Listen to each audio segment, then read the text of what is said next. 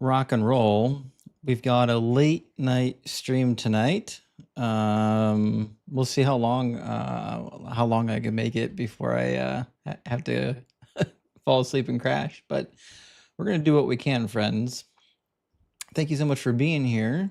We couldn't start at our usual time, taking care of my fatherly duties, but I think my son he's in bed. I think he's ready to sleep. We'll see if he goes to bed.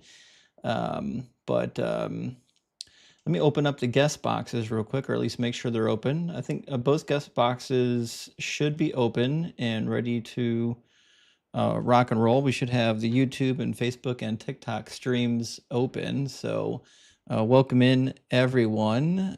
So glad to see you. So there should be a lot of fun. I see all the friends piling in. I know there's other streams you could be watching right now. Joel's live, Coco's live, doing moderated debates. It's a wild night. There's a lot of debate action going on. Hopefully, we'll get some action going on here as well. So great to see you, friends. And looks like we've already got Brian in the house. Good to see you, Brian, Travis, Darko, Mary. Good to see you, friends. Oh, Joel's on sub only right now. Oh, I've never done a sub only live. I don't know to what benefit the sub only live is. I do understand that, like, kind of the point of the sub only live is to provide something unique for those who are subscribing to your channel, like an added benefit. So I get that part.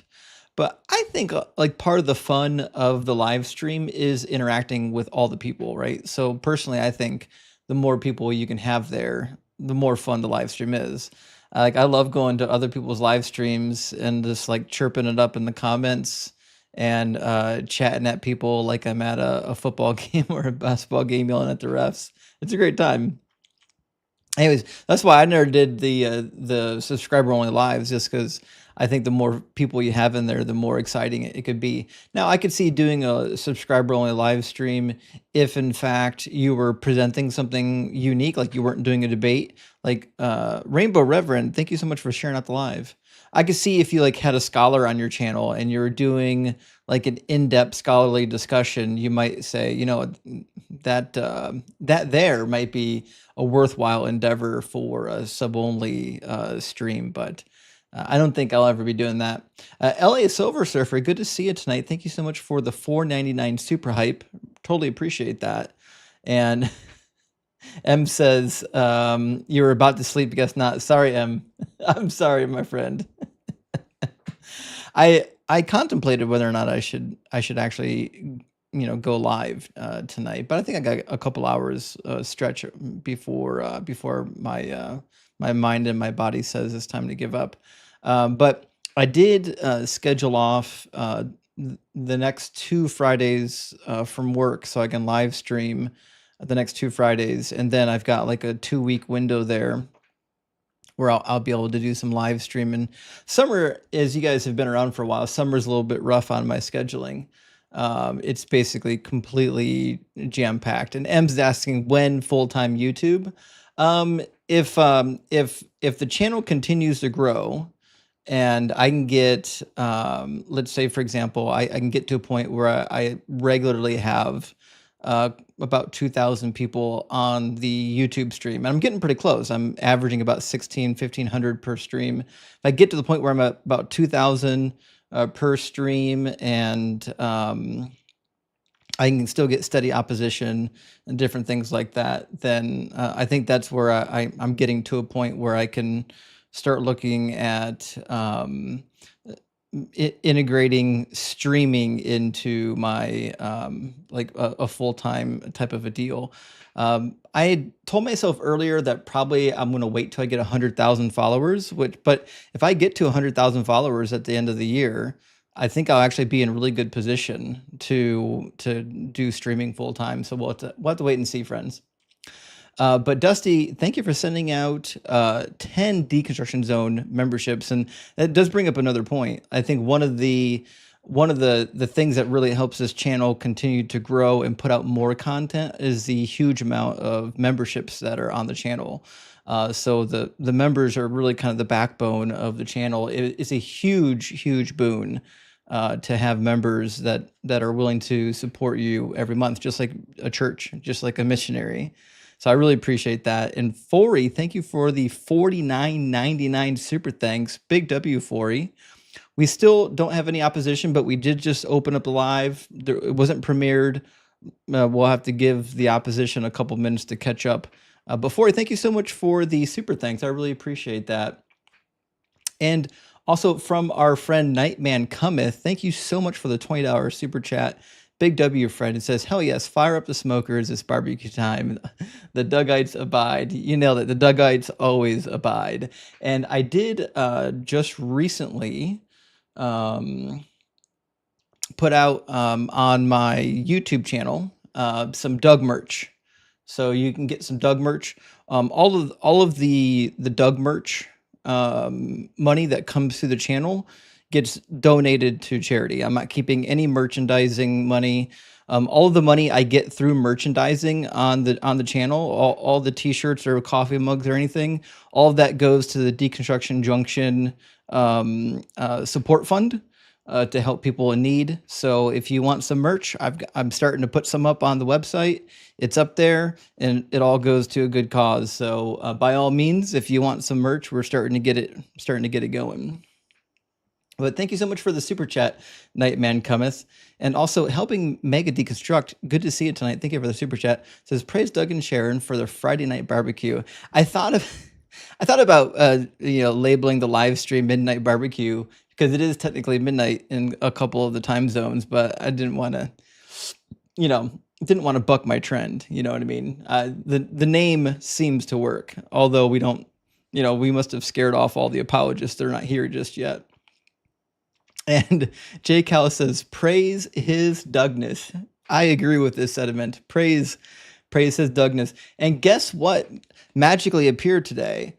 I was cleaning up some of the stones that were in my driveway, and I found some quartz. And it was just a lovely reminder that Doug is always in your heart, and he's everywhere. He's all around you. So may the quartz be with you as well.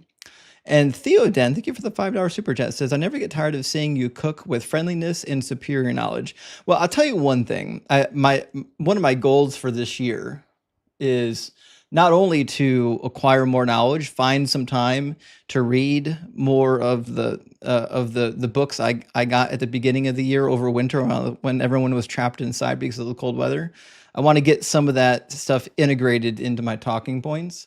But the one thing I'm excited about, if I can end up doing this full time, is the amount of extra time I'll actually get to learn. So the goal is actually to finish the book and start my PhD program and continue to integrate new information, new knowledge, and new talking points into the debates. So that's the goal. That's the goal. And also, Heathen, thank you for the $10 super chat. I really appreciate that. Heathen says, appreciate you.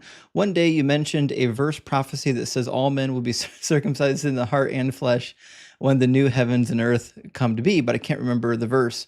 Or am I confused? Actually, you're not confused, actually. And as it turned out, there's kind of two verses that point to that time period that I think are important to look at. That maybe a third if you include Jeremiah, but the two verses that I typically go to is going to be Ezekiel 44, and it shows up twice in Ezekiel 44. Actually, I'll show you. In Ezekiel 44, we get twice a reference to circumcision of the flesh. I think once in verse 4 or 5. Let's see what it says. The Lord said to me, mortal, mark well, look closely, and listen attentively to all that I shall tell you concerning all of the ordinances of the temple of the Lord and all of its laws.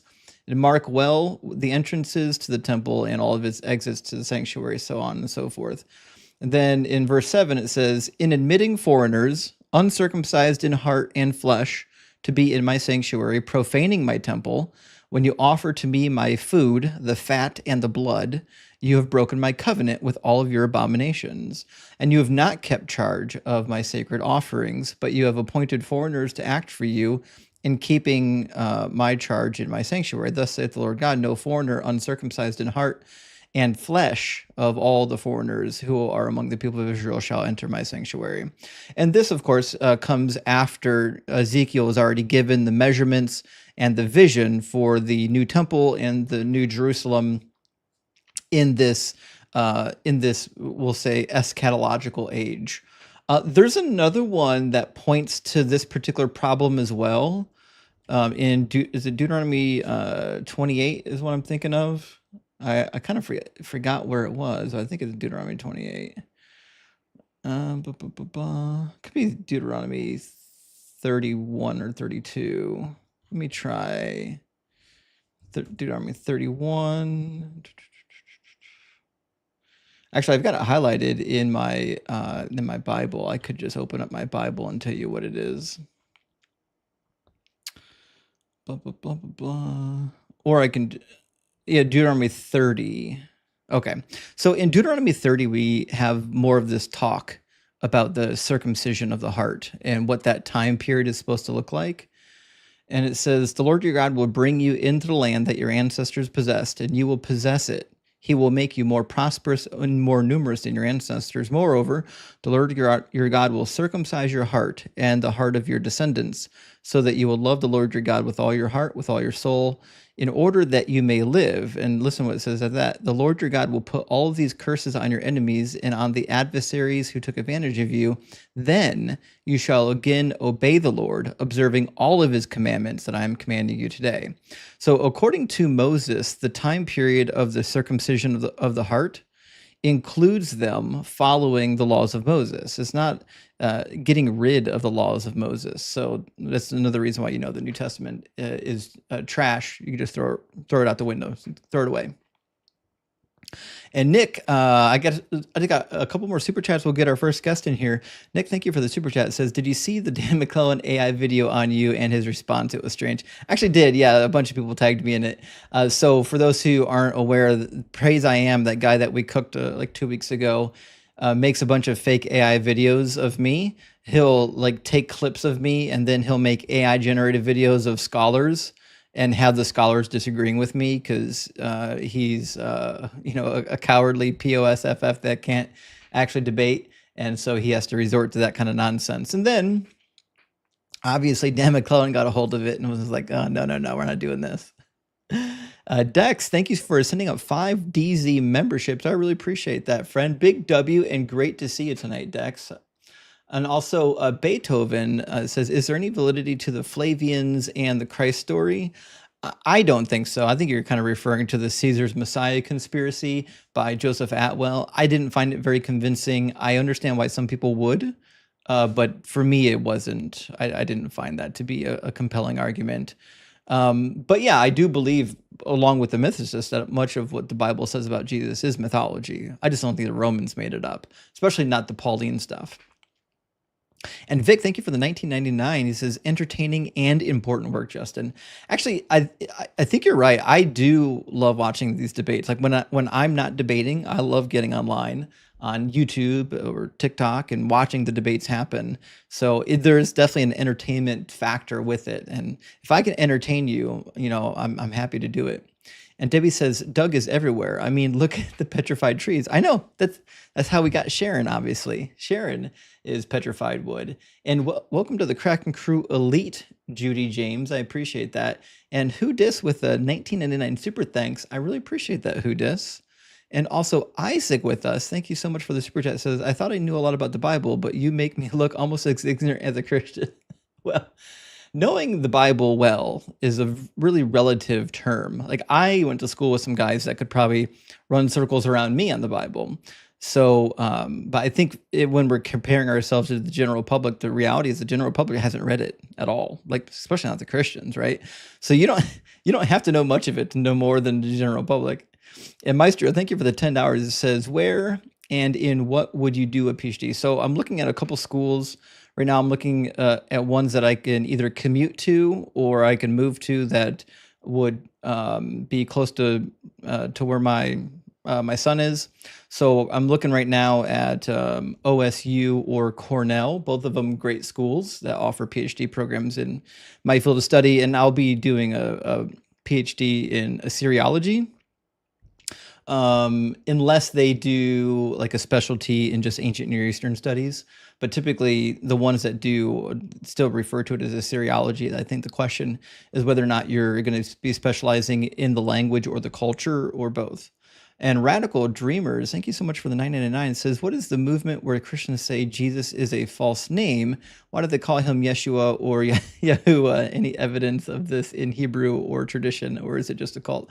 Well, it's both. It's a cult, and there is some textual evidence. So the name Jesus is actually technically Joshua in English, right?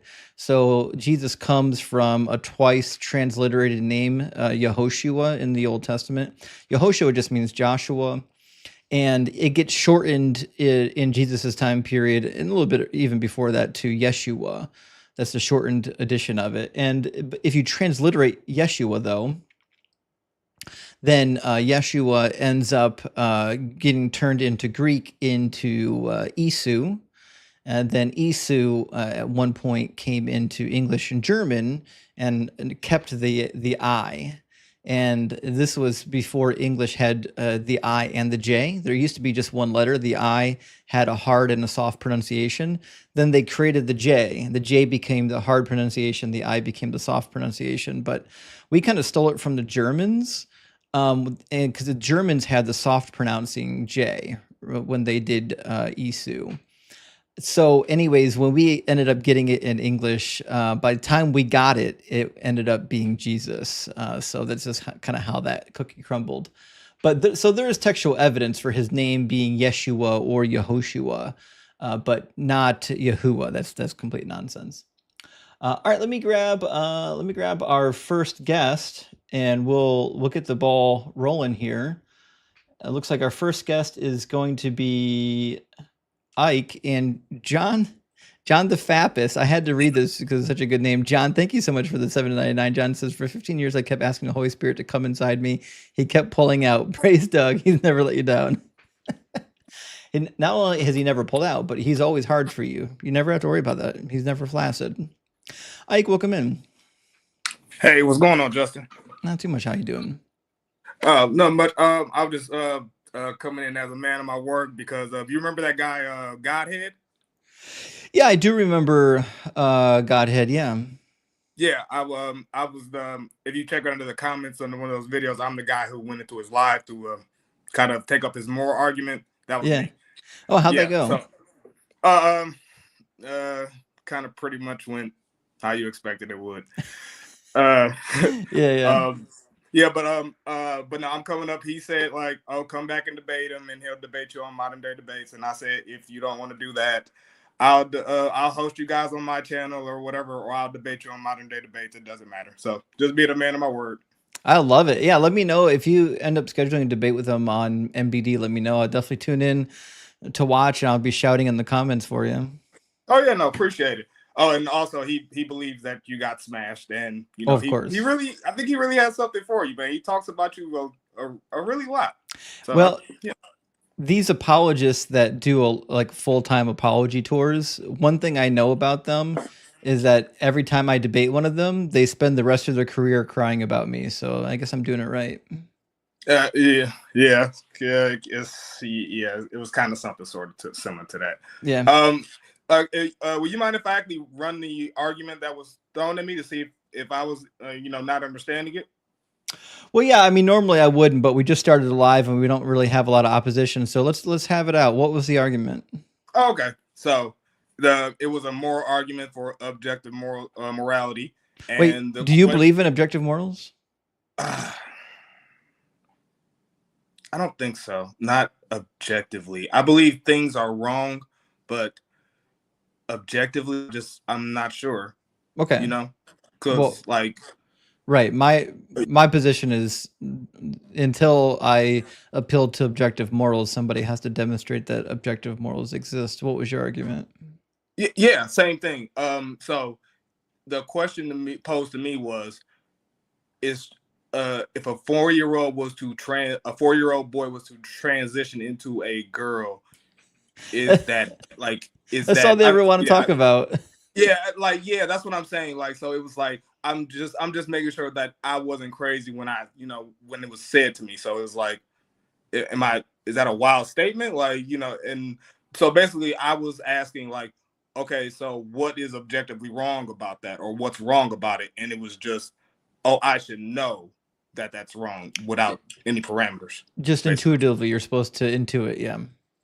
yeah, basically, like I get like there's intuitions about things, but it's when you just say things and statements, like you need some emphasis behind it. Like, I understand that you think it's wrong, but you're not really conveying to me why I should think it's wrong, or why it's I'm sorry, objectively wrong. So Right. independent of both me and you. Right. Yep. Agreed. Yeah. So yeah, that that was pretty much it. So if you want to drop me or whatever, go ahead, let your show get Well, on. Ike, man, it was good to talk to you, and hope you have a great night, man. All right, man. You too. Finna tune in right now. Cheers, man. All right, man. Catch you later. Yeah, W. Ike, for tracking that dude down. Some other people went onto his channel and said he was talking a lot of smack about me afterwards, which I'm pretty used to.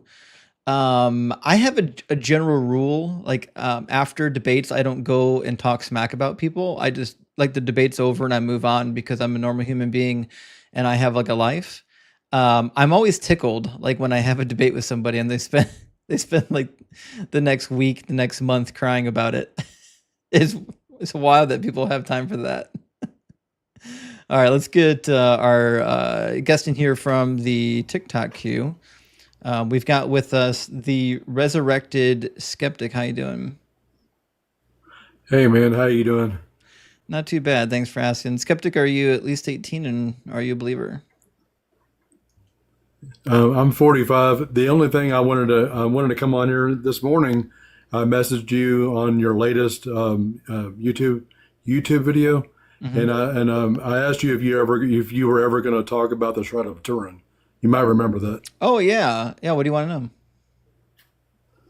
Yeah, because I debated somebody yesterday, and he said he was a scientist and all that stuff, and he was showing a bunch of proof. I can't remember his name. He's an older guy, I know exactly what and you're talking about. I've talked to him before. He's not a scientist. There's an older and gentleman but on he should. TikTok that his whole career is talking about the shroud, but he has Yeah, no I forget his study. name. What's his name again? I forget, but there's only one of them. He's like 70, and he is his life mission to convince people that the Shroud of Turin is real. For some reason, something wood in his name. Shit, was that? Am I remembering correctly? Anyways, a lot of people would recognize his face. Yeah, He's yeah, been on the yeah. channel Somebody said twice. his name, Oakdale Curtis. Oakdale, there we go. Oakdale Not Curtis. not Wood Oak. There we go. Oakdale. Yeah, yeah. Okay. My brain was almost there. Okay, but he's been on the channel twice, and I've had delightful conversations with him. But first of all, he doesn't have a background in study of antiquity, so that's completely out. But here's the problem with the dating, right? The carbon dating came back as 13th century. When it was initially found, the Pope at the time admitted it was a forgery. Like, this thing's not real. It wasn't until many people became convinced outside of the authoritative structure that they had to start parading this thing around. But the latest study, the wax imaging, is nonsense. So they're parading this new dating method like it's the smoking gun for dating this, and it's simply not. And I'll tell you why. All they've done is they've taken wide angle X-ray spectroscopy and they looked at the degradation of the flax fibers, and they said, okay, by looking at the microscopic level, we can see how degraded the flax fibers are. And so they said, so if we can find some analogs and see how quickly flax degrades, we can see roughly, I don't know, maybe what time period this thing is from. Now, with a good dating method, you would have thousands of comparisons to compare it to. You'd have some from 500 years ago. You'd have some from 1,000. You'd have some from 2,000. You'd have some from 3,000. You'd have hundreds of samples to compare it to and get kind of an estimation. They had precisely one sample that they compared this to. They said, look, we've got this fiber from a burial chamber in Masada, and it's made from flax. And so we're just going to see if the degradation of the fibers are roughly comparable, and they were fairly comparable. But if you read the study, they even tell you all the limits of the shroud. The limitations are abundant. One, the humidity, the temperature, and the method of storage all matter in determining like how degraded the flax fibers are going to be. And again, Well, see, I'm pretty sure like his main contention was like the radiation burst is what he keeps talking about. And I don't know what to say about that. He's because all the light that's around the body, the picture in the Turin, that he's saying that was from a strong radiation burst when Jesus supposedly rose up. None of that's in the scientific data that we have. Also, Dean, thank you so much for the raid. I appreciate that, buddy. Good to hear from you. So, like, no, I've read the scientific papers on the shroud, and none of them say anything about that. That's in the fantasy apologetic talking points. But they did analyze the red, what used to be liquid on it, and it just turned out to be pig's blood, red ochre, and maybe a few other things that were mixed together. So like we know like that whatever is on this thing, it appears to be manufactured. It appears to be from the 13th century, and we can replicate it. There was a scientist in Italy that replicated the Shroud of Turin.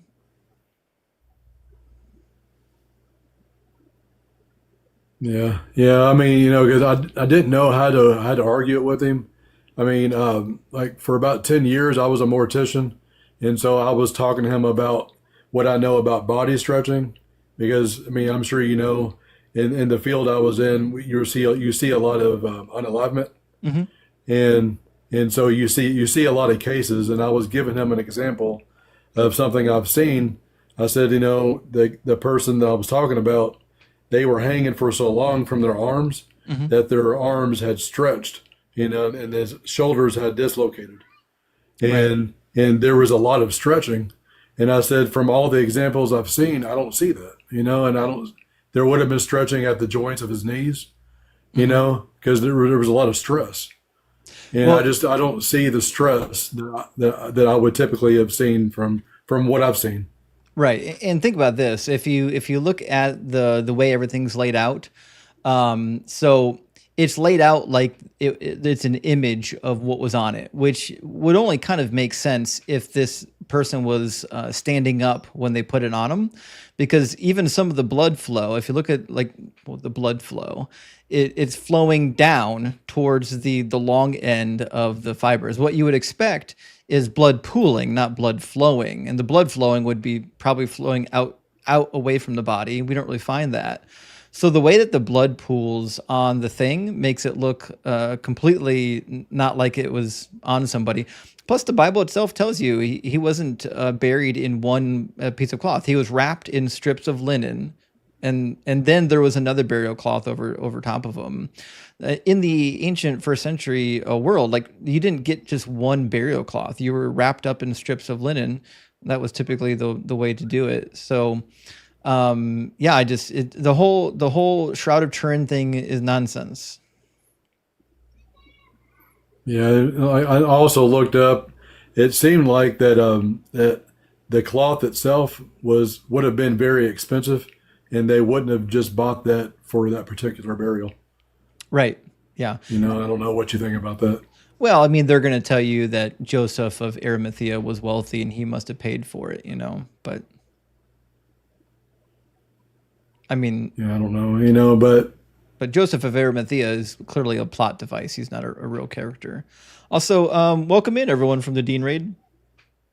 But listen, yeah, Resurrected but Skeptic, I've got a couple people waiting that I think are opposition, so I'm going to get them in. But okay, send me a DM or an email, and I'll send you the research paper on the X-ray dating. okay, but I mean, there was one thing that I did want to bring up, and just before I go, that I mean, I've had a thought experiment for many years about, you know, like if you go to court, there's always two sides. why have we never heard the side of Lucifer if the whole story is true? You know, I mean, there Yeah. has to be the opposition side. And I didn't know what you thought about if you've ever thought about that. Well, it's an interesting point, and theoretically, he could inspire somebody to write a book. So yeah, I mean, Yeah. the power that Christians are willing to give Lucifer is enough that Lucifer could write a compelling book from his angle, and shit, a lot of people read it. I mean, because that's assuming it's real, but they think it's real, so why wouldn't there be a side for Lucifer? I Right. don't know. Hmm. Yeah, I don't know, but yeah, that's just all I wanted to talk about and see what you thought about it. Yeah, I've definitely got more thoughts on the shroud, but I think for now that's probably enough. Okay, well, it was nice talking to you. Yeah, it's good to hear from you. Thanks for being here. All right, man. All Cheers. right, bye. W for being a skeptic for sure. So a big W there. Welcome in, everyone from the Dean Raid. I appreciate you coming in. We're going to grab our next guest from the queue. Let me not lose track of where I'm at on my super chats real quick. All right. And then let me grab, it looks like I'm going to pronounce this name wrong, but I think Yehi's been waiting the longest. How you doing, Yehi? Yehi, are you with us? Maybe? Yes, no? Anything? Okay. All right. Well, yeah, he's not with. Hello, Oh, there you go. How you doing, Yehi? hello. Did I pronounce your name right? I'm doing good, man. Yeah, No, I did not pronounce don't worry about it. Don't worry about it. Okay, fantastic. Don't Well, worry about it. anyways, well, how old are you and do you believe in God? Well, I'm gonna be honest with you, man. I'm like 17 and a half. All right. Well, unfortunately, we can't talk but I mean, we're not supposed to talk to children here. We're streaming on ah, multiple platforms that don't allow for that kind of a thing. okay, Sorry about that, man. okay. Well, I mean, to be fair, he probably had better arguments than half the adults that have been on here. I mean, just saying, he probably has. Bear Jew says thoughts on Sham Shamoon. Sam Smart. He's like an arrogant buffoon. He's a child, but he's smart. He knows some things. He's still got bad arguments though.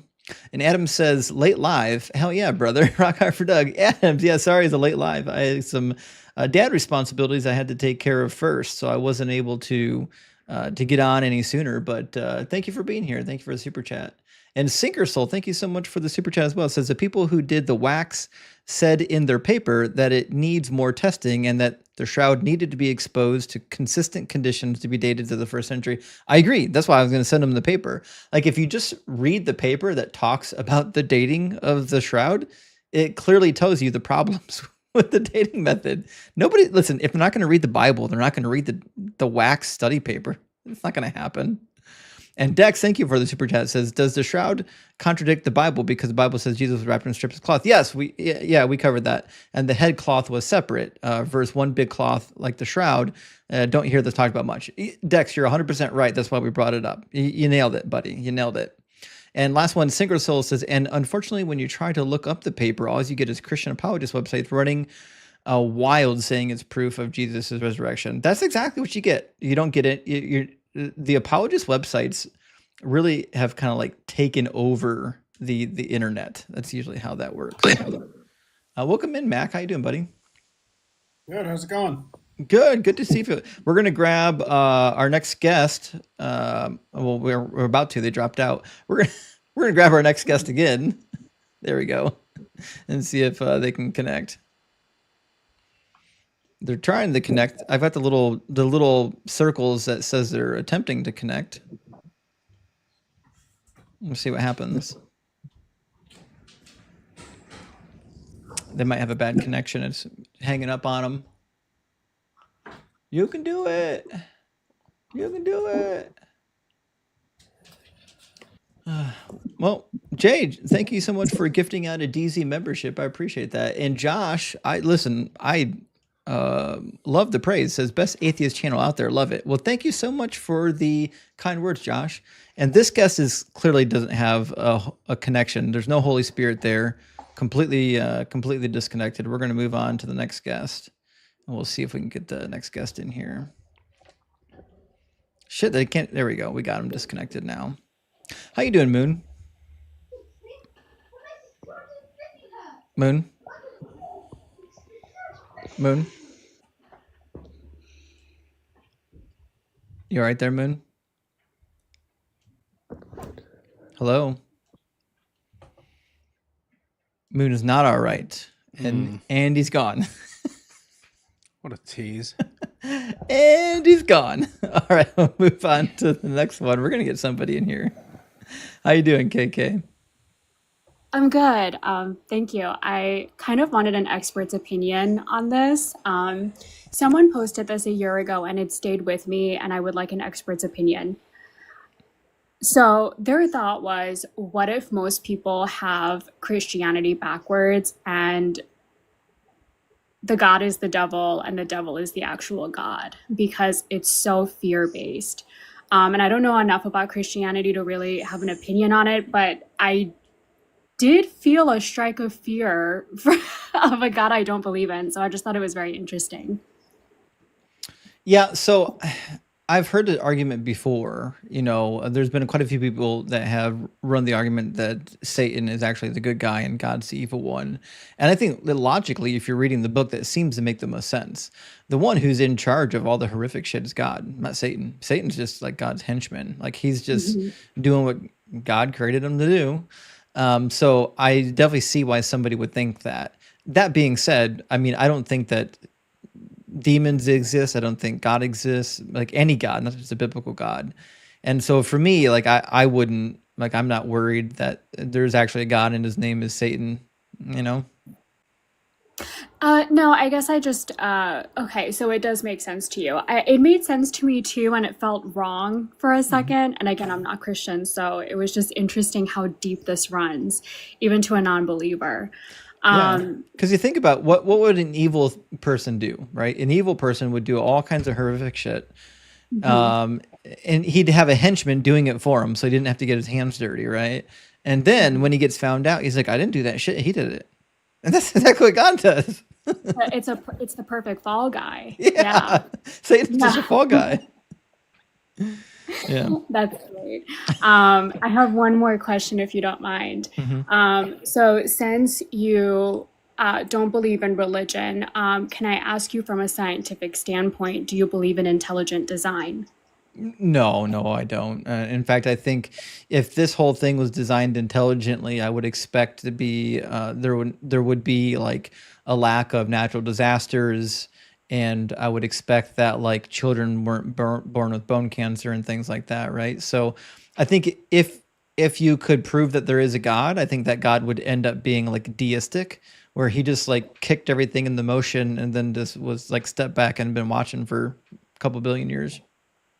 Oh, so are you looking at this from the perspective of like an omniscient God? Because I'm talking in terms of like the Big Bang, right? So if we compare the Big Bang to like a car crash, right? So a car crashed into a wall. You could argue that the Big Bang is random and we're all random, but there's so many coincidences that exist that it's difficult to say that there isn't some form of intelligence behind all of it. So in Hinduism, for example, there's the concept of samsara, right? The cyclical nature of life. So you cut down a tree, the rings inside of a tree are circular. You look at the way that the planets are shaped, they're mostly cyclical. They move in a cyclical pattern, right? So I guess in terms of like life in general, it feels too designed to feel random, like us being here. Why? Does that make sense? I mean, it might make sense to you. It doesn't make sense to me. I think the reason why so many bodies are circular or spherical is because of gravity. Gravity tends to pull towards the center. Okay. But you don't think it expands beyond that? So like, I guess the cyclical nature of things sort of goes deeper than that. Like if you look at the nature of how people exist, they tend to be stuck in certain cycles in their life, right? So there's pattern in everything. It just feels too intentional to be random now. I don't think so, no. And why would a God spend all that time being intentional to make tree ring circular? Like he cares so much about that, but then he's totally okay with letting 3 million children starve to death every year. I see what you're saying. Right? Like if we're looking at these patterns or these coincidences, right? It's weird that like we got this being up there that cares so much about coincidences but doesn't care about suffering.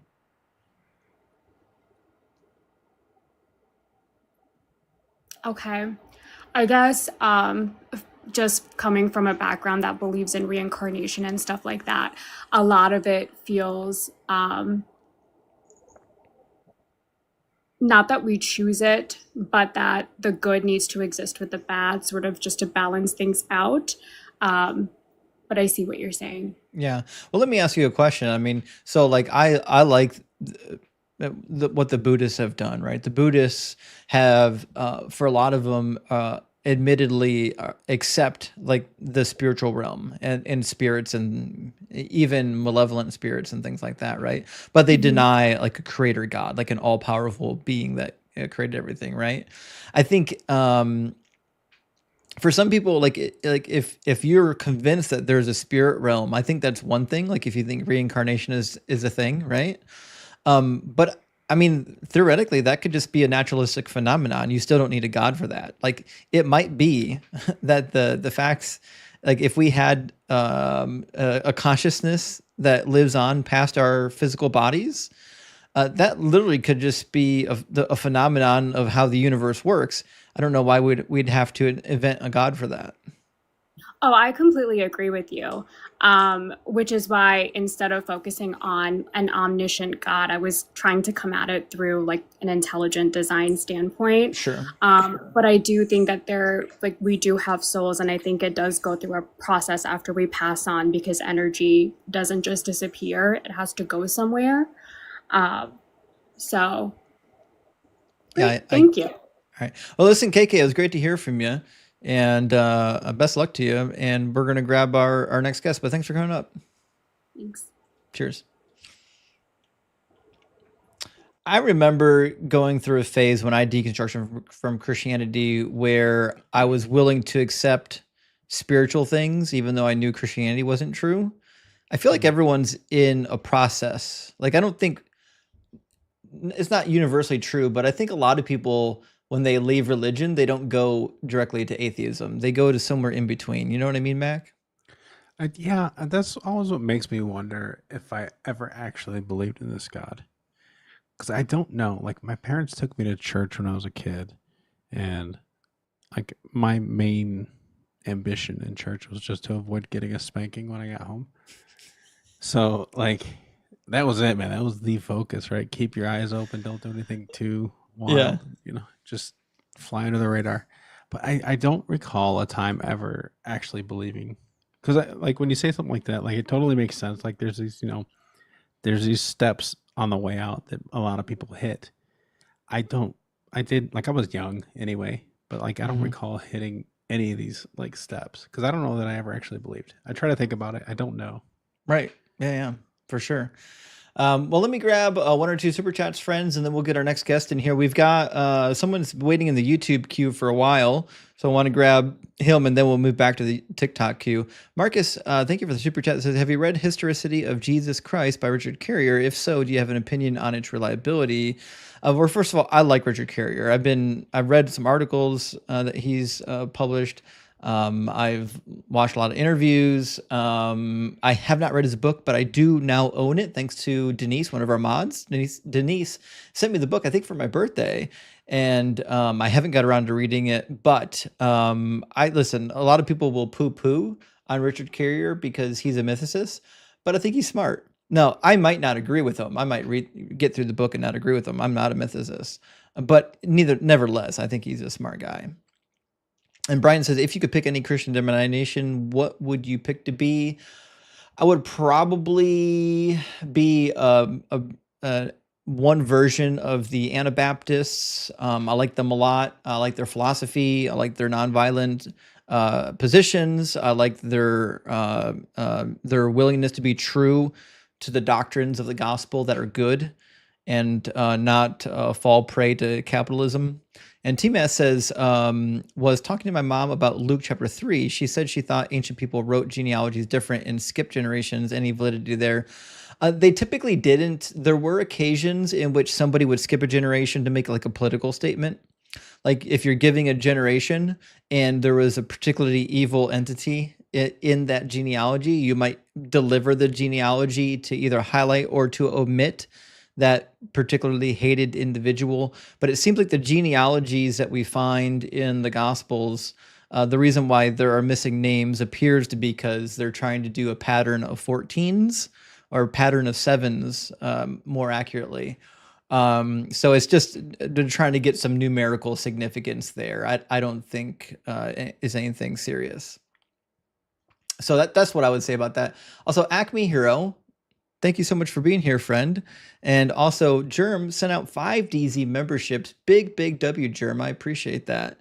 And also, Bruce says, cooking pretzels is a great way to wind down from a long week. Praise Doug. Well, I love me some good pretzels and some beer and some cheese. So get all 3, get the trifecta, get the Trinity, and we're gonna cook. And Spicy, thank you so much for the $10 super chat. What are your thoughts on the 7 tablets of creation? Never even heard of them. Sounds like another one of those Zachariah Stitchin's conspiracy theories, like the Emerald tablets and that nonsense. So I don't have an opinion, unfortunately, unless you're just have an abnormal name for the Sumerian tablets. Let me see if they have a different name. The 7 tablets of creation. Oh yes, it's the Babylonian creation epic. Yeah. They're fine. Yeah. Read them up. They're fantastic. They're normally referred to as the Enuma Elish. You'll find a lot of parallels with the Bible in the Enuma Elish. I definitely recommend it. But we've got with us now Tiny Ghost. How you doing, Tiny?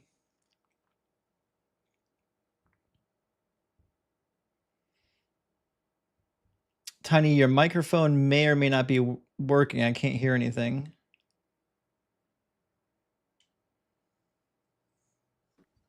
How's that? Yeah, we're good now. Awesome. Okay. Hello, I'm 18 and I'm a lifelong atheist, unfortunately. I know that's always a letdown. Well, we're here for debates, my friend. I know. So I would like to ask a quick clarification on Ezekiel, because you actually inspired me to read the entire book. I love your channel and everything you do. And I actually really enjoyed reading Ezekiel. I just wanted to ask you for clarification on a couple things, if you don't mind. 5 minutes. There was this really weird line, and I have the NRSV here. Ezekiel chapter 20, verse 25. Yeah, about the child sacrifice. No, this is so in 2025, Ezekiel 2025, it says, "Moreover, I gave them statutes that were not good." Yeah. And ordinances by which they could not live. Yeah, child sacrifice. Oh, okay. It's talking. Who is the them in that sentence? Well, it should be referring to the ancient Israelites. It says, "Moreover, I gave them statutes that were not good and ordinances by which they could not live, and I defiled them through their very gifts in their offering up of their firstborn, in order that I might horrify them, so that they may know that I am the Lord." And if you've been through Ezekiel recently, you'll know that Ezekiel is one of the first prophets among the major prophets to actually address the Torah. Like, he's quoting the Torah over and over again. He's definitely familiar with it. Jeremiah comes next. He's super familiar with it as well. We don't really catch that as much in Isaiah. So he's reading what is most likely the book of Exodus, right? He's probably in Exodus reading where it says, to offer up the firstborn, the first that opens the womb, up to Yahweh. I think chapter 20 he says that. And he's saying, look, God gave this command to offer up your firstborn as a sacrifice. It was horrible, and the reason why God did it is to horrify you. That was the goal. That's just so shocking that he just says it wasn't good. So that's what when you get an apologist talking about child sacrifice in the Bible, hold them to the fire and say either Yahweh commanded child sacrifice or Ezekiel was wrong. One of the two has got to be Right. true. Yeah. Well, I think this book is even more damning because I just want to ask for clarification on 26 and 29, the chapters. Mm-hmm. Because Ezekiel, to my understanding, like the contradictions are so plain here. I don't know how Christians don't see this. Well, they haven't read it. You know they're not reading that book. Yeah, that's true. But so it's my understanding that this entire chapter 26 is the prophecy of Tyre that failed. Yeah, it's about essentially a complete destruction of the island city of Tyre, right? Mm-hmm. And it seems like this Ezekiel character, I don't know who he was historically, but it seems like he was sort of reading the tea leaves after Jerusalem was destroyed by Nebuchadnezzar. He was educated guess that will continue on, right? And he's going to take Tyre next. Is that kind of true? Yeah, and all of the geopolitical predictions of the major prophets were just guesses on the most probable thing. And we see other parallels to that in the Babylonian and the Akkadian prophets. If you read the prophecies from the time of like Ashurbanipal or, even Nebuchadnezzar, what you'll find is that they were making similar predictions and they come true at a pretty alarming rate.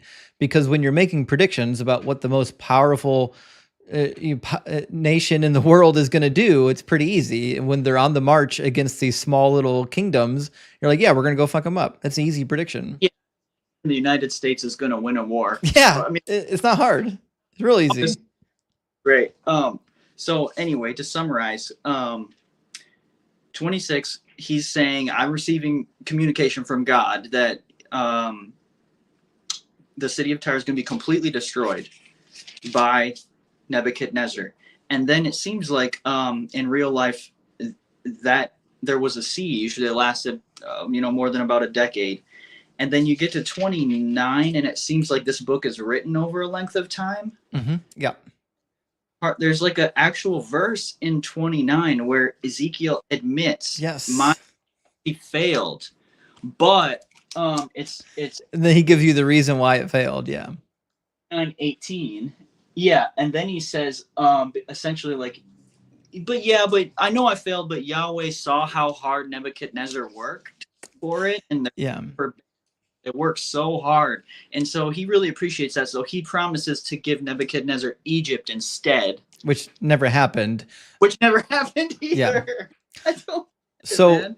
I'll end on this because we got to get back to the debates. But the reason why Ezekiel 29 is so important is because most Christians haven't read the book, but the ones that are arguing about it studied a little bit of apologetics.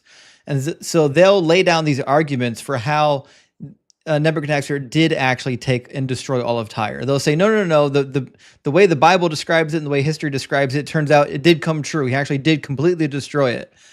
But then that means they've never read 29 because in 29 he tells you why he didn't completely destroy it, right? So Ezekiel 29 is the ace up your sleeve every time you get an apologist when you point out the fact that Yahweh failed in this prediction. Right. You don't even have to leave the book, and you don't even need to flip the page more than twice before you see the defeat of the argument. Yeah, it's strange to me.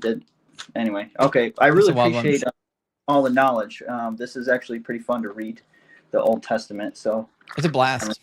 I'm going to keep plugging on that. I got Deuteronomy next. Oh, you're going to love Deuteronomy. All right. Peace out, man. Cheers, man.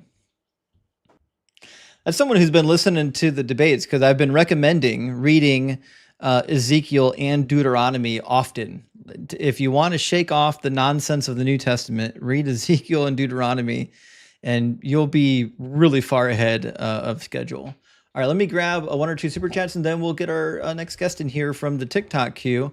Born Too Offended, thank you so much for the $5 super chat. It says, slowly, secretly deconstructing with cheat sheet Bible and highlighters in tow, followed by several oh shit outbursts. I think that's how I did it. That's how my deconstruction went. Thank you so much for subscribing and getting the cheat sheet, though. Big W. And also, TM says Christians think having a meaning to life is knowing who to cower before. That's a lousy meaning. I'll take helping life thrive, creating art, etc. So that's a good point, TM, because when I was a Christian, I met people that struggled to find purpose, and I was like, I didn't understand it. I'm like, what do you mean you can't find a purpose? Like, this is your purpose. The Bible tells you your purpose, right? And so the benefit of Christianity is like, you don't have to figure that shit out. It just tells you what to think, what to do, what your purpose is. So once you lose that, people don't know what to do because they haven't been trained to think for themselves. Bear Jew, again, thank you for the super chat, says, Google Richard Carrier reverse fine-tuning 2016 and 2022 articles will both pop up. Great arguments for atheism. Praise Doug. I had no idea that he wrote arguments on fine-tuning, but now I want to read them because he is wicked smart. I would definitely read that. And Centabark says, unlike what was prophesied, tire was never flat. No, as it turns out, the tire never went flat. See what he did there? That was a good one. Great. We love if you use the British spelling. Right. Yeah. With a Y. Precisely. All right. We had two more in here. Urzmont, good to see you, brother. Thank you for the super chat. It says, forget the Shroud of Turin. Talk about the Shield of Thunder used by King James and the brother of Jesus. It's on display at St. Mary's Vatican. I literally have never even heard of this artifact. Jesus. Gosh. The Shield of Thunder? I assume it's a reference to the Sons of Thunders, the brothers, but I never heard of that. Roosh, thank you for the super chat. Says, Justin, what are your credentials? Godhead Trinity. I have a double PhD of brainwashed. Actually, I literally just heard through the grapevine that Dark Dawkins was crashing out on his last live stream over my credentials, claiming that I never actually went to school. For those who don't know, hold on. Gary's always good for a laugh.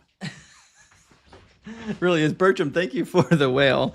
I've got a bachelor's degree from Bethel University. It was called Bethel College when I was there, in biblical studies and engineering. And I've got a master's degree from Ashland Seminary, MDiv, with a concentration in biblical languages.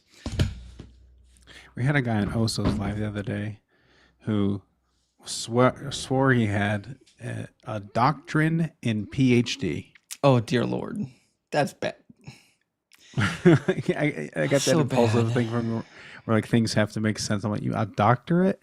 No, a doctrine. He has a doctrine in PhD. These are mistakes that people can, if you haven't been through the higher education process, you can make these kinds of mistakes. But for those who have been through it, they're so obviously flawed. It's laughable. But it's one of the reasons, like if you're a medical doctor and you run into somebody who just likes medicine, that they think it's a fun thing to read about, the medical doctor can sniff you out in about 30 seconds and know that you're a dullard. The same is true for people pretending to have biblical education backgrounds. I can tell someone with a fake degree almost immediately, the same way I can tell like my background's in electrical engineering, like the way I can tell the difference between someone who actually went to school for electrical engineering versus some guy who just learned electricity from his dad. It's a big difference. Yeah. Yeah, it's like the stolen valor guys. Yeah. They just know exactly what questions to ask, and then it's like over. It is. It's a buzzword game, yeah. Scoobs, welcome in. How you doing? What's up, buddy? Scoobs, are you at least 18 and do you believe in some kind of Yeah, God? I'm 20 years old, 2004. Cool. And what God do you believe in? I just say I'm a deist. I'm just going to deliver an argument for God existing. Okay, so are you actually a deist, or is that just a God you want to argue for today? What do you mean actually a deist? I mean, I don't meet many deists in real life. Typically, when I get people up here and they want to run a deistic argument, it's typically because the God they really believe in doesn't have a good argument, which is fine. Like if you're like a Christian or a Muslim and you're like, I don't really have an argument for those gods, but I do have an argument for the deist God, that's fine. I'm not going to force you to give me an argument for your specific God. Mhm. But like if I ask I'm not you, Christian. No, if that's the question you're asking me. I used to be quite a Christian, but I'm a little bit agnostic. okay, so you're agnostic, cool. So what's the argument for a deistic God? Yeah, okay, so do you know who Thomas Aquinas is? Yep, All right, do you know the argument for motion? yep. Yeah, so premise one, things are in motion. Premise two, nothing can move or like actualize itself. So I can kind of explain this in way of example. A thing cannot both be potential. We know the and prime actual. mover argument. Okay, yeah. So P and then P3 is just going to be infinite regress of actualizer per se. Causes is just not coherent, and then conclusion is going to be therefore a first unmoved mover must exist. Well, what are the contentions with the view? I think there's two contentions. One is I don't think that a prime mover needs to be some sort of a sentient entity. It could just be a naturalistic phenomenon. Number two, Such as well, you don't have to know what it is. Like you can't describe God, right? that's just going to be, well, the way I describe God is just going to be being of pure act. So which is going to be the first mover. Is it sentient? Sentient as in it has first person subjective experiences. Yeah. Because if it's not sentient, you're talking about a naturalistic phenomenon. I don't see why that'd be an entailment, but I don't know if God is the type of thing that has first person subjective experiences. So if it's not a mind, then it's not God. It's just nature. I don't see how that would follow. Yeah, because in order to be God, it's typically an agent. It has to have thinking capacity. I don't know if that'd be, if that you could say that and then say that God's omniscient, omnipotent, all that. Buddy, I don't know how to tell this to you, and I hope this isn't your first time hearing this, but you're an atheist. That doesn't really answer the question. Why is it? Why is there an entailment that God is necessarily the type of being that has first person subjective experiences? Because that's entailed in the definition of God. The definition of God is a thinking, acting agent that has some kind of power that is supernatural. But if you're describing something that isn't intelligent, it's not thinking, it's not conscious, it's just a force of some nature, we don't call that God. You're talking about something that has a different definition. Yeah, the way I would just describe God as a being of pure acts, if he has like first person subjective experiences, I'm not too sure about that. What was this? Was this creation an accident? No. So it was intentional. Yeah, I would assume So the God has intentions. Right. If it has intentions, it has to be a thinking agent. There's no logical contradiction in something having intent and not having first person subjective experiences. Do rocks have intent? Do rocks have intention? Obviously not. Is there any non-thinking entity that has intent? It's logically possible. Can you name one? It's just logically possible. I don't need to give you an example. I actually don't think it's logically possible because the ability to think, as far as we know, requires agency. Which law of logic did it break? Didn't break any law of logic. I mean, you're just describing two things that disagree with each other, right? So it's just definitionally speaking, like the ability to act, like the ability to make decisions or to have intention requires thinking. Well, you just agreed with me that it's logically possible not to think and still act. That's the point I'm making. I don't agree with that at all, right? So I think when you talk about acting, like if you're saying that like a boulder rolling down a hill is acting, that's not what I would call it. Acting is when you make a decision and then you do something about that mental decision. Let's just run through this again.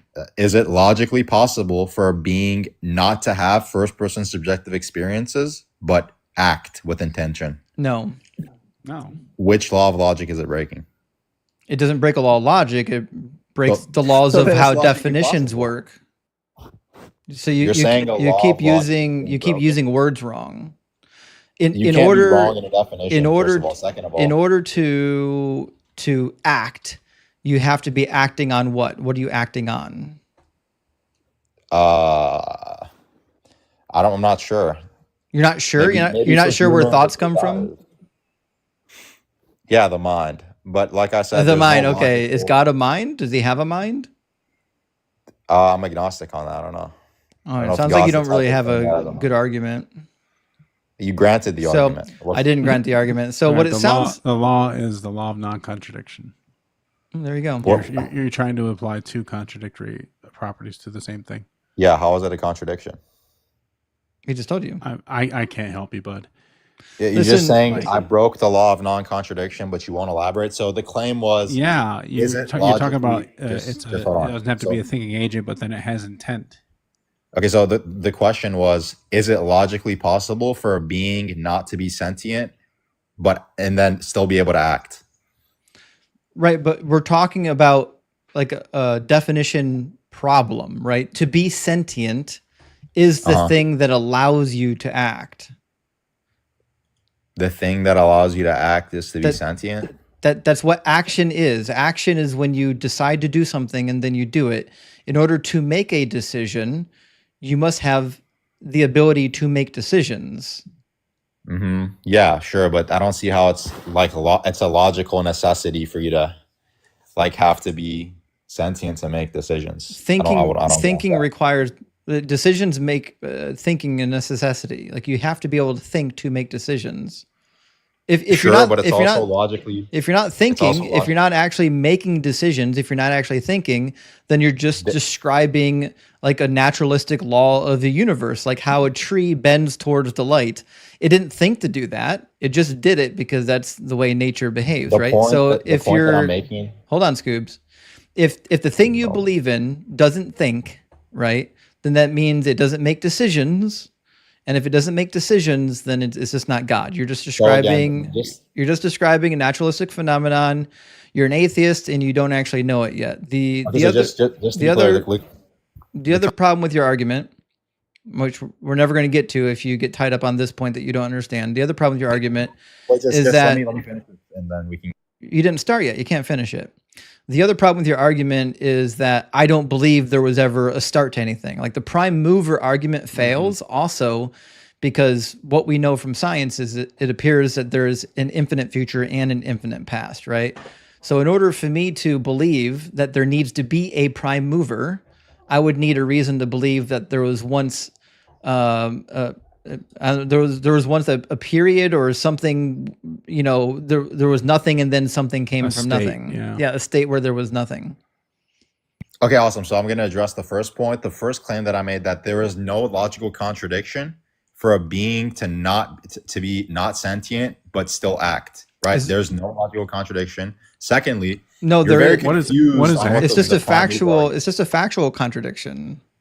Because in order to which law of logic is in order to act, you are thinking, you are making decisions necessarily in all possible worlds. Is this violating a law of logic?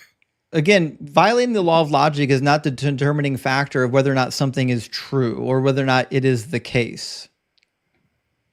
Sure, but the claim that I'm making is that it's logically possible for God to not be sentient yet still act. Then it wouldn't be God. I don't see how we had. Also, I don't see how I'd have like. Then it wouldn't be God, Scoobs. It wouldn't be God. The definition of God demands that it's Your definition, well, listen, you can make up your own definitions, but we're talking about the actual definition of God, not your made up definition of God. Now, if you believe in a God, if you believe in a God that doesn't think and it doesn't make decisions, then you're just an atheist and it's time to get over it. Now, if you believe in a God that thinks and makes decisions and like has a mind, will, I have no problem defending the Christian worldview. No, you don't. So if you believe in a God that thinks and makes decisions and like acts on his ability to feel and to perceive things, that's a God. You don't believe in a God. It sounds like you're just up here trolling, which is why now you're wanting to defend the Christian worldview, even though you lied earlier and said you weren't a Christian, you were agnostic. So it sounds clearly you're not. Sounds to me like you're a child and you need to grow up and put a shirt on. Come back when you're more serious. Yeah, honesty problem was evident right away. Yeah, I was pretty certain right away he wasn't actually agnostic. I typically They Yes, claim that because they don't want to defend their actual religious positions. Well, when he says I'm agnostic, have you heard of this argument from Thomas Aquinas? Right. Oh, okay. Yeah, what the fuck are you doing reading Thomas Aquinas for if you're agnostic? I'm an agnostic, maybe deist, but let me tell you about this church father. These people are crazy. The Church of Four says, if Mary is the mother of Jesus and Jesus is the Lamb of God, does that mean Mary had a little... It does. That is just factually true. Mary did have a little lamb, according to the mythology. So I can't fault you for hair that. were white as snow. Yeah, exactly. Yeah. In fact, well, except this lamb is going to come back with fire shooting out of his eyeballs, but that's neither here nor there. Maestro, thank you for the 10 hours super chat. It says, can you get Hadassah 316 back? Rewatched and was cracking up. I got a master's, my guy. In English, She right? loves that. She loves that, my guy. I wish Hadassah would come back. Guys, send this live stream to Hadassah. Tell her we're live, that we want to talk to her. Space Lord says, what happens when we end? The same thing that happened when a song stops playing. Yeah, I mean, that's it. When the song, we don't have spirits that go anywhere. When the song's over, it's over. You know what I mean? And Mary Beth, thank you so much for the super chat. It says, deconstruction is such a process. I claimed to be spiritual after I figured out I didn't believe in the Christian God. Then I said I was agnostic, now atheist. The process took me about 10 years.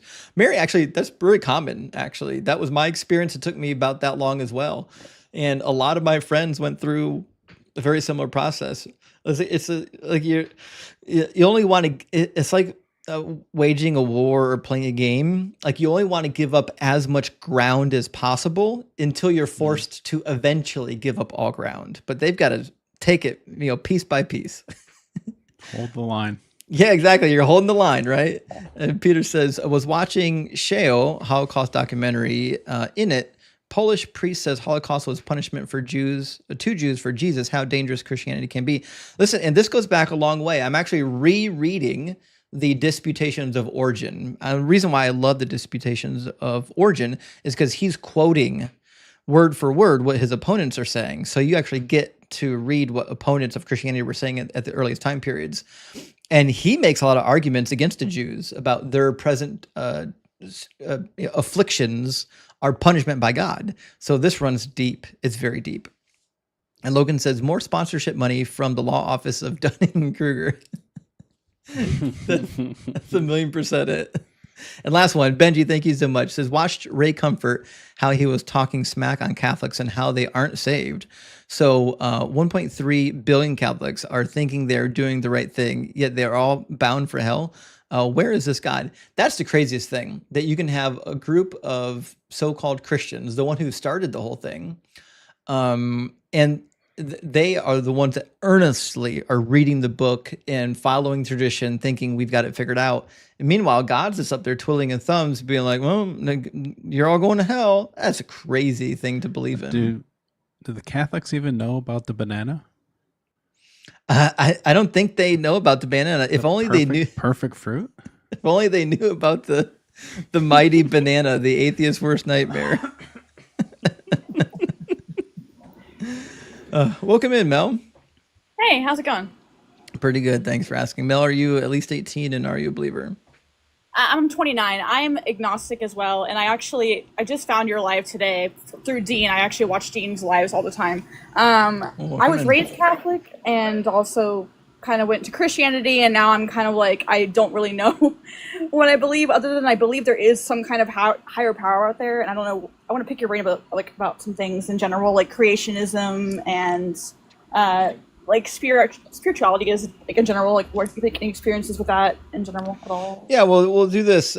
Pick the argument that you like the most for some sort of a higher power, and then we'll pick it apart. Yeah, creationism. Like, I have a really hard time believing that the Earth and the position of the Earth, the circumstances we have in our Earth, kind of just came out to be from an explosion billions of years ago. I have a really hard time grasping that concept as just random chance. I mean, I don't know. It's got to be one in, I don't know, trillions of chances for that to happen. Yeah.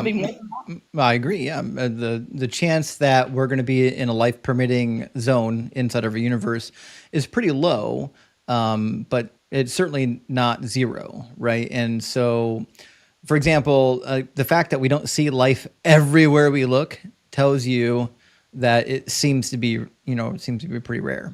That being said, I don't think being rare has anything to do with like the fine tuning argument having any type of credibility, because if let's just say the probability of a life permitting zone is like 1 in a trillion. Well, the universe has got trillions and trillions of galaxies and stars and sextillions. Yeah, right. So like, there's going to be one, right? It feels improbable to us because we're the ones here. We're the ones experiencing it. We're like, oh my God, what are the odds, right? But like, just playing the odds, I don't think is all that relevant.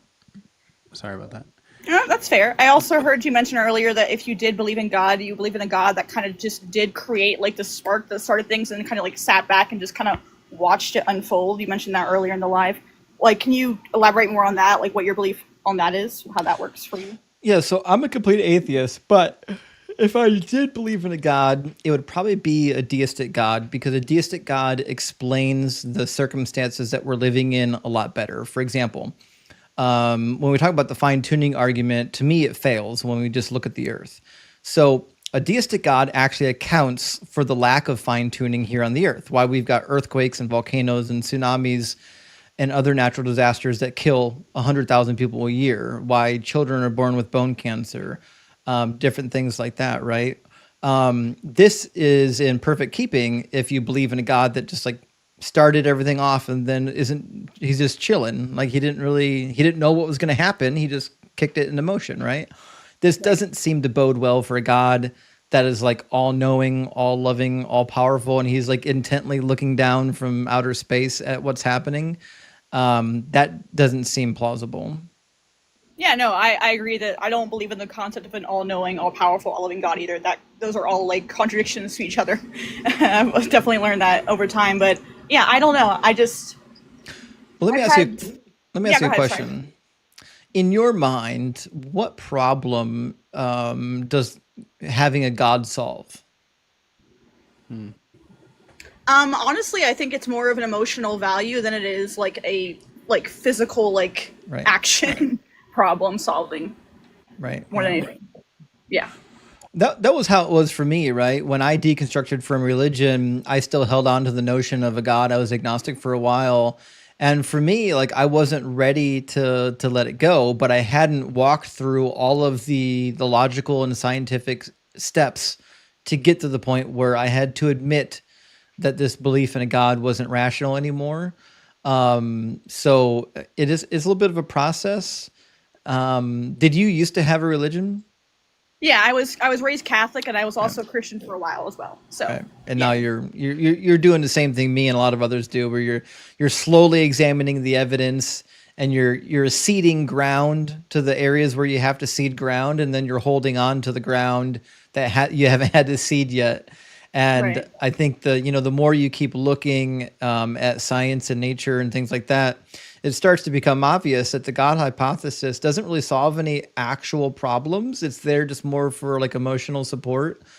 And there's something to be said about that. I've got 2 siblings that are recovered alcoholics, and for them, because they went through the AA process, they really had this effect where believing in a higher power helped them to feel like they could overcome their addiction, right? So there certainly is a placebo effect there, that believing in a God will allow you to do some things that maybe normally you wouldn't be able to do without that placebo effect. But then again, we can get the same benefits from hypnosis or from sugar pills, Yeah, no, I completely understand what you're saying. And I mean, if I'm going to be like blunt and upfront, I've had suicidal ideation on and off for like most of my life. And I had a period where I called it a spiritual experience at the time, but maybe it just was that placebo effect.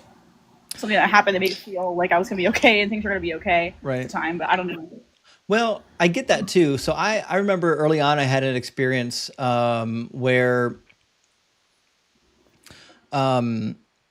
like the way I interpreted the experience was that God was real and that he was there in my life, right?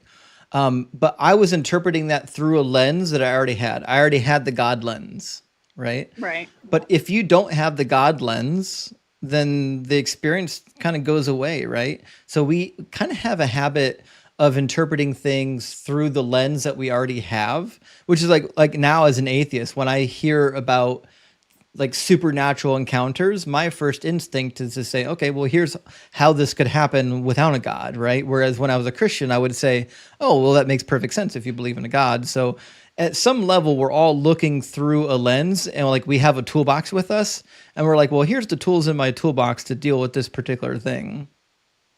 Gotcha. Can I ask you a question that's not necessarily God related, but I guess more spiritual, like a spirit kind of question? Do you believe in like the afterlife at all? Do you think it's just nothingness after we die? What do you think happens after we pass on? Yeah, I don't believe in any afterlife. I think that's the hardest thing about moving to atheism is, you grow up being told that you're going to live forever, you're going to see your loved ones, and that, this thing we call life, it just goes on forever eventually. I mean, you die, but then, you're in the better life, right?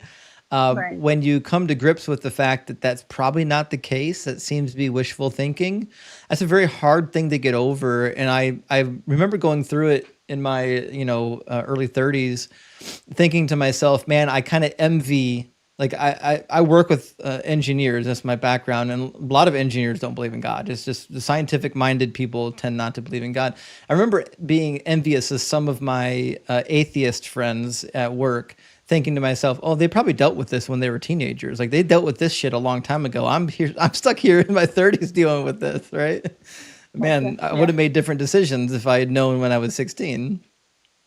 Yeah, no, I got you. I mean, I would like to, I say the word I would like to, because obviously this is more an emotional thing. I would like to think that there's something better beyond just being dead. But obviously, again, that's wishful thinking. Like you said, I don't really have any Right. concrete evidence. But I would like to believe that would be the case. Well, I would I've say never- this. Oh, go ahead, Mac. I've never read a description from the Bible, and there are several. Right? I've never read anyone that didn't sound just awful. Like Yeah, when, no, I don't. when applied to an I don't eternity, At all, my dude. At all. You're good. Right. yeah, like just times infinity. No thanks. Yeah. Yeah. Like just give me annihilation. Let's go, lights out. That honestly is like preferable to But anything else. I get it. One of the stories that helped me early on start learning to cope with this new reality, believe it or not, was reading the Epic of Gilgamesh. I love the story. I talk about it a lot. But in the Epic of Gilgamesh, the main hero, Gilgamesh, who's like this tyrant king, he has a friend named Enkidu who eventually dies. And it's it's the first time he experienced death. And he's like, oh, well, I'm like this guy over here. If he died, I'm going to die one day. I'm not going to exist. And so he goes through this existential crisis of trying to figure out what he's supposed to do with himself while he's here. And I think the same thing is happening in the Ecclesiastes in the Bible. Solomon, or whoever wrote it, didn't believe in the afterlife. He clearly believed that the end was the end, right? And so he's coping with like, well, fuck, what do I do now? I'm here. I've got some time here. What am I supposed to do with the time I have left? So I think the thing, if you come out on the other side and you get to the conclusion that the end is just the end, that's all there is. I think the big question that helps is saying, okay, well, fuck, I'm not dead now. I'm alive right now, right? I'm going to die eventually, but motherfucker, I'm alive today. So what am I going to do today? And so every day I wake up and I say, I'm going to make this day worth it. This day is going to matter. I'm going to have a good time. I'm going to help somebody. I'm going to make the world a better place. And then, when I finally do breathe my last breath, I'll live a life that I'm proud of. Okay, awesome. Thank you for that. One more question before I pop out of here, and then I'll let you go to somebody else for the debate. Is there any particular event that kind of like started your deconstruction, or was it kind of just like gradual processes over time that kind of got you fully into deconstruction mode? So for me, it was death by 1,000 paper cuts. So I started studying the Bible academically in Bible college and then in seminary, and I kept finding all the problems with the Bible. And after a couple of years, I came to the conclusion that I was probably agnostic. Like I was still in church, I was still in ministry, but I was kind of like, I don't really believe a lot of this stuff anymore, right? And so it was a slow moving process for me because, like you, as I kept learning stuff, I had to give up beliefs. I had to give up biblical inerrancy. I had to give up prophecy. I had to give up all this stuff when it no longer actually turned out to be true. And eventually you get to the end and you're just holding an empty bag and you're like, fucking, there's nothing in the bag anymore. Yeah, right. Gotcha. Yeah, I think the biggest thing for me, my aunt, she's married to her wife. My grandmother is Catholic, and she basically disowned her own daughter over that. And that, like, I was like, how can you do that? Like, that's your child. Like, how can you disown your own child over that? That is insane to me. Right. And that just got me kind of spiraling into like, what the hell? What am I even doing in this church where people disown their own children over a belief? Like, that's insane to me. Like, that's what kind of catapulted me. Like, no, there's nothing not right here. No, something's not right here. Right? Yeah. The behavior of Christians towards those who fall away is atrocious, and I don't know if it's going to get better anytime soon. But I would say this: if you see that happening, that's one of the reasons why, like now in my arc, my post-Christian arc, I'm like anti-theist because I've seen so many people get hurt by religion that, like, because I didn't get hurt by religion. I had a great experience. So when I deconverted, I was like, well, I don't want to go out and deconvert everybody else. I don't want to be the cause of their pain. But now that I've been online and I've been having these debates and discussions, I see how much pain that these religions are causing. Now I'm like, oh fuck, we gotta end these things. This is not good. Yeah, no, completely agree. Thank you, man. You're a really, really smart dude. I appreciate what you do, and I'll come by and listen to you. And what's your Discord? I saw someone say join the Discord. What's the Discord? In the link tree, you'll find a link for the Deconstruction Junction Discord. It's for people deconstructing at all stages of the process. It's a wonderful community. Definitely pop on in and say hi to everybody. I will. Thank you so much. I appreciate you. Absolutely. You too. Cheers. Have a good night. Bye. Well, W to Mel for deconstructing. It sounds like she's going through a lot of the same stuff that a lot of us went through. Also, just keep asking questions. I got a message from. Oh, sorry. What's that, Mac? Just any Catholic who didn't leave around like the time of the Spotlight scandals that gets side eye from me. Just in perpetuity. Well, see, when I was a young man in Catholic school, that was always the head scratcher for me, was like when the scandals were really getting hot in the late 90s, early 2000s. My thought was, even if you believe that the Catholic Church is right, I don't know how anybody can choose to be a Catholic when this is what the Catholic Church is doing. Like I would... I'd start a new Catholic denomination or something before I admitted being part of the Roman Catholic Church. Martin Luther Part 2. Yeah. Denise, thank you for catching my mistake. I missed a super chat. I apologize. Every once in a while it happens. I apologize when it does. Unashamed Apostate, I didn't mean to overlook your super chat, but he says, Yahweh, kill your son for me. Abraham, what? Yahweh, just kidding. Unless. Which... I think it's pretty much how that conversation went, right? It's like when you jokingly suggest something just to see if the other person will go for it. Yeah, I had a guy arguing the other day that was not a test. Oh, right. It wasn't a test because he didn't do it. I was like, is that what a test is? That he literally tells you it's a test to know. Yeah, no, we read him 22 verse 1. It literally says what God tempted. All right, let me grab a couple of super chats, friends, and then I'll get our next guest in here. We got a super chat from Johanna. Good to see you tonight, friend. It says, hi, good evening. Well, good evening to you.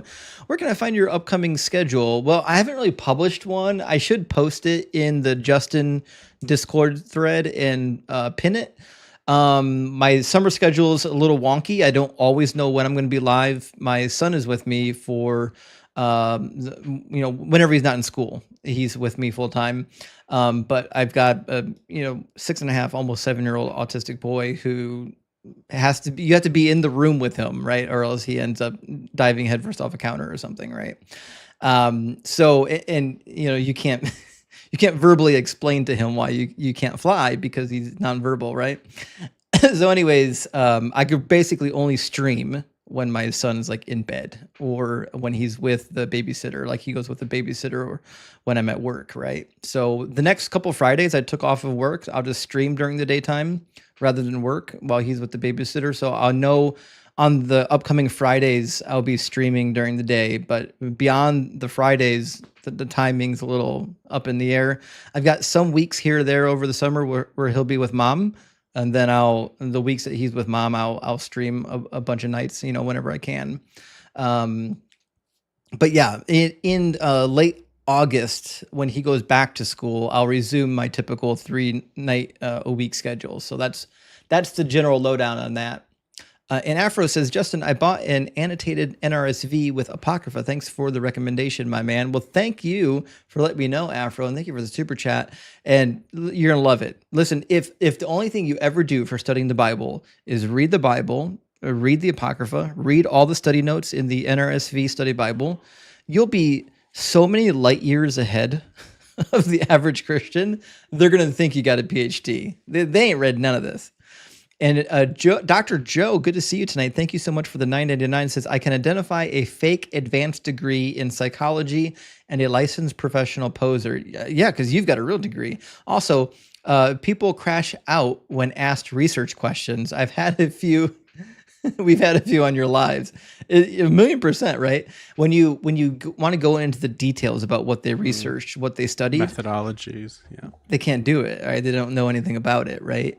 It's kind of like if you studied Newtonian physics, and then I was like, okay, Mac, you study Newtonian physics. Tell me about this principle of physics, and you're like, oh, don't quiz me, like, buddy, you got a PhD in physics, I think it's cornstarch. It's definitely cornstarch. Is that what they make that Newtonian fluid with? Is Yeah, like a lot of cornstarch or something. that's the non-Newtonian fluid they Oh, use. sorry, non. Yeah. So it's confusing. I get it. That's the extent of my knowledge. Gem and Jay says, a deist. How about deist nuts? I love it. I love it. My stream will get banned. It does every week nowadays, but thank you for the joke. And Nightman, thank you so much for the super chat. Says, why do these dudes lie about being Christian? LOL. Do any preceptors ever argue in good faith? They don't. In fact, 9 out of 10 times, the minute I smell that the person I'm talking to is a precept filbro, I assume he's lying to me about his religion. And I say he because women are intelligent and they don't do this nonsense. I've never met one. It doesn't happen. It's always a early 20s dude. It just is. Like, Yep. it's a rite of passage for a certain type of person. It really is. It's like a coming to age saga. Carnage Asada has a really good point, and thank you for the super chat, Fred. It says, by this dude's definition, my cat, heck, a verifiable being of pure act, no thoughts, head empty, is God. I'm so proud. Well, listen, I'm glad that you can cuddle and pet God in your free time. Now that I know this, make sure you share pictures of your cat with our Discord. And Johanna says, just the fact that no believer can explain where God came from or who or what created God, how's it all pure, knows it's all, or shows. It's covered. It shows it's all pure baloney. You're right. It's not pure act. It's pure baloney, because the problems that they're trying to solve with their God creates new problems that their God can't solve. So if you're trying to say that God is the prime mover, then now you need a prime mover for God, and you end up with an infinite regress of prime moving gods. What's the logical fallacy in baloney having intention? Oh shit! There's no logical fallacy there. It must be true. That's how it works. That's just how it works. We're in a new paradigm. And Joanna says, why didn't they think up a nicer God? Actually, that's the thing to me is, we know this God is an Iron Age, Bronze Age God because it behaves like Iron Age, Bronze Age men, like all the other gods, right? Tudor says, my conundrum, if Jesus said there would be no stone left upon another, why is there a wailing wall at the Temple Mount? Yeah, so this has been a topic of debate on whether or not Jesus' destruction of the temple was meant to be complete and also include the wall or not. But it's a fair point, right? But to be fair, like if you're a Christian, you would just say, well, it's purely about the temple, not about the wall. And the only thing left is just a couple stones, right? And Jesus was actually being hyperbolic when he said not one stone, right? Mhm. And if all else fails, it was a parable. Right, yeah. Absolutely. Always, it's a parable. Jack says, let's run through this again. I don't understand things, and it's up to you to make a meal out of my pseudo-intellectual word salad. That's basically what happened. Yeah, that's what I would call it, actually. Let me grab 2 more super chats, friends. Space Lord says, fine-tuning rebuttal. Don't tell God what he can what he can do. Okay, fair enough. God can't think, though. He can't think. And Mindy, thank you for the super chat. Big W. He says, hey, Justin, your channel popped up a couple weeks ago. As an atheist myself, I jumped in the rabbit hole and have been hooked since. Keep on speaking the truth. Cheers. Well, Mindy, thank you so much for finding the channel and for jumping in and enjoying the content and participating in the content and for supporting. I really appreciate that. And cheers to you, friend. Cheers to you. And now we're going to get our next guest in here. Let me click on David. I think David had been waiting for quite some time in the queue. Yo, how's it going? Good. How you doing, David? Doing good. I remember watching like one of your lives earlier, and I don't know if it was like today or a couple of weeks ago, but you did mention like you put like stress like the NRSV is like one of the better translations for like the Bible, right? Or Well, I would say the NRSV is unbiased. Like if you're just looking at pure okay, accuracy, I think there yeah, are some translations that try to be more word for word literal in their accuracy. Um, yeah, the NRSV does a pretty good job with that. It's not perfect. But the thing I like about the NRSV is that they don't have a denominational or a religious bend. Um, like, for example, the NIV is always trying to uphold Christological viewpoints, right? The mhm, ESV is like the Bible for the Reformed movement, right? But you don't really have that with the NRSV. It was just put together by scholars who wanted to make the best possible translation, and they weren't really cared about how you interpreted it. yeah, because I was raised Catholic, so like I was like always wondering like okay if I like because I'm now an atheist, but I was wondering like if is there like a really difference between like the NRSV like updated version or like the NRS versus like the NRSV like Catholic edition? I'm not just like sure like if it's like a marketing terms like I don't know like if you know what I'm trying to say. Yeah, so there's a couple editions of the NRSV. The latest is the NRSV updated edition. Now, the Bible Yeah, I use yeah. right now is not updated. It's the NRSV non-updated edition, New Oxford Annotated Study Bible, and it's great. Now, there are some key benefits in the updated edition, but like it's not going to drastically change the reading of the text. Yeah, But it's not yeah. when they release the 6th edition, I'll definitely get it. The 6th edition will be updated. Now, there's another translation that is woefully like under advertised. It's the NABRE. It's specifically used in the Catholic Study Bible. It's a phenomenal translation. Um, You said it was called the NAVRV, if I the got it N- right, or the NABRE, the New American Bible Revised Edition. okay, Yeah, it's I a see. really great Bible translation. And I would add the Catholic Study Bible is a great scholarly study Bible. Yeah, so like is that what's it called? Back to like the like NRSV Catholic edition. Is that basically just the same as the NRSV, like basically? Yeah, if you Or get like it, yeah, if you get an NRSV and an NRSV Catholic edition, it's most likely going to be the same thing. Okay. Because Yeah, like if you go on like Bible Gateway, you know how you can like if you isolate a verse on there, it'll show you like all the English translations they have. Mhm. Like Yes. that whole block of NRSV ones, no matter if it's like AE, CE, or U, they're always like word for word. Yeah, They're very all little of difference. I see. And you mentioned it a little earlier, and you said like there was like a NRSV like study Bible, like you like I wasn't actually aware of that one. I just knew like there was like the updated one, the regular one, the There- Catholic edition. But I was unaware of like a study Bible. There's probably 3 or 4 of them you might want to be aware of. One is the NRSV New Oxford Annotated Study Bible. As you might imagine, it's published by Oxford, and it's head up by Michael Coogan, a great scholar. And then you might also want to get an SBL study Bible from the Society of Biblical Literature. That's NRSVUE, great study Bible. And then after that, I would recommend probably the Catholic Study Bible, third edition. Don't get the second, get the third edition. That's, I think, the general or the main editor of that one might be John J. Collins still. And then after that, you might want to take a look at the Westminster Study Bible that was published in 2024. It's pretty new. And that's using the NRSV updated edition as well. It's another great study Bible. In fact, if you go to school at Westminster, they'll most likely make that a mandatory purchase. I see. You said like get the third version for like the Catholic Study Bible, like how like the second one is like incomplete or. That's not incomplete. The third's just got a lot more study notes. Oh, I see. Okay. Yeah, I just really wanted to ask like questions of like the Bible because like low-key I want like started like reading about it more, but like I was like really sure which one to get. If you know what I'm saying. My favorite Bible is still the New Oxford Annotated Study Bible. My second favorite is going to be the Catholic Note-Taking Bible. That's one you don't see very often. The Catholic Note-Taking Bible is just the Catholic Study Bible in a different format where they give you columns on the outside where you can write in, and they make the pages extra thick so that you don't bleed through when you write on it. So not only do you have room to write notes in it, but the pages are easier to read because they're not so see-through. Okay, I see.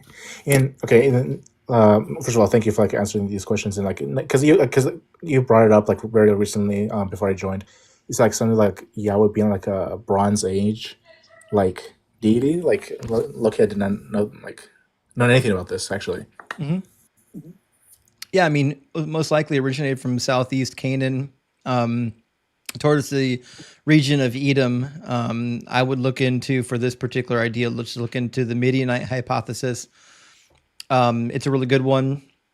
I think you'll like it. And then also might want to look into the recent archaeological data that has been found from the land of Edom, suggesting that Yahweh might have actually developed as an early god of metallurgy around the land of Edom. I see. Okay, yeah, I'll actually definitely take a look into that. Yeah, definitely. I don't know, maybe something else I could ask before I leave. Well, actually, I was like wondering, like, how do you like research for all your debates and all these stuff? Like, I mean, other than you just like went to school, like, or like something like that, is it something that you just kind of like pick up and just like, I don't know, you just started feeling more comfortable with it, and just it becomes like easier or something like that? Well, when I first started debating, I just wrote down notes of stuff I already knew, right? Because when you go to school for it, like, you know it, right? So when I first got online, the best advice I ever got for public speaking was from my youth pastor when I was a teenager. He would tell me, when you're getting in front of a group of people, just talk about what you know. If you're confident in what you're saying, people will listen to you.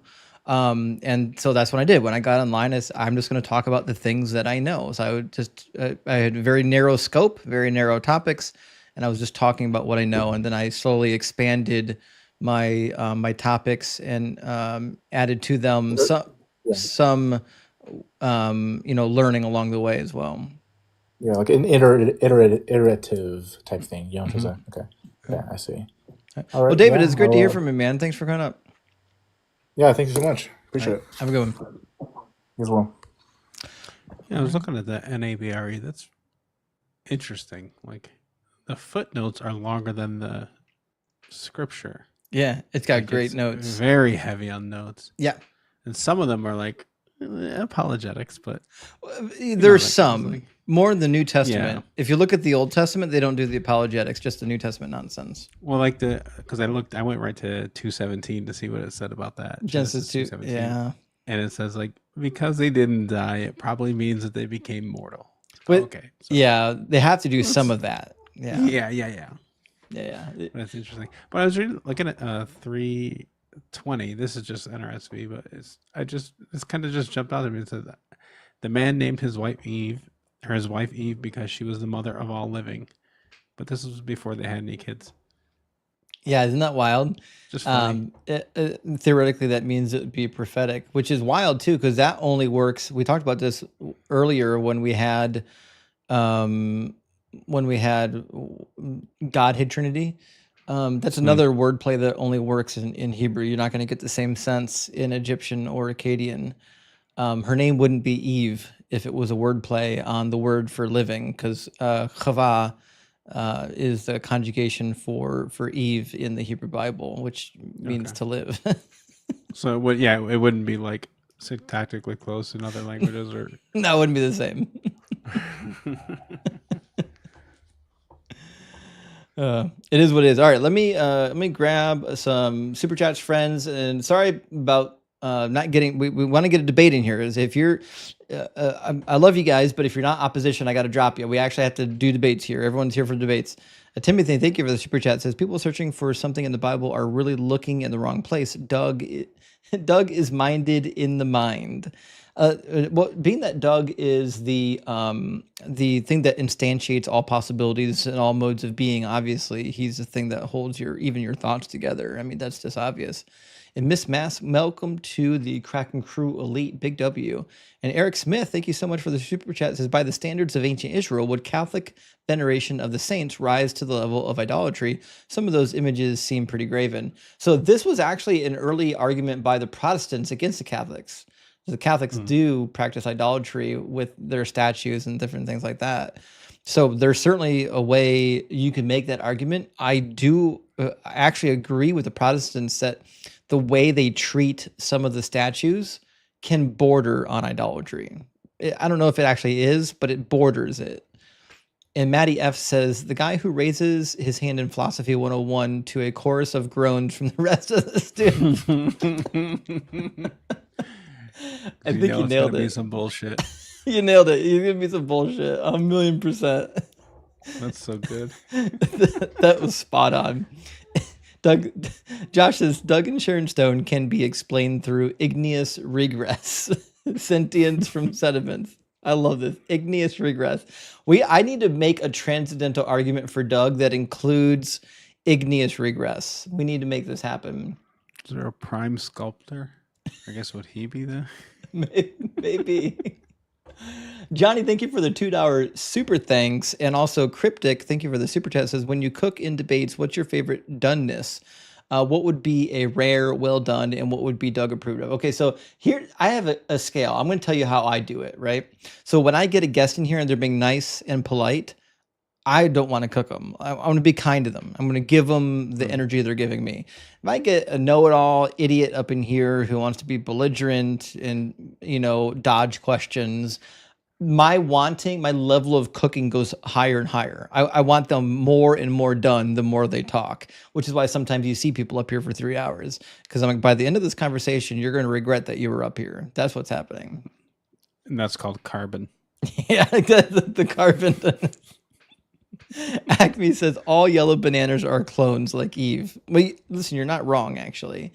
You're not wrong. And the banana was cultivated to be that way. Adam says, you started late because of dad duty. I have to leave early because of new dad duty. Catch ya later, homie. Cook them good for the rewatch. Well, thank you so much for the super chat, and big W for being on new dad duty.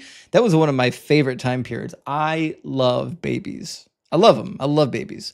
So enjoy holding your baby. It's delightful. They're great. There's nothing better. And Frey says, being agnostic isn't mutually exclusive to beliefs. You can be an agnostic theist, agnostic atheist, or agnostic anti-theist. Many don't realize it. Actually. So that's a fair point. Definitionally speaking, we have a lot of people in the community that are agnostic atheists. I think when people come up to debate me, though, and they call themselves agnostic, typically we assume they mean they believe in some kind of a God, but we just don't know what kind, right? So that's how I take it. Depending on how I feel, I'll either leave that alone or pick at it. But yeah, I agree. You can't just be agnostic. You're agnostic about something, right? Yeah. Belief is binary, etc. So. And Atheist says, what the hell? I didn't get a notification. Now I'm 120. Well, it's late where you are. You didn't get a notification. I'm sorry. I don't know what's happening with your YouTube setup, but ring the bell. Guys, if you're following me, ring the bell so you get notified every time I go live. And if you're not following me, what are you waiting for? Drop a follow.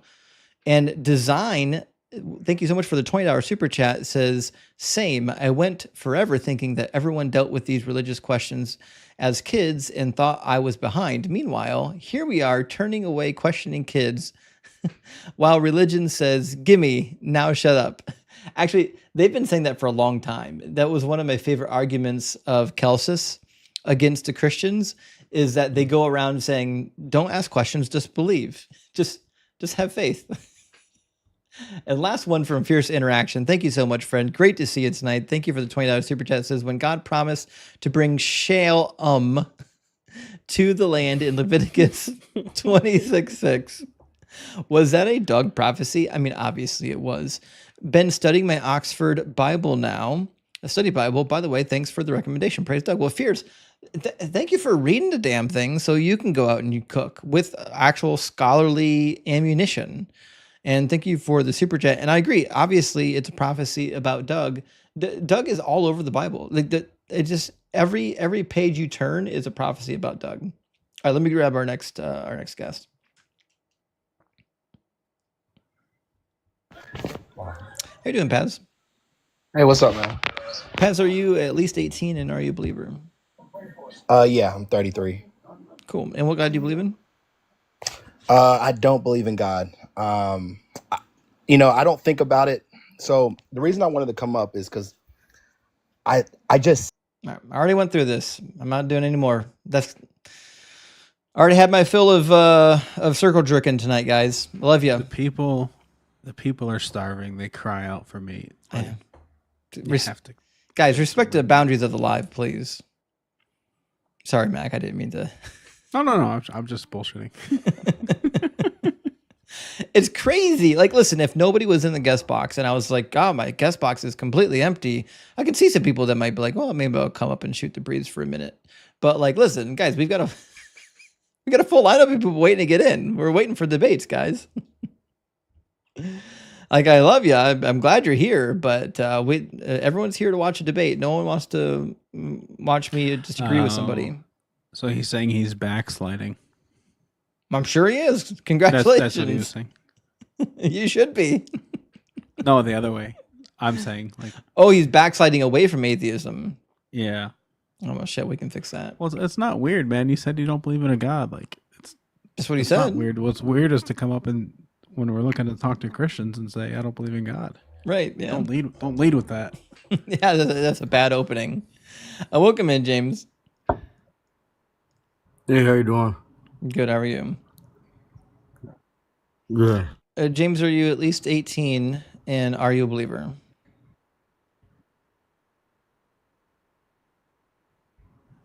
Yes, I'm 45, Christian. Cool. And what would be the most convincing evidence or argument for the Christian God being real? Mathematics and language. What about mathematics makes God real?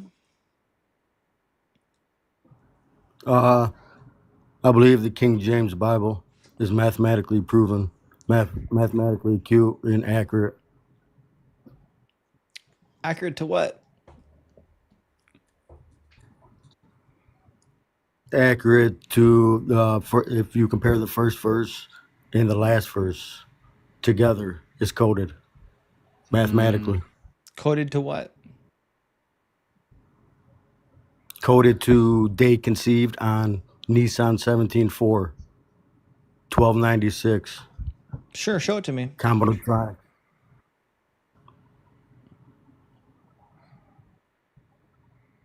Is this Jamaria? Is that what that is? Or is that something else? Sounds like a troll. Combinatoric. No, not a person, but like the thing, isn't it? The thing It's math. The numbers, there's like codes in the book. Oh, Is that- gematria? Gematria. No way James knows gematria. Okay. I was like, Yeah, I'm Jumanji, using maybe. I'm using geography, I'm using language, I'm using mathematics. Sure. I'm basically counting. I'm sure that they all fail. Okay. So what about the Bible says anything about the 14th of Nisan? That was when Christ was conceived, 14 of Nisan, or Nisan 17. Sure. Year 4. Yeah, show me that in the Bible. I'm sorry? Show me that in the Bible. Show you that? Yeah. Yeah. Take the first verse and the last verse, compare them. They're the same verse. They're both 44 letters. And They're neither both one of them 17 say vowels. anything about Jesus' birth. But I didn't say anything about his birth. You said he was born on Nisan the 14th. No, I said he was conceived. On Oh, Nisan sorry, 17. conceived. That's my fault. You said conceived. Okay, sure. So show me in the Bible where it says Jesus was conceived on that day. Yeah, compare the first verses, the positional count, the 17th D and the 41st A. That's You the mean start of the code. the Aleph and the Dalet? Yeah. Why would If I you do want to that? go to Hebrew, I mean. You know that's not 14, right? Yeah, in English, yeah, it is. No, it's not. Okay. I don't think you understand what I'm talking about. I don't think you actually know Hebrew. I don't think this is a good place for you to be. I think you're dodging and you have nowhere to go. What am I dodging? You haven't laid out an argument yet. You've made a fallacious claim that the count of Aleph and the frequency it shows up in arrangement with the letter Dalet say something The about count- the 14th, and neither one of those say anything about the 14th digit. But you keep saying the 14th, it's the 17th. Like I said, the 17th Well, neither letter, one of them. D, and the 41st letter, A, is the same. Dalet is not the That is- 17th letter. Yeah, I'm talking English, dude. It's We're the on third. English. It's the third letter. Okay.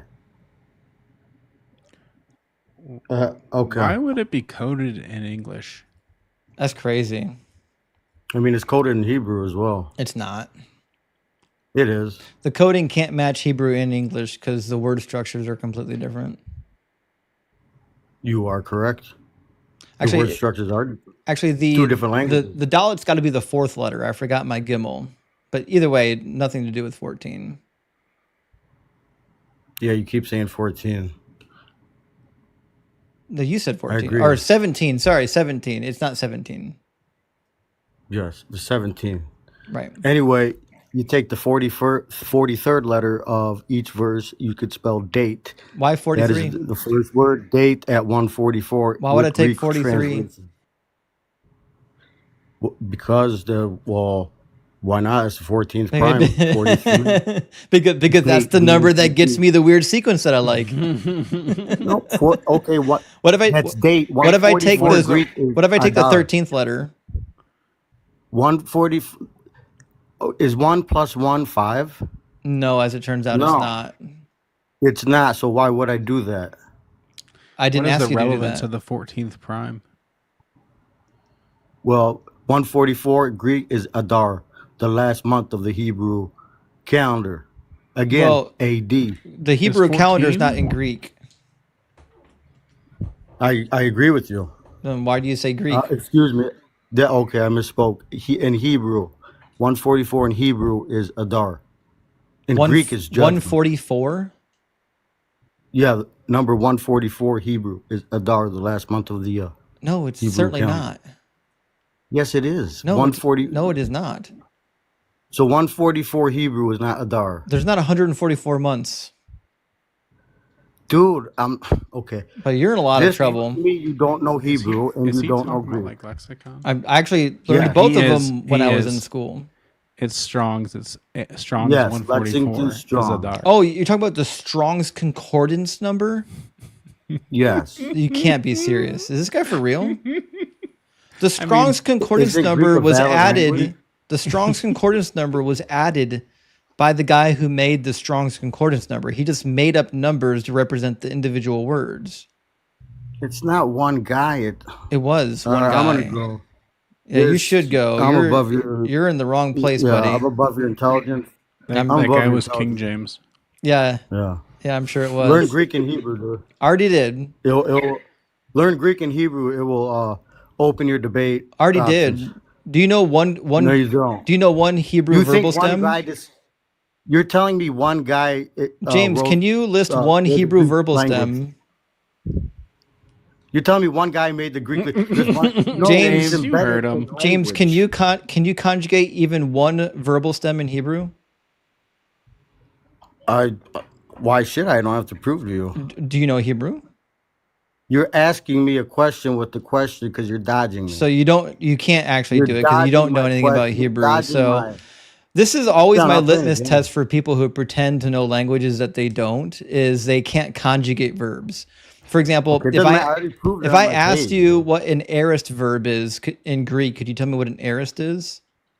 No. Okay, so I you don't haven't know. learned Greek or Hebrew yet. All right. Well, I don't know those congratulations. rules. You No, won I the don't. Dunning-Kruger Award so far for the night, but Yeah, I'm sure you want you're dodging my you're a ton of question. fun at Thanksgiving dinner.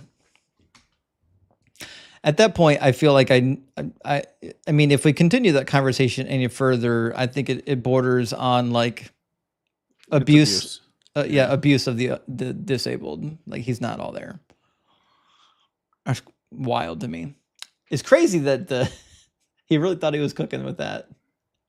TM says post life will be the same experience as pre life. That's my view, right? You don't remember before you're born, you're not going to remember after you're gone. And Bill says, how are you live here and Apostate Sisters? Well, they're premiering. The Apostate Sisters are premiering my interview with them. I'm not technically live with them right now. But good question. And if you're not following the Apostate Sisters, definitely do. Tariq says, hearing a Philbro spending 20 minutes defining the word by, then 40 minutes going over premise number one is like getting a root canal without freezing. So you're referring to the conversation I had recently with Divine Order, where he kept miswording his syllogism. And I had to go over it with him 15 times to get him to realize that the argument he's intending to have is not the argument he's actually having, because he's using words improperly in one of his premises. And it took him a long time to get to that point where he recognized the nature of the problem. That sounds brutal. I was like, listen, your premise might be correct. It's just not correct the way you worded it. We have to change the wording somehow. Marcus, thank you for the super chat. Says, do you think the premise that Catholics are polytheists could facilitate an entire live debate? I feel like that always gets blood boiling, but it's subjectively true. So, I mean, I don't think so. And let me come to the defense of the Catholics. I don't think that Catholics are polytheists.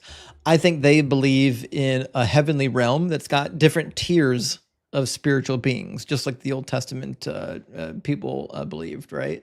So when they're talking about these characters that are high ranking, they're not necessarily putting them on the same level as God. That's my read of it. I could be wrong. I don't know any Catholics. I'm sorry. Would you say like it's henotheism, or is that just still no on that? I would say it's akin to henotheism, but it's got a more hierarchical structure than some henotheism. Okay. In most henotheistic pantheons, a lot of gods are only sub-level gods because they were born as children to higher gods. And so they're like, well, that's just the natural order of things, right? Oh, so it's just like it's not like a demigod kind of thing, or even like a deified person. It's just Father, Son, or whatever. Right. Okay. Right. Now, in strict henotheism, there's a number of different arrangements. You can have multiple arrangements of deities, but I think the way it gets used with like the Catholic tradition is not quite like that. They wouldn't consider those to be gods. But Randy, good to see you tonight, Randy. Randy, thank you for sending out 5 DZ memberships. I really appreciate that. It's big W. And Josh says chimpanzee guest. I mean, I think chimps are smarter. That's just me personally, Josh. I think chips would have them 9 out of 10 days. And Johanna says, why would anyone want to live forever, especially since nobody knows if there's actually an afterlife? Well, this is the point Mac was making earlier, which is that like living forever eventually is going to be horrific. Like after about 1 billion years, you're going to be wishing you were dead. And Samal Johnson's with us tonight. We saw your friend Adam, buddy. He says, Exodus 4:25, please explain. I can't imagine doing this in real life. So Exodus 4:25 is part where where Yahweh is prepping Moses for what he's about to do. And in 4:25, we get this little nugget. Hold on. Where he says, We'll start in 24. On the way, at a place where they spent the night, the Lord met him and tried to kill him. But Zipporah took the flint. So this is our bridegroom of blood. And listen to what she says after she emergency circumcises either Moses or Gershom. Says, truly you're a bridegroom of blood to me, and because so on and so forth. So what's happened here is, personally, I think it's Moses. I think Moses is only partially circumcised because he was an Egyptian. They didn't do a full circumcision. I think he would probably come in to kill Moses before Moses could go on and do his sacred work. That being said, it could be his son Gershom. It could be possible that because his wife was Midianite and he was half Egyptian, that they just didn't circumcise Gershom. And so that is certainly possible that they had to do an emergency circumcision. But it would beg the question, if Yahweh is coming to kill Gershom, like, why? He's a baby. Like, why wouldn't he just come and be like, Moses, you got to circumcise your kid, right? So like God's desire to seek vengeance makes more sense if he's attacking like a full-grown adult than a baby. But then again, if you just read a couple chapters later, God murders babies endlessly. So like, I don't know. It's a tough one. I guess like I have a thing with like the pronouns in that one, because it says Zipporah took a flint and cut off her son's foreskin and touched his feet with it. But is the his Moses? Oh yeah, so this is a good question. The question comes up, which is whose foreskin and who's being killed. And if you read it in Hebrew, it's less clear, right? So let me do Exodus 4:26. And it might actually be his son's foreskin, but it's not clear who's about to be murdered. Well, yeah, it says cut off her son's foreskin, and then it says touched his feet with it. But I've always heard that the feet, it was Moses' feet, but right, like just syntactically, that doesn't make sense. I do have in the Hebrew text Binah, meaning she cut off the foreskin of her son and cast it at his feet, which means it was the son that needed to be circumcised. But if you go to verse 24, the confusion is where in the world, or who in the world is Yahweh trying to kill here? So if you go to the text, it says, it came to pass, or it happened, and it happened, along the way, Yahweh met him and sought to kill him. Well, who, right? It sounds like he's seeking to kill Moses, but we don't know who him is, because in the very next chapter, it's clear that the child is the one that gets circumcised. But why would God be seeking to kill the child? And I don't know, the story is confusing when you break it down. But anyways, it's a fun story, at least. It's exciting. We play this game on G Spots Live, where it's like fill in the blank, and we got this one. It was like somebody said something to God, and that was I said, that guy looks pretty pissed. You better throw him some dick skin. Yeah, pretty much. Give him that calamari. Daniel De La Noche, thank you for the $5 super chat. Says research in quantum physics has suggested that an uncaused cause prime mover can be naturalistic. So Daniel, this is the argument I've actually been making for a long time when it comes to the uncaused cause or the prime mover. If you conclude that you need one, which I don't think you do, but if you conclude that you need one, there's no reason why you have to posit a God. It could literally just be a naturalistic cause. Like if the God is only there because it's metaphysically necessary, well, shit. Well, I can think of 100 things that can exist based on metaphysical necessity. Like the God brings in way too many commitments. I would think of something natural real fast. And DJ says, thoughts on studies of near-death outer-body experiences. Yeah, if on my cheat sheet, I've got a couple resources on that you can read from Sam Parnia and others who have done near-death experience studies and out-of-body experiences. It appears just to be hallucinations. We've purposely triggered NDEs and OBEs to have people validate that they're actually leaving their body, and nobody can ever validate they're leaving their body in a laboratory setting. They only feel like they're leaving the body. And Jermaine says, all hail Doug. And I agree. Thank you so much for the super chat. And hail Doug And T-Maz says Leviticus 26 fulfilled in 2 Kings 6, 28 through 29 in the siege of Samaria, and is Jeremiah 19, 7 through 9 fulfilled in Lamentations 4:10. This is awful, holy crap. Well, okay, so there's a lot of questions here. I'm not really sure what you're getting at. Leviticus 26 is a big chapter, by the way. That's where all the punishments come down, right? That's where you get the nonsense punishment where God says he's going to punish you sevenfold if you don't return to him. That later Daniel interprets as meaning that they're going to be punished for 70 times 7, right? Now, what does it have to do with 2 Kings chapter 6? I have no idea. I never bothered to connect it to 2 Kings chapter 6. Let me see what it says. 2 Kings chapter 6, 28 says, there we go. Let me drop this down. But then the king asked her, 626? Hold on, let me double check. 2 Kings 6, 28 and 29. So it says, but then the king asked her, what is your complaint? She answered, this woman said to me, give up your son and I will eat him today. And oh yeah, but the siege. Yeah, okay.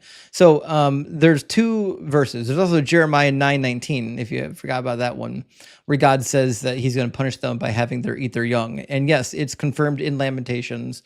I agree with you. The prediction that they're going to eat their own children when the invading army comes was able to come true because they were all written after the invasion. They're all post-exilic texts, right? These are already events that happened. That's pretty clear. And Dude Man Bro Guy says, Aragorn, son of Arathorn II, has fulfilled more messianic prophecies. Thank Jesus. Actually, thank you for the $10 super chat. And I agree. It's easy to fulfill more prophecies than Jesus. Point being, because he didn't fulfill any. He's still sitting at dead zero. And last one says, it's Friday. Is it Friday yet? Thank you for the super chat, my friend. Says, how do I respond to family members that say the Bible is a primary source, that the apostles saw the resurrection and wrote their words? Thanks for all you do. Well, first of all, I would ask them if you can go into the Gospels and identify who the authors are, because they're not identified. They're not in there. Second, I would ask them if you can figure out when they were actually written, because it turns out we have no idea when these things were written. Maybe some of them late 1st century, early 2nd century, and we have no idea by who. And then ask them why they disagree, why there's so many contradictions. If you have trouble locating contradictions, just go to my cheat sheet. Rusty, thank you for all the confetti. And then I would ask them to justify all the bullshit prophecies in the book of Matthew and in the book of John. They're trash. The reality is they've never read the Bible. They've only read books talking about the Bible. And Cora Rose, thank you for the $10 over Cash App. Big W, friend. Great to see you tonight. Thank you, Cora. All right, let me grab our next guest. We're going to get Sarah in the box. Not leaving Faith Sarah. This must be a different Sarah. How you doing, Sarah? Hey, Justin. I'm good. How are you? I'm doing good. Thank you for asking. Sarah, are you at least 18 and are you a believer? Yes and yes. Cool. And what God do you believe in? I'm Christian. All right. And what would be the most convincing evidence or argument for the Christian God being real? See, I don't really know how to answer that question because I feel like what you're asking is evidence that I can't really give. Like, there isn't like actual proof like with science. And I can recognize that. I can say that, where I think a lot of other Christians feel uncomfortable saying that, but I don't have proof in the way that you're really asking. I think that's honest, at least, right? So then if there's no like tangible evidence, then what would be like one reason why somebody who doesn't believe in this God would be compelled to believe in him? Well, I think that it's not just a physical, tangible proof. There's a spiritual world that Christianity points to, and that's what I believe in. And because it's spiritual, it's not physical, I can't use physical means to prove a spiritual world. Right, but why would I even believe in a spiritual world? Why would you? Yeah.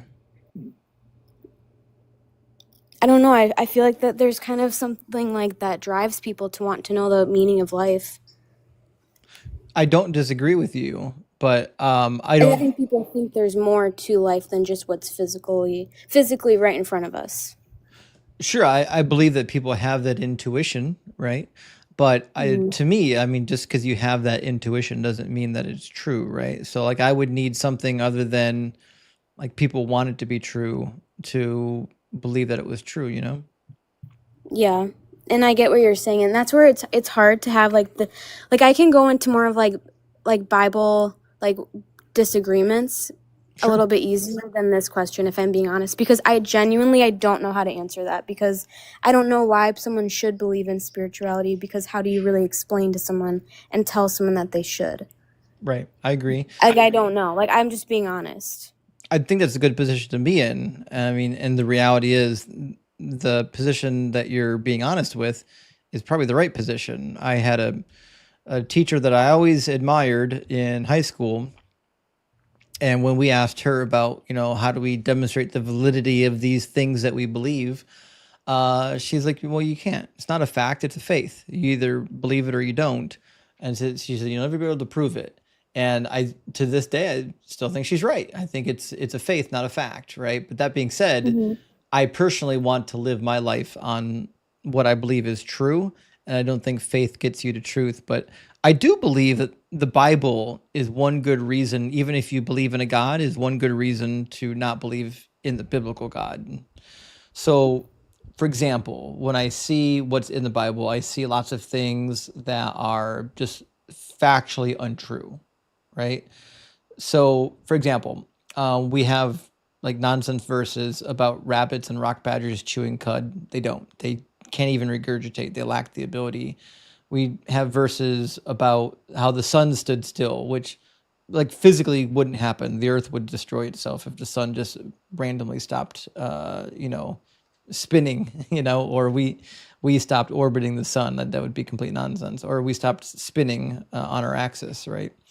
So like we have like, and also it's pretty clear that the Bible thinks the earth is flat with a dome over top of it, right? So like when I see this stuff in the Bible, my first thing that comes to my mind is, well, this was clearly written by people who they thought they knew how things worked and they were just wrong. Right.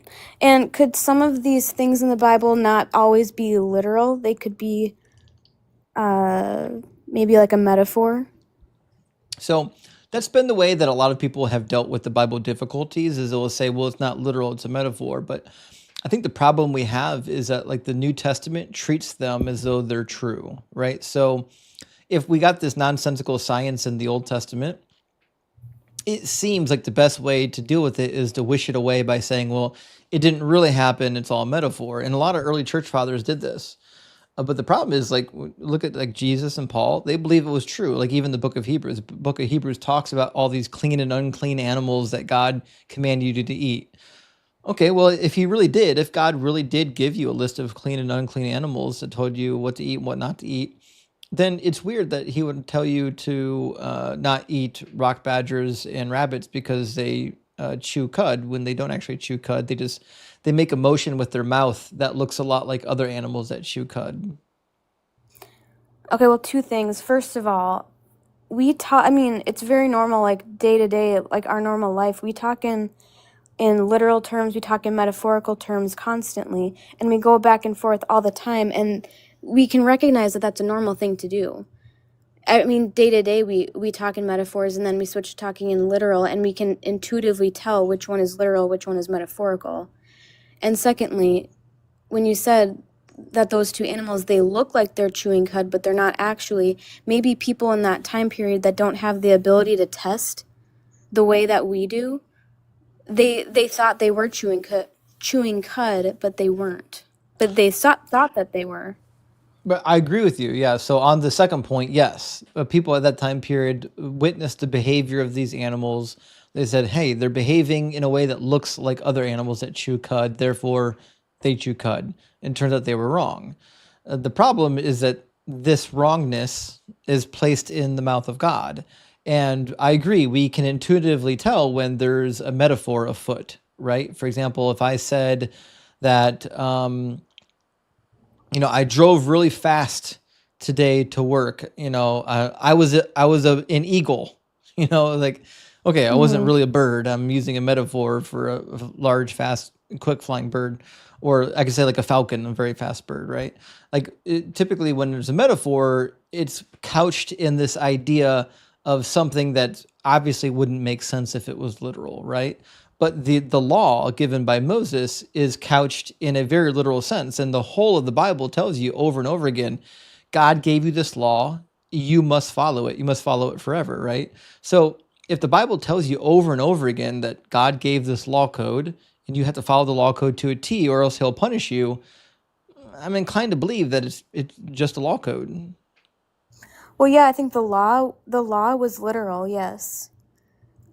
And so I guess that's where I'm kind of I guess, yeah, I get what you're saying. Maybe I'm going back on and if it was God that said to not chew or to not eat animals that chew the cud, and then he said it was a rabbit, I get where you're coming from. But I mean, yes, I still do agree that the law was literal.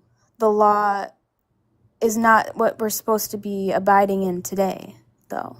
No, I agree. Like according to Christian doctrine, right, you don't have to follow the law anymore. But like whether or not you have to follow the law, I think is irrelevant. If God told you not to eat rock badgers and rabbits because they chew cud, the fact that we don't have to eat them to me is kind of irrelevant. The fact that he said they chew cud is the problem. But I would push back a little bit on this idea of not having to follow the law, because I think this is one of my main complaints with the Bible, which is that the Old Testament tells you over and over again to follow the law forever. In fact, God says all the days that you live on the earth for you and your children and your children's children after you. And he even said, he didn't say it's too hard for you to follow. He said in Deuteronomy chapter 30 that this commandment is not too hard for you. It's not too far away from you. But when you get to the New Testament, they're like, no, the law was temporary. It's too hard to follow. It was a burden. And like, I'm reading the New Testament. I'm like, this New Testament has never read the Old Testament. The Old Testament says over and over again that the law is forever, it's eternal, and it's perfect. So like, well, even Jesus says that though in the New Testament is yeah, that he didn't abolish the law, he fulfilled it. right. Which is another problem, because according to Jesus, you should still be following the law. It's not till after Jesus already dies that this doctrine develops where the law is being done away with. That's not a Jesus doctrine. That's an apostle doctrine. Well, to say though that there's a disconnect between what Jesus teaches and what Paul teaches, you're kind of ignoring the part where I think it's in John, where John says, or sorry, not John, where Jesus says in John before he is crucified, he said, I wish I could tell you more things, but once I leave, or I'm not quoting this perfectly, but once I leave, I'll send a helper and he'll lead you into all truth. Yes, precisely. Mm-hmm. So that's saying then it's not necessarily Paul is just this random guy saying these things, but it's the Holy Spirit speaking through him, explaining further, and he's not necessarily negating what Jesus said, but he's adding to give us a clearer picture. Well, first of all, I think. the argument that you're laying out is the correct argument. In fact, that's the argument used by the early church fathers, which is that the earliest church wasn't prepared to hear this new revelation, right? It had to come after Jesus. But to me, I think that's a contradiction of what Jesus actually says. Jesus says in Matthew 5, do not think that I have come to abolish the law or the prophets. I have come not to abolish, but to fulfill. For truly I tell you, until heaven and earth pass away, not one letter, not one stroke of a letter will pass away from the law until all is accomplished. Therefore, whoever breaks one of the least of these commandments and teaches others to do the same will be called least in the kingdom of heaven, and whoever does them and teaches them will be called great in the kingdom of heaven. So I've got the teachings of Yahweh in the Old Testament when he gave the law, saying, follow this law forever. Then I get the teachings of Jesus, where Jesus says, hey, if you teach people not to follow the law, like you're going to be least in the kingdom of heaven. And then Jesus dies, and we get this whole new doctrine of no, the law was actually temporary. And so for me, I think like you have to, at some point, you have to recognize that there seems to be a problem here. Jesus says, until heaven and earth passes away. Heaven and earth didn't pass away yet. And I get what you're saying. I still don't see the problem with that, though, because I understand what he's saying is that the law is still there to show us consistently what we're doing wrong. And he's saying he fulfilled it by saying, and if we don't follow that, we still need Jesus to to, I guess, atone for our sins. And that's why he comes into place, is because we have him as that sacrifice, not that we have to sacrifice a goat or whatever. Sure, but should you be following the law? What is it? There's ceremonial, moral. What's the third one?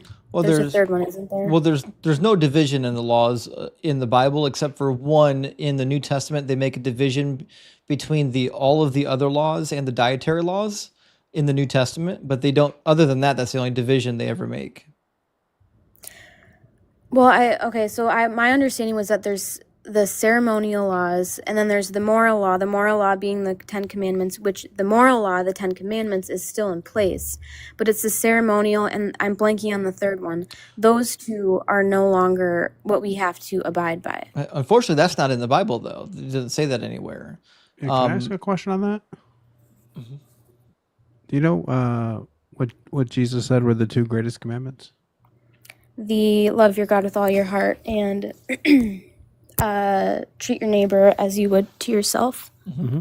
And are either of those in the Ten Commandments? I think they actually sum up the Ten Commandments. Right, but they are specific laws. They're specific laws, yes, but they also are kind of an umbrella to the Ten Commandments. Right, but they're not in the Ten Commandments, right? No, they're not in the Ten Commandments. Right. So there must be moral laws outside of the Ten Commandments? Well, I feel like then those two commandments, for you to say that there's moral law outside of the Ten Commandments, then those other two would need to deviate from those 10, and I don't think they deviate at all from those 10 commandments. I'm not saying they deviate. What I'm saying is that they're commandments that are not included in the Ten Commandments, right? Just like the commandments to remain a virgin if you're a woman is a moral law. It's not part of the Ten Commandments. Okay, yeah, I get what you're saying. And yes, I see where you're saying that it is in addition to the 10. But I don't think they're two completely different commandments from the 10. I think they are pretty closely related, if not almost the same thing as the 10 commandments. Well, so we've got hundreds of moral laws in the Mosaic Law that are not part of the Ten Commandments. I'm trying to figure out why you're specifically trying to single out just the Ten Commandments, because Jesus doesn't do that. And maybe this is just from I'm not like a biblical scholar, so I don't know 100%, but from my understanding is that there are three groupings: ceremonial, the moral, and I'm still blanking on the third, and it's that third one and the ceremonial that are not something that we need to continue with. And that's what Paul says in Acts, where he says the Gentiles don't need to keep acting in favor to those laws. That's what I'm saying. Yeah, Paul said that you're free from all of the laws. He said you're completely free. He says even of himself, a Jew, says I'm no longer held by the law. So we agree. Paul says you're not held by any of these laws. The problem is that Jesus and Jesus's daddy disagree. They say to follow the law forever until heaven and earth pass away, right? He didn't say just the Ten Commandments. Well, then that kind of goes back on what I was saying, that it's not just Paul being some random guy saying this. It is still God speaking through Paul saying these things. Then it's a contradiction. I don't know if it's a contradiction, though. What is? Because he says to follow the law forever. Deuteronomy 12:1 says, these are the statutes and ordinances that you must diligently observe in the land that the Lord, the God of your ancestors, has given you to occupy all the days that you live on the earth.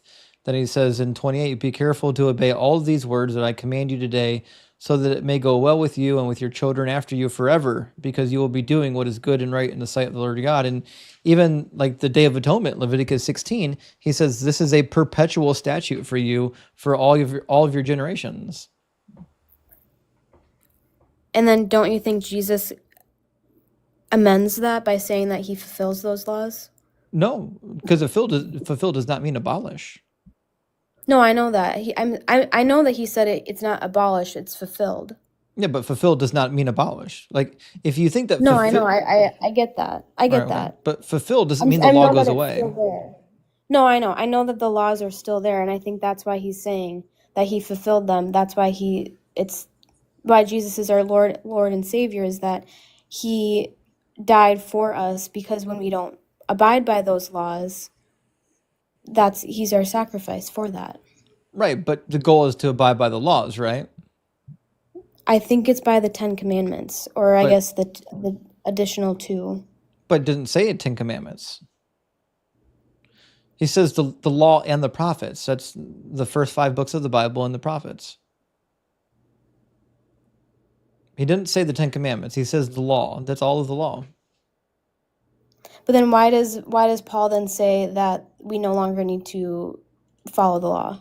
Which laws is he Because talking he's about? contradicting Jesus, and he didn't have a copy of Matthew in front of him. What do you mean he didn't have a copy of Matthew? He didn't know Jesus' teachings in the book of Matthew. He was But I think living. this is where we're disagreeing. Is I think it's just 2 different worldviews. That from an atheistic worldview is that, well, he's just a person talking on his own authority. From someone who believes in Christianity, there's the Holy Spirit that's being denied within atheism. That I'm saying that's what gave Paul the authority to say that, But and the that's why it's authority not is just what irrelevant. The Jesus problem said. is that it's a contradiction, right? Whether the contradiction came from God or not is irrelevant. The problem is that it's a contradiction, right? If God says that the law is forever, you follow this thing forever, and Jesus says that the law is there until heaven and earth pass away, and then Paul says, nope, we don't have to follow the law anymore. The law is temporary. It's just a contradiction. Yeah, I guess I don't really know where to go from that, if I'm being honest. I mean, I'll be real. Like, you can like totally run circles around me with the Bible, and I recognize that. I've only been a Christian for like a year, and I don't know if like the law is something that I'm totally like well versed on, because I don't know. Like I said, I thought there was a third grouping of laws that I thought scholars were saying it was like the ceremonial and the whatever law that's been abolished, or not No, abolished, but it's not what we have to follow. the dietary laws, and scholars will talk about the dietary laws being abolished because Mark chapter 7 talks about it, right? And then Acts chapter 10 talks about it when Peter gets the vision before he goes to Cornelius's house. But those are just for the dietary laws. There's no division of the law outside of that. You don't find a division between the ceremonial and the moral law. But that being said, the disposition towards the law, that contradiction, is a major contradiction in the book that most people aren't dealing with. They need to deal with it. I think the other big problem with the Jesus figure is that not only does he misquote the Old Testament, he doesn't even know how to read it in the original languages, and all the prophecies that he fulfilled aren't actually prophecies about him. He didn't fulfill a single messianic prophecy, not even one. So like to me, like the whole New Testament is just like this book of like nonsense apologetics from people who don't really know the Old Testament. Other than like the prophecies that you think weren't fulfilled, what other like issue that do you have to make you not believe in God, or like disagree with the Bible? Well, I've got a lot of problems with the Bible. I think it gets history wrong. It gets science wrong. It says in Job 38:14 that the earth is formed like clay beneath a seal, which is a flat disc, which is how they depicted the world. And they believe there was a dome over top of it called the firmament. This clearly is not the case. But if you're living in the ancient world and you're looking around you, well, that's what it looks like, doesn't it? It looks like there's a flat disc earth with a dome over top of it. That's why everybody back then believed it.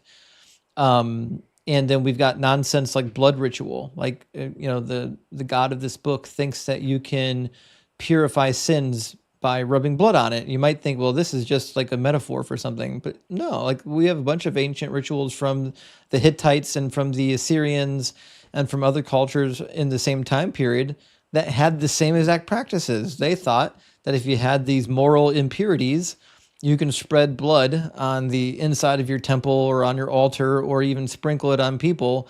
And the blood, because blood comes from God, would purify these moral impurities, right? And so like this ancient blood magic that we find in the Bible, that we find in the rest of the ancient Near East, to me just tells me this is just a book written by a bunch of people from the Bronze Age.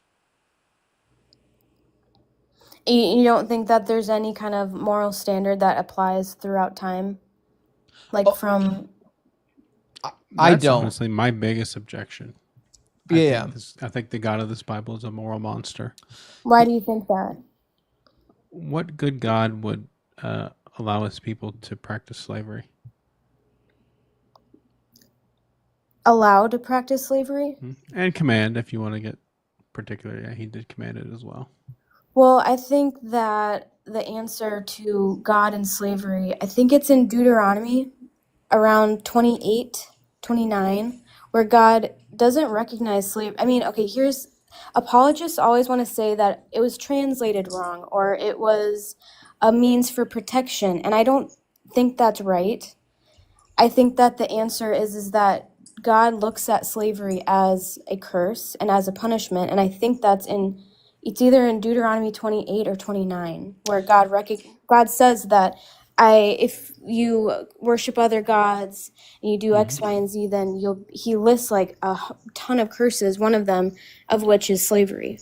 No, we Yeah. agree. Yeah. And that shows up in Deuteronomy and other passages. So we agree with you. Yeah, God does curse some people with being slaves, but But it's also more than that. yeah, it's more than that, right? For example, you can, if you're a Hebrew, you can just sell your daughter as a slave, right? Exodus 21. Acts 21? Uh, Exodus 21? Yeah, Exodus 21. So Exodus 21, you get the classically called the indentured servitude laws. It says when a man sells his daughter as a slave, she shall not go out as the male slaves do. So if a man goes into servitude and he's Hebrew, he serves for 7 years. Well, 6 years, he goes free in the seventh. If a woman gets sold as a slave, she doesn't get to go free because it's presumed that she's going to become somebody's concubine, essentially a sex slave. And you just said indentured servitude. Is that not completely different from being a slave? Yeah, I wouldn't say it's completely different. It's a different form. Yeah. No, I agree. It's not the same thing, but it's not completely different. But to my point, I'm not talking about indentured servitude. I think indentured servitude is something that we can talk about whether or not there are good and bad ways to do it. I'm talking about the actual slavery, where you can just, sell your daughter as a slave. She becomes somebody else's slave. If she has children, the children are slaves, and so on and so forth. I mean, going back on what I said, where I think a lot of apologists kind of ignore the fact that God says that he curses people to slavery because of disobedience. The slavery that you're talking about, could that not be a form of the protection that they claim for slavery to be? What's it protecting? Like the girl whose father sold her into slavery, what's she being protected from? I mean, I think even like the Israelites, they were wishing they were back as slaves when they were in the wilderness. I think that this is a very different time where some people, they preferred slavery over, and I'm not saying slavery in like the African slave trade kind of slavery, but the slavery in that, what the verse you just brought up, and slavery is in even like the Israelites, where they preferred to be a slave rather than just wandering around in the desert. Well, they preferred to be a slave versus being dead. Right. The goal was to not die in the desert, right? But the girl who's born into slavery, or the girl who's sold by her parents as a slave, what's she being protected from? Well, you just said right there, it's either you are a slave or you're dead in the desert. No. Well, no, because we're talking about Hebrew people, right? That aren't living and wandering in the desert anymore. These are people that are part of a functioning society.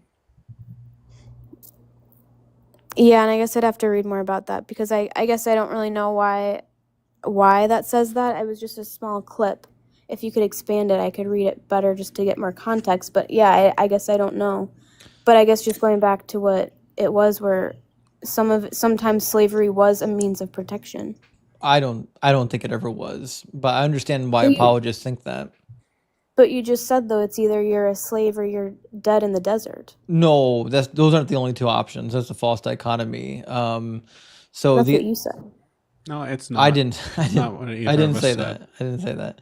I'm saying I understand when, why you want to hang on to that, though. yeah, when Israel I were, thought that was what I heard you say. Sorry. what I'm saying, when Israel was in the desert, right? We're talking about the book of Numbers and also the book of Exodus, when they're wandering the desert and they're saying, did you bring us out here to die?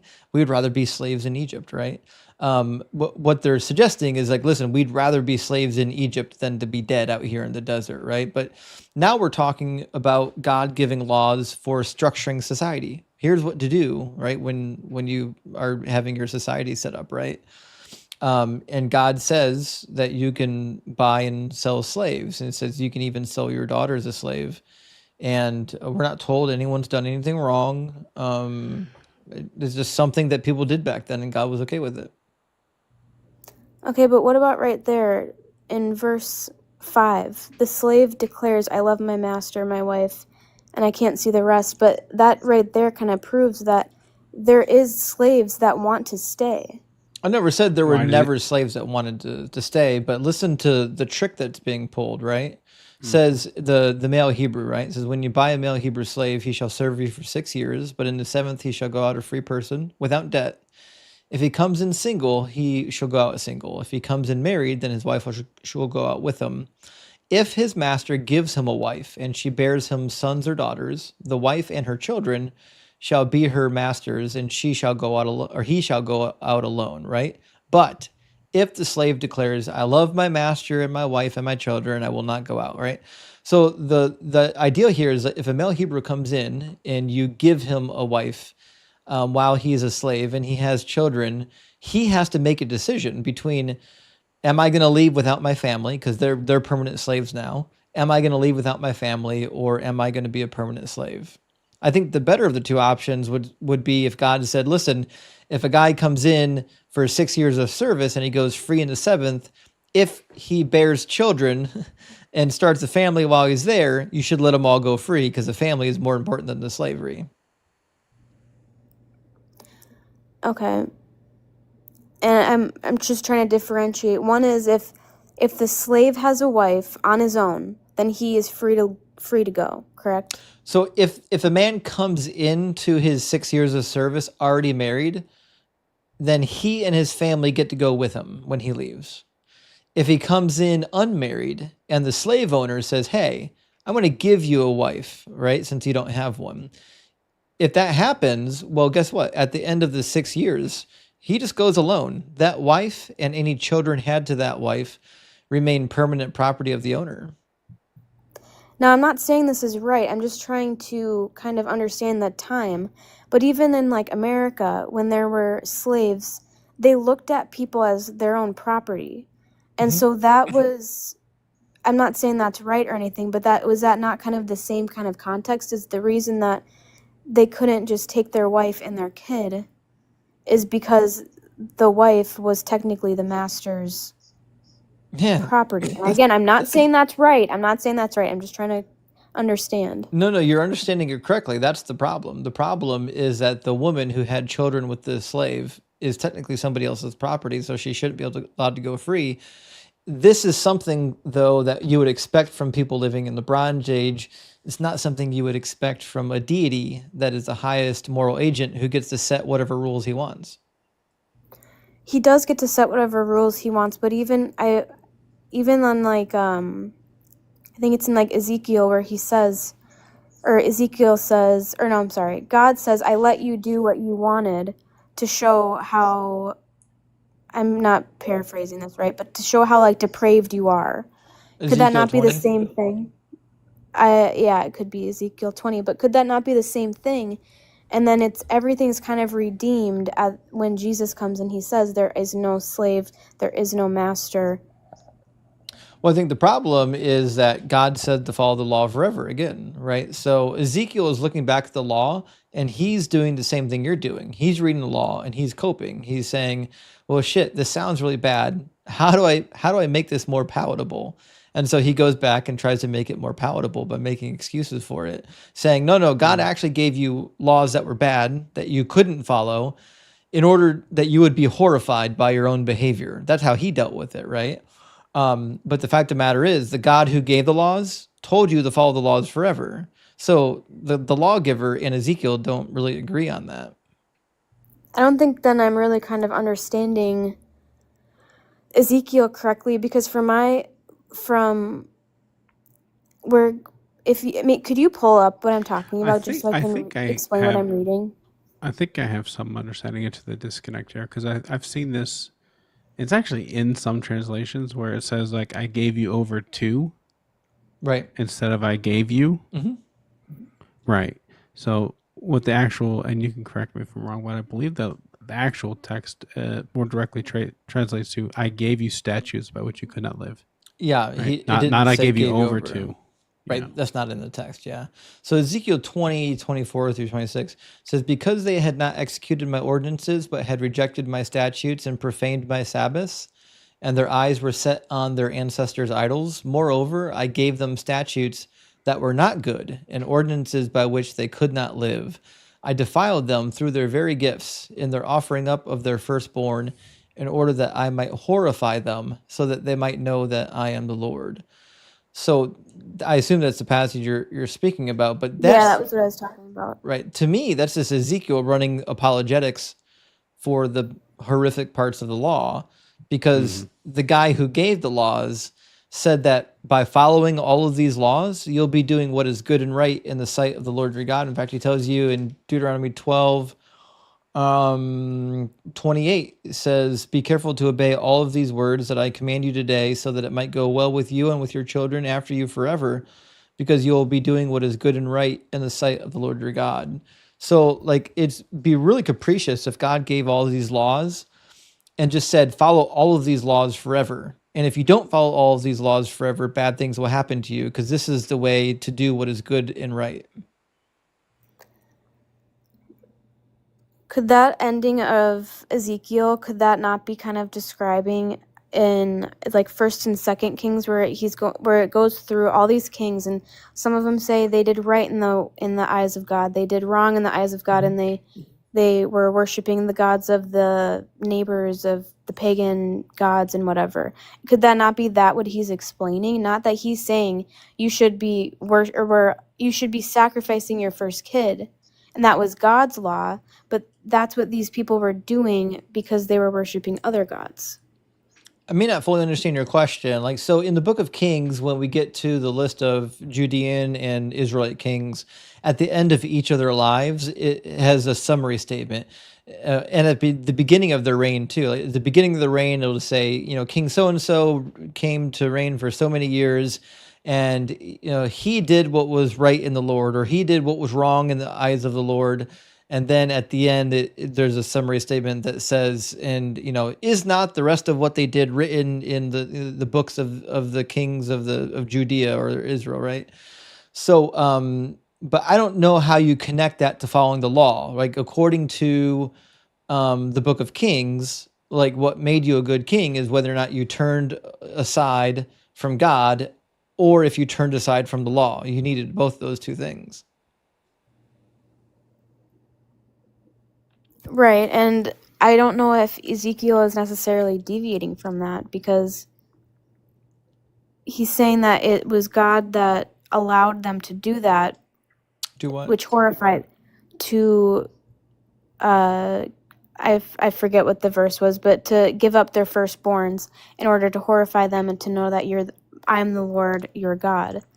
Right, that's what I'm saying. Isn't that them not following the law? No, that's them following it. The law, it tells you to do that in Exodus, 2 different places. The law says, God says to people to sacrifice their firstborn kid. Yeah, it says offer up your firstborn, everything that opens the womb first.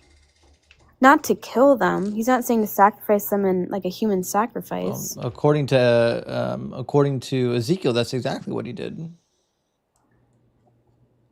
No, I think that he's talking about people who were doing that, practicing what the pagan religions were doing, which was sacrificing as in like a human sacrifice and killing them. Sorry, can I say that? He said he gave them the commandments. Right. What's that? He said he gave them the statutes that would horrify them. Right.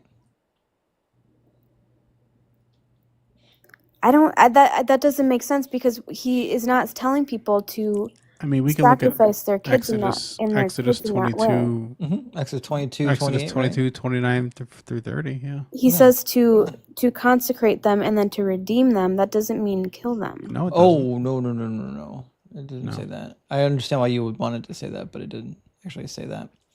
Leviticus talks about the redemption of the human beings, though. So in Exodus, in the first place where it shows up, let me grab it. It says, "You shall not delay to make offerings from the fullness of your harvest and from the outflow of your presses. Your firstborn, or the firstborn of your sons, you shall give to me, and you shall do the same with your oxen, with your sheep. For 7 days it shall remain with its mother, then on the 8th day you will give it to me." Ezekiel is looking at this law, and he's interpreting this as child sacrifice. Well, what about, like, for example, like in like Samuel or 1st or 2nd Samuel, when Samson was given up by his mom to God? Judges? That didn't mean he was. Or what's that? You mean Judges? Yeah, I don't remember which book it was. Whichever one Samson's in, his mom gave him up to God because she wanted to have a kid. Oh, and she said, you're I thinking will of give Samuel. So at the beginning of 1 Samuel, his mother Hannah dedicates Samuel to the temple, but it's not the same type of dedication that you're thinking, right? But it also doesn't fix the problem of Ezekiel interpreting Exodus as child sacrifice.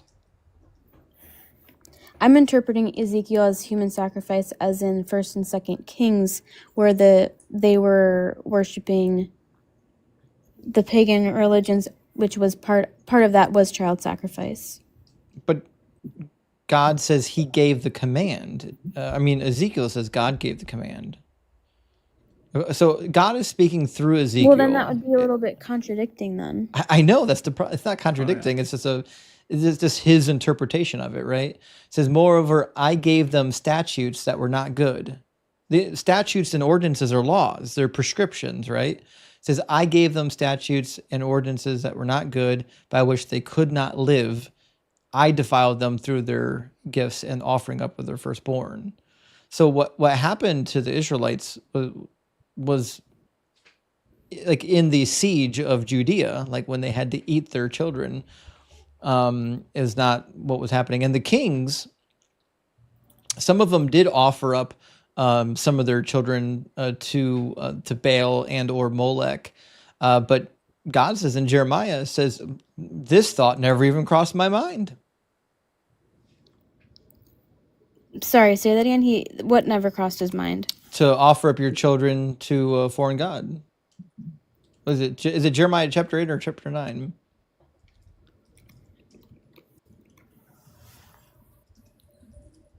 I guess I'm confused a little bit on the connection a little. Jeremiah 19, not 9. All right, Jeremiah 19, 5. In referring to the Israelites offering up their firstborn to the foreign gods, in his accusations, he says, building high places of Baal to burn their children in the fires as burnt offerings to Baal, which I did not command or decree, nor did it enter my mind. So the idea of offering your children up to Baal or to Molech, this is not a command that God gave. And I agree. I don't think that he would have said to offer your firstborn kid to Baal. Right. He said to offer your firstborn to me. Yes, but I don't think that meant killing them. Well, that's what I'm saying, is Ezekiel did, right? So either your reading of the text is wrong and Ezekiel is right, or Ezekiel's reading of the text is wrong. Or Ezekiel's right and you're wrong. Like one of you can't both be correct, right? Because Ezekiel says that God commanded them to offer up their firstborn, just like it says in Exodus, as a sacrifice. Yeah, I mean, would dedicating your children to the church or whatever, would that horrify them? Yeah, right. Well, I think what was horrifying was when people were actually. I think what was horrifying was that they were sacrificing them. Yeah, exactly. Yeah, well, that's what it says in verse 26. He did it to horrify them. Right. Giving your child to the temple is not going to horrify anybody. That's just a practice that people used to do. In fact, even the ancient Babylonians did it. In fact, there's elaborate rituals you can read in the Babylonian text about how you prepare your daughter to become a temple attendant, and how she's selected, and what kind of life she has to live for the 1 year preceding her time of service, right? So certainly, like, giving it was considered an honor to be selected to serve in the temple, right? So this idea that he gave them ordinances that they couldn't live by, and that it was going to defile them, right? It says, I defiled them through their gifts and offerings up of their firstborn in order that I might horrify them. This is child sacrifice. But if he was saying to dedicate your firstborn kids to me, could it not be the first thing that you were saying, which is kind of what I was talking about with Samson, having his mom dedicate him to God? Is that not what he was saying, and not the sacrificing one? Well, And then when Ezekiel is talking about the one part where it's horrifying them, the horrifying part was that people were taking that as human sacrifice. So no. So again, Samuel being offered up has nothing to do with Exodus. Sorry, I keep saying Samson. Samuel. It's okay. It's just a brain slip. It happens to me all the time, right? What Ezekiel's talking about is actual bad laws, right? He starts out in 24, because they're disobeying me, right? They rejected my Sabbath, so on and so forth, and they set their mind, on idols. It says, I gave them statutes that were not good, and ordinances by which they cannot live. So we're talking about laws. We're talking about commands.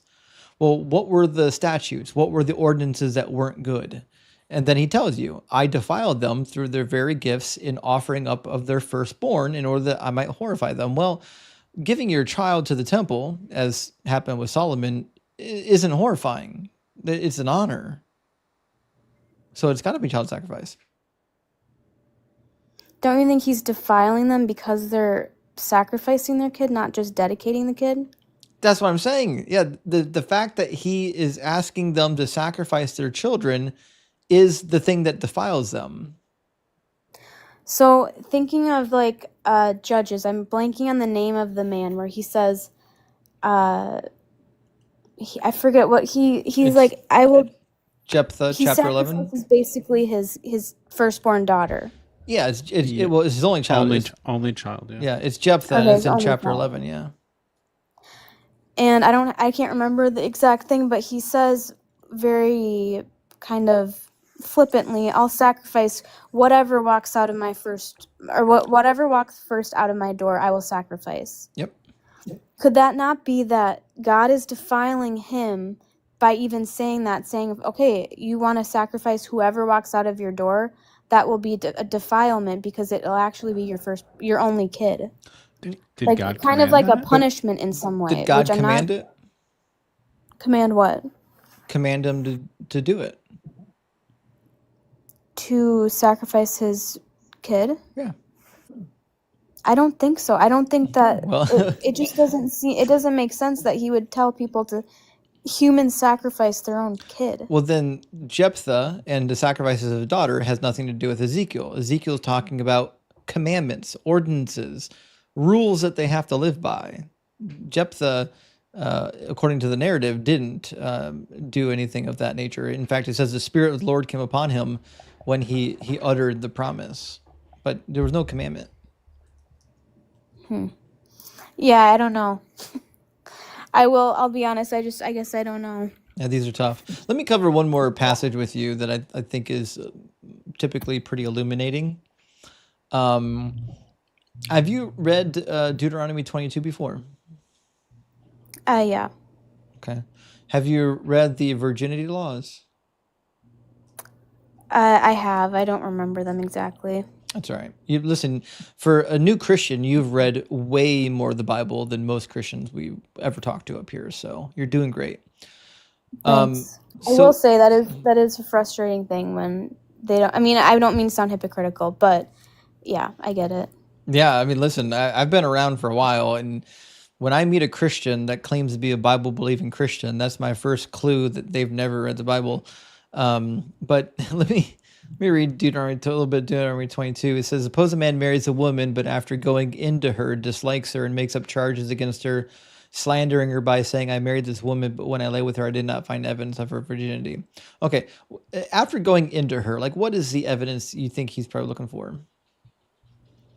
I would assume blood. Yeah, exactly. He's looking for her to bleed, right? That's why it says, the father of the young woman and her mother shall then submit the evidence of the young woman's virginity to the elders of the city at the gate. The father of the young woman shall say to the elders, I gave my daughter in marriage to this man, but he dislikes her. Now he's made up charges against her, saying, I did not find evidence of your daughter's virginity, but here is the evidence of my daughter's virginity. Then they shall spread out the cloth before the elders of the town. So they're looking for blood, and the proof that she's either bled or didn't bleed is whether or not there's blood on the cloth, right? Right. Right. Now, you're probably aware, and I don't want to be assuming, but you're probably aware only about 43% of women bleed their first time, right? Yeah, I know it's not always the case. Right. So the fact that God says if you don't bleed your first time, you can get stoned seems to be because this was written not by God, but by somebody who didn't know biology. Right, and I'll be honest too, like I read things like this, and even the part where we're talking about the Hebrew slaves, and like I was trying to reason with it, like maybe it's protection, maybe it's, whatever. I don't understand this, and it begs the question, maybe is part of it not God saying that? Is it just a person saying what they want to say? Because what you just pulled up is very, I don't know, misogynistic Right. and abusive, and I don't know. I really don't know. I don't get that part. So yeah, and you're being honest with the text. Like when I was a young Christian, when I was just a little bit older than you, I ran through a lot of these difficult passages, and I said the same thing. I said, shit, these are really difficult. I don't know if I have answers to them. And I went as far as I could trying to find answers for a lot of these problems. And what I discovered is there's not good answers for them. I ended up going through Bible college and seminary and coming out on the other side, realizing that the God who gave these laws is not a good God. He doesn't know biology. He doesn't know history. He's a barbarian who seems to be an invention from the Bronze Age. And then for me, the nail in the coffin, and, I don't want to bombard you by adding a new topic, but for me, the nail in the coffin was that Jesus didn't fulfill any of the messianic predictions. Like if you go to the Old Testament and see what it says about the Messiah, he didn't do any of it. Yeah, no, and I've seen your videos talking about that too, and I mean, the number is constantly changing. It's 600 prophecies. I It's know. 300 prophecies, 100, 0, and like I don't know. I don't know the prophecies either to the point where I can have a full-blown debate on that, but Right.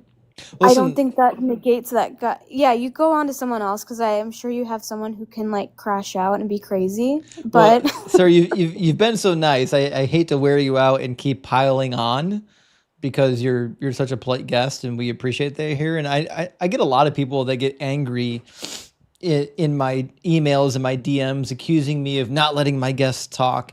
Listen, if you come up here and you're nice and polite, you can talk as much as you want. Shit, you can even interrupt me and I'm okay with it as long as you're being polite.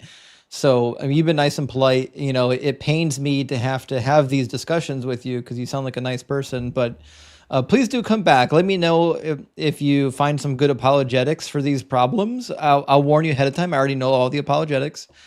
But yeah, I believe that. let me know what you find. Come on back and we'll have some follow up. All right, sounds good. Well, nice talking. Yeah, good to hear from you, Sarah. Cheers. Yep. Bye. Sarah, Sarah, I don't know where she's at in life, but she sounds like she's trying to be honest. Like she's doing the apologetics, the same with stuff we used to do probably. But I mean, sounds like she's seeing the issues and she's saying, yeah, they're difficult, Yeah, I mean, there's always going to be some like resistance and hesitance. But yeah, no, I'm much more honest than we usually get. Right.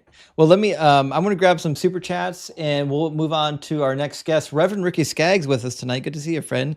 Says, FYI, my dad, John the Baptist. Oh, yes, of course we're back on this. My dad, John the Baptist, is always complaining about the flimsiness of the modern Jewish hymen and yearns for the days of yore when they were more durable. Checkmate atheist. And if you're subscribed, send some Hebrew hymens in the chat, and I'm sure my live is getting banned as we speak, but don't send them up.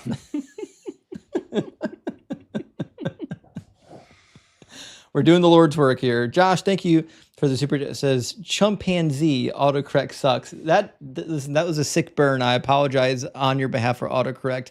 Autocorrect is the bane of most of our existence. And Marcus says, isn't that still a belief in multiple God? Wait, what? Isn't that still a belief in multiple God though? I think that's the Catholicism thing. I think so. What we're talking about. Oh, I see what you're saying. Yeah, about the idols.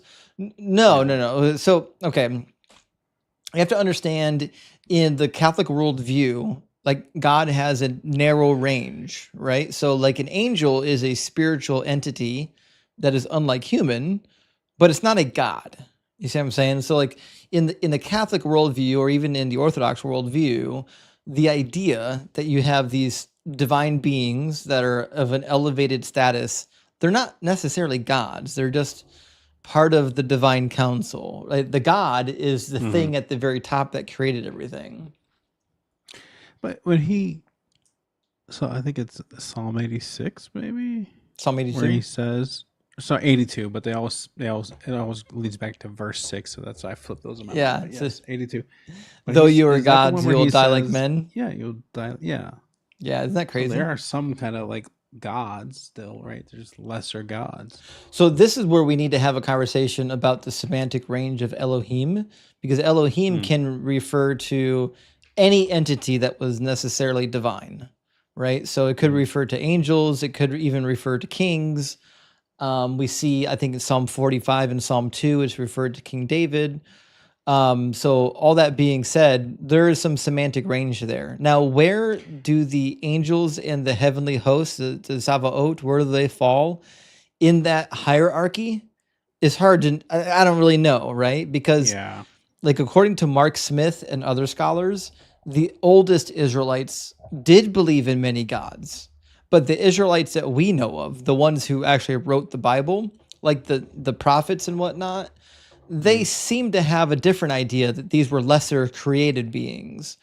It's just, it's very difficult because now you have to have a discussion on, well, are we talking about the ancient Israelites or the Israelites of the Bible? You know what I mean? Like it's hard to know. But I agree, depending on the time period you're in, the Elohim either are or are not gods. Were they B'nai Elohim? Yeah, the sons of God, the B'nai Elohim, yeah. Was that in Psalm 82? It shows up in Psalm 82. It shows up elsewhere. It even shows up It's Genesis 6. in Daniel in Genesis 6:6. So yeah. So this idea of the B'nai Elohim is a deep Ugaritic idea of how the main god El had 70 sons. They're referred to as the sons of Atherot, which is the counterpart to Asherah. And the idea was that there was 70 sons, one demigod or one lower tier god to govern every nation. There were theoretically 70 nations. And so that's why. What do you make of? Sorry, go ahead. I'm listening. What do you make of Deuteronomy 32? When 32:8? it says, the nations are being divided, and like Elion was doing the dividing, and Yahweh's portion was Israel. Is that a hierarchy? Like, is that or? Well, it's not a slam dunk. And the reason is there's a way to read that as a Hebrew parallel, right? So in Hebrew parallelism, sometimes you refer to the same entity using different language. Like you might say, I'll use an English example. You might say, Justin rode a donkey Thursday. Yea, even an ass. Okay, we know that the donkey and the ass are two different words for the same thing, right? But they do the same thing with names. So the various editions of Elohim often would show up in parallel with the name Yahweh. So there is a method of reading it as Elohim being Yahweh, dividing up the nations and then taking his own portion. And then there's the way of reading it of like, oh shit, this is old, this is archaic. This is about El Elyon, the highest God, and Elohim being a smaller God in that pantheon. I think either of those readings are okay. Oh yeah. Well, okay. So Jehovah is a different topic. Yeah. So Jehovah. Isn't that what's in? Well, I don't know if that's what's in there, but I think the Jehovah discussions are irrelevant because Jehovah is just a different vowel pointing added to the name Yahweh. So yeah, sure. Yeah, exactly. You probably know the story. The Masoretes didn't want you to pronounce Yahweh's name. So what they would do is they would put the consonants of Yahweh, they would put the vowel pointers for Adonai. And so they would say, once you see the vowel pointers for Adonai, it would be a reminder that when you see the divine name, you would say Adonai rather than say Yahweh, and therefore you're protecting the divine name.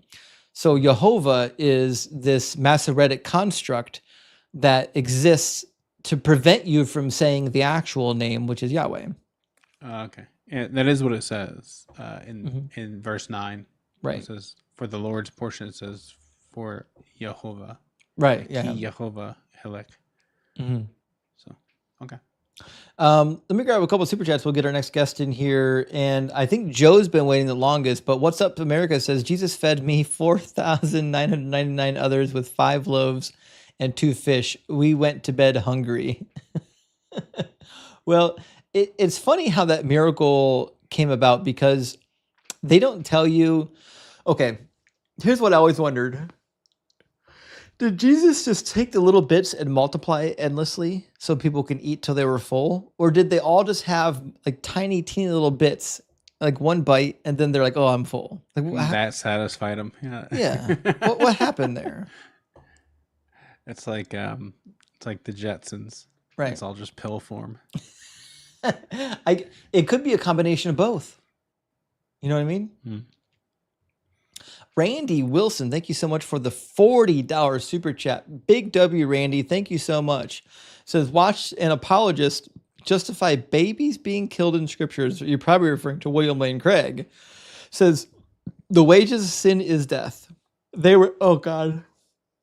They were sinners? They were not sinners. They were sinners. I guarantee the apologist knew someone who lost a baby. They would say the baby is innocent and in heaven. So this is such a good point because if you talk to Christians about the death of babies, they will instinctively tell you that your dead baby goes to heaven. And they'll even pull up passages, like the passages, like 2 Samuel chapter 12, when David's baby dies.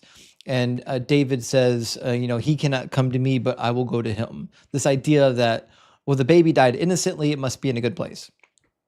That's a Christian. That could just mean the grave, right? Yeah, exactly. The Christian they don't interpretation. Say it that way, yeah. The Hebrew interpretation is they're in Sheol. Okay, but to the point, okay, if that's the case, like if dead babies go to heaven, then you can't be saying that like these babies deserve to die because everybody's born a sinner.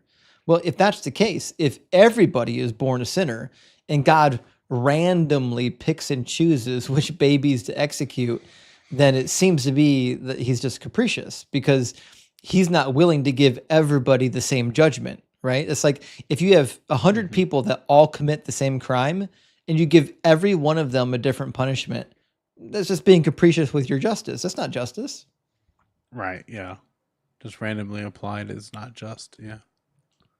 And I have an example I pull out. It's pretty grim, so I don't need to go into it here. But basically, when I get someone who's trying to like dismiss that child, death, I basically will present them with the idea of me, who's already my ticket's already sealed. Right, I blaspheme the Holy Spirit. There's no, you're done. There's you're no toast, way out buddy. from here. I'm cooked. So I'm like, would it be bad for me to go and clear out the maternity ward? Yeah. And no, never. It's never okay. But I was like, but what happens to the baby? They go to heaven, right? Yeah, but you're not God. You can't. Well, okay, but that's a sin. I'm already done anyway.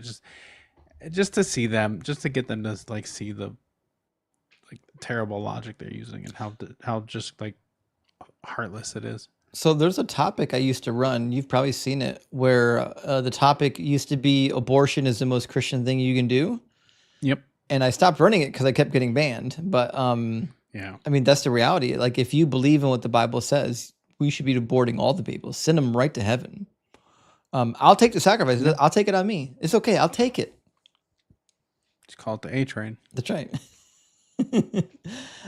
Git says, thank you for what you're doing, Justin, in terms of educating people about scripture. Well, Git, thank you so much for the super chat. And thank you for support. And that's my goal. My goal is to educate. I never thought I'd be online arguing with people. Here I am. My goal was always to educate. An atheist truck driver, good to see you, friend, says there are many Jewish customs in New Testament that are 2nd century, including wrapping bodies and ritual hand washing from Matt. Plus, women never touch men's bodies. So there's a lot to be said there about which traditions that we find in the New Testament are Jewish in nature or not. The hand washing, it comes from the Talmud, and I think this is the dividing line between some of these laws, right? The laws that the Jews were following in the 1st century, a lot of them were a combination of the Mosaic law plus the oral law, the Talmudic laws that we call them today. And Jesus wasn't for that business. Jesus didn't want to follow the oral law. He only wanted to follow the law of Moses, right? He was a purist. And so that's why you find these weird laws in the New Testament. Like, where'd they come from? They didn't come from the Old Testament.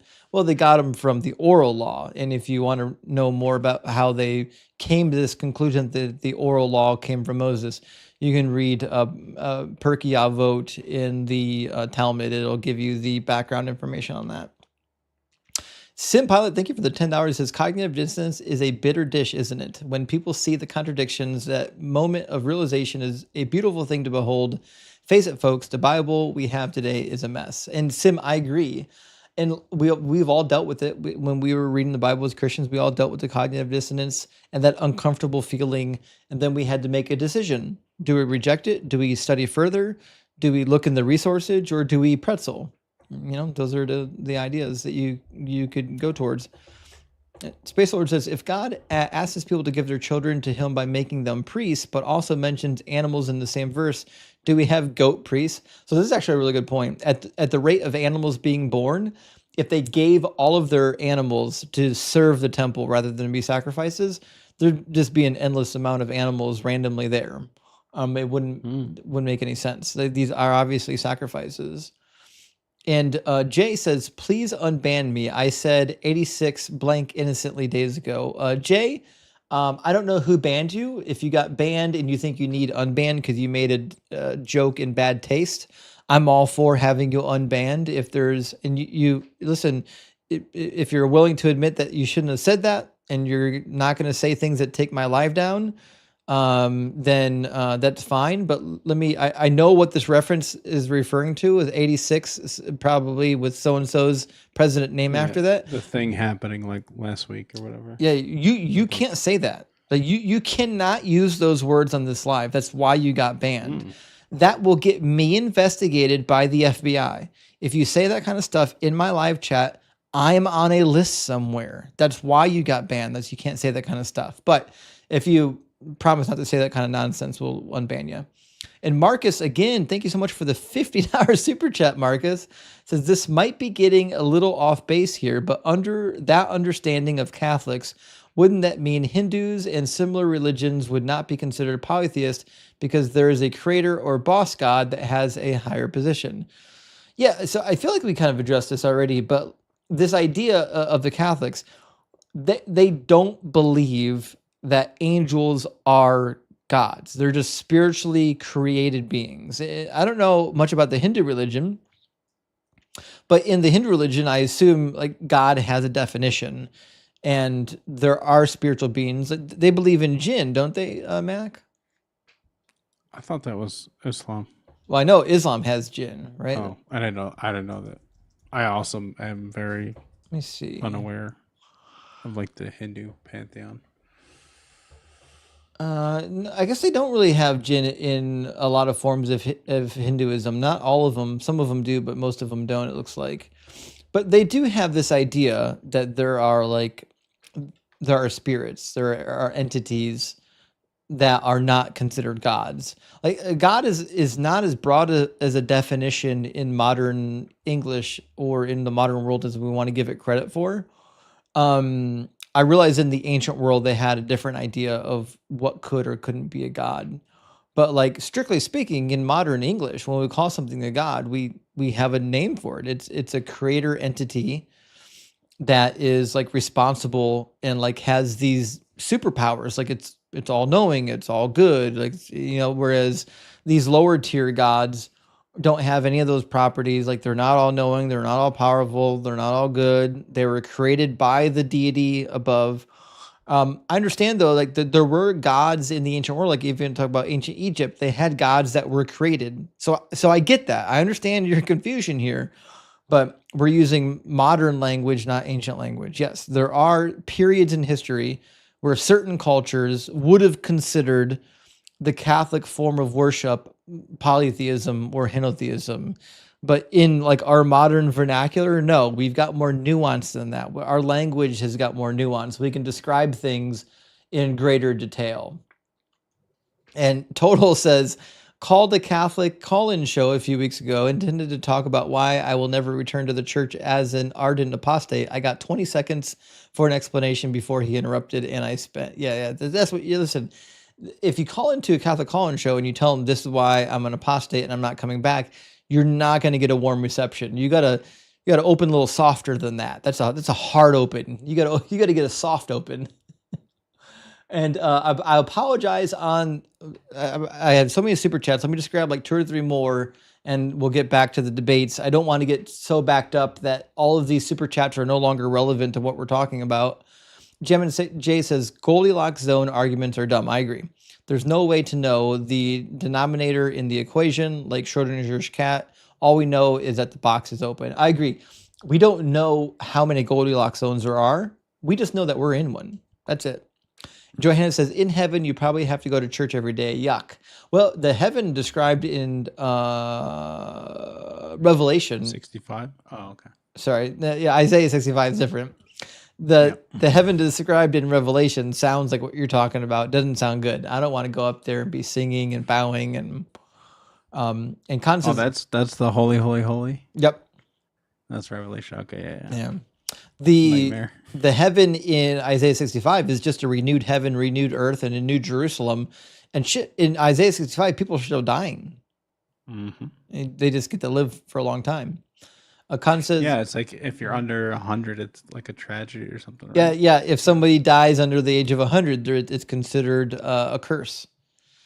Khan says, according to Mormons, the Old Testament used to contain explicit prophecies about Jesus, but they were all conveniently lost or removed. 1 Nephi 19:10. Yeah, so the Mormons have to do the same thing with the Bible that the Muslim folk do, which is you have to say, well, we believe in this tradition, but it's corrupted or there's something wrong with it, and we're going to give you the right version. You know what I mean?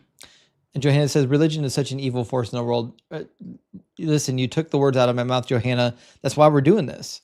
And Judas says, sitting here listening to you cook theists and playing cribbage with my best friend. Well, Judas, big W for playing cribbage, and thank you for listening and for supporting the channel. Big W, friend.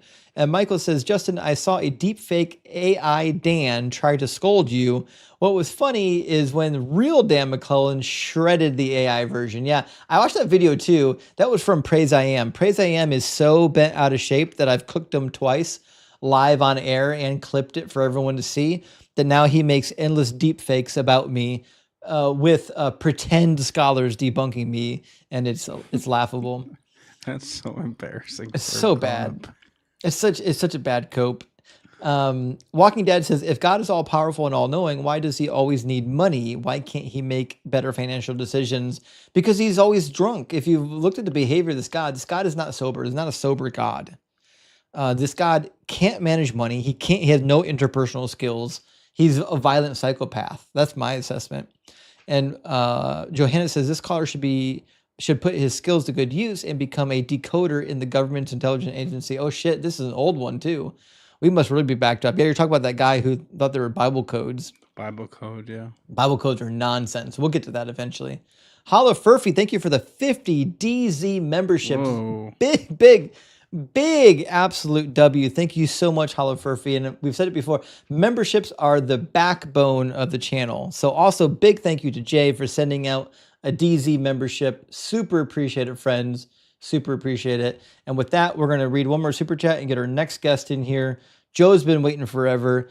Cheap Snack says, Celebrity Deathmatch, Jesus versus Doug. Doug finishes with the headbutt to the groin from the top ropes with the lovely Sharon Stone at ringside. I concur. This seems like the most plausible way that this would play out. And being that we assume that Jesus was not made of paper, that means Doug is obviously not going to get covered in the death match and lose.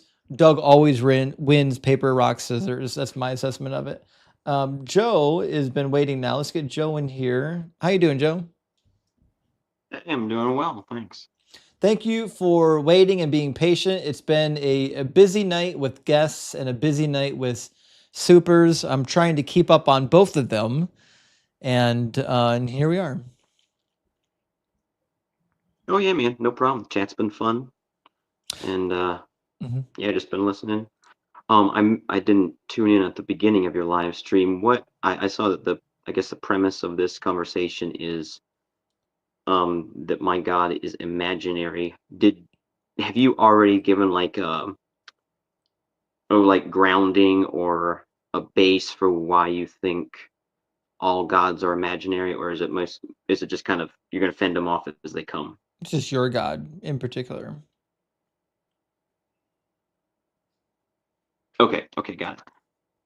Right. I could say all gods are imaginary, but I feel like that's an unnecessary burden because most people believe in a specific God. And like if you believe in a deistic God, that's fine. Like that doesn't change my life, doesn't change your life. Not particularly interesting. I don't see a reason for a deistic God. I don't think they solve any actual problems. But no, for sure. Like if you believe in a deistic God, that's really the least of my worries. Yeah, oh no, I definitely believe in an immanent God, Jesus Christ, the Son of God, my Savior, Yahweh. Very happy to believe in him.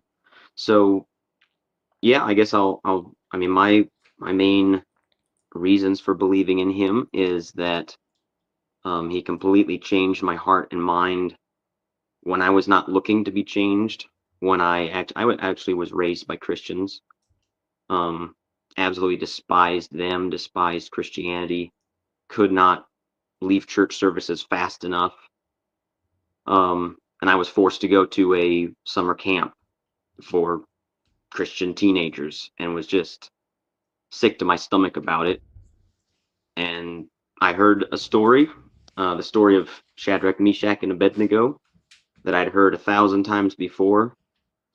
And God reached in and just convinced me that he was a good God. He is a good God, that he actually interacts with those who seek him, that those young men knew him. They knew he was good. They knew he was worthy of worship and obedience. And I just started talking to him, and he changed my life overnight. My desires changed completely.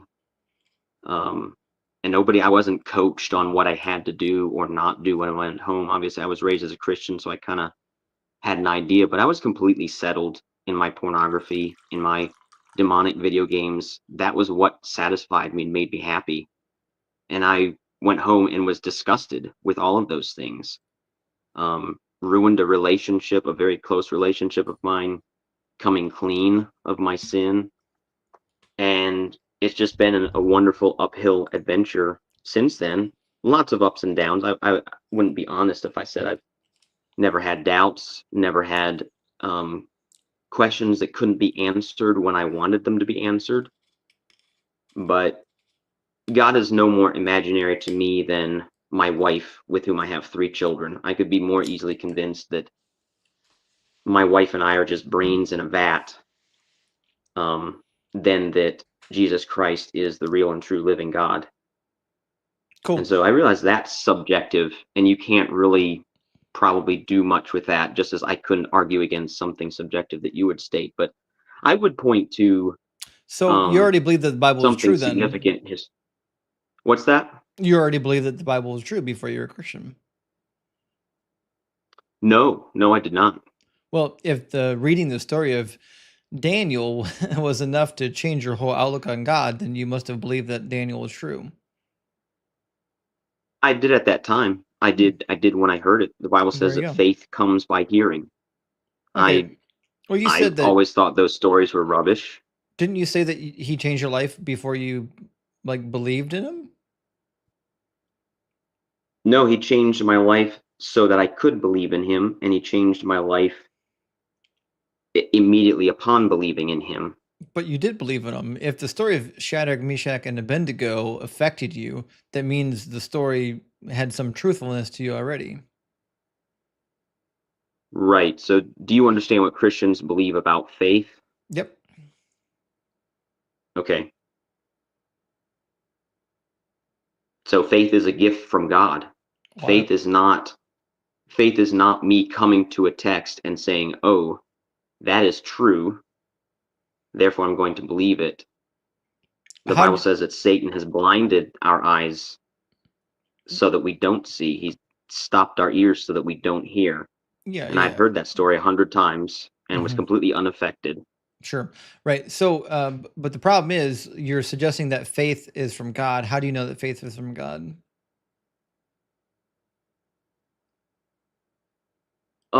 Well, let's see. I'm trying to think of a way that's not circular. Well, certainly the Bible says faith is from God. My experience says faith is from God because it just happened to me. I was not looking for it. But you already believe that the Bible is true. Like I said, I mean, you're reading like the I said, Bible I and you hated, believe that the I Bible was hated it all. true. Yeah, I mean, I guess I was okay with the non-miraculous stories. I was only 14 at the time. I wasn't doing a whole lot of diagnostics of which part of the Bible were true and which weren't. Right, right. Okay. So you had some belief in the biblical God, even though you didn't follow the biblical God. Then you read the Bible and you read a part that you liked, and you're like, oh, well, maybe this God isn't so bad. Oh, yeah, that's an understatement, but yeah. Okay, so the fact that he saved, Daniel and his friends, I think is a fun story. I think there's lots of problems with Daniel. Daniel is probably one of my favorite books of the major prophets. The problem I have with Daniel is that it just gets stuff wrong, and it's clearly says things that are untrue and makes predictions that fail.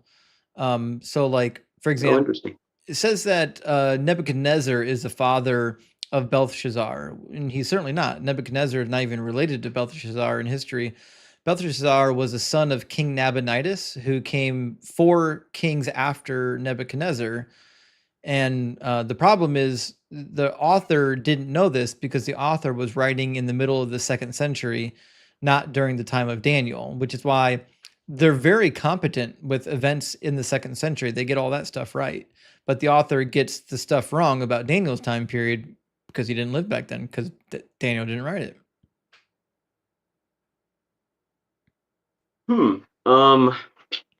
So I'm not familiar with this conflict, but I feel like the Greek Septuagint would prove that statement wrong because that began to be translated like 4 or 450 BC. Mm-mm. And Daniel is certainly in the Greek Septuagint. So I'm not sure where you're coming up with they were writing that in 200 BC. Well, according to the letter of Aristeas, who gives you the narrative of how the Greek Septuagint came to be, it was only the first 5 books of Moses that were translated in Egypt, in Alexandria. The other books came subsequently much later. And the book of Daniel, in fact, the parts that are relevant to our discussion not only are written in the 2nd century, different parts of it are written in a form of Hebrew that didn't become popular until the later end of the 2nd century, once they threw off the rule of the Greeks in the revolt from Judas Maccabeus, and they instituted Hebrew as the national language again. When they did that, when they reinstituted Hebrew as the national language, it had a lot of hallmarkers that weren't in proper biblical Hebrew. anymore. It's referred to as Mishnaic or Hasmonean Hebrew. And that's the state of the Hebrew text that we find in the majority of the book of Daniel, a text that mirrors the second century, late second century, early first century Hebrew. Okay, all right. I'm ignorant of that process, so I will take your word for it. It's a good area for me to do some poking around Yeah, and for sure. educate myself. Yeah. So like I understand how like reading some of the good parts of the Bible, if you believe in the Bible, reading some of the good parts of the Bible can really like reinforce your faith. In fact, the Bible says that believing comes by hearing, and hearing by the the reading of the Word of God, so on and so forth. But there's a lot of stuff in the Bible that I think would push you in the other direction. So Mac brought up earlier the fact that God allows for slavery seems to be like a very problematic part of the Bible that people seem to overlook all the time.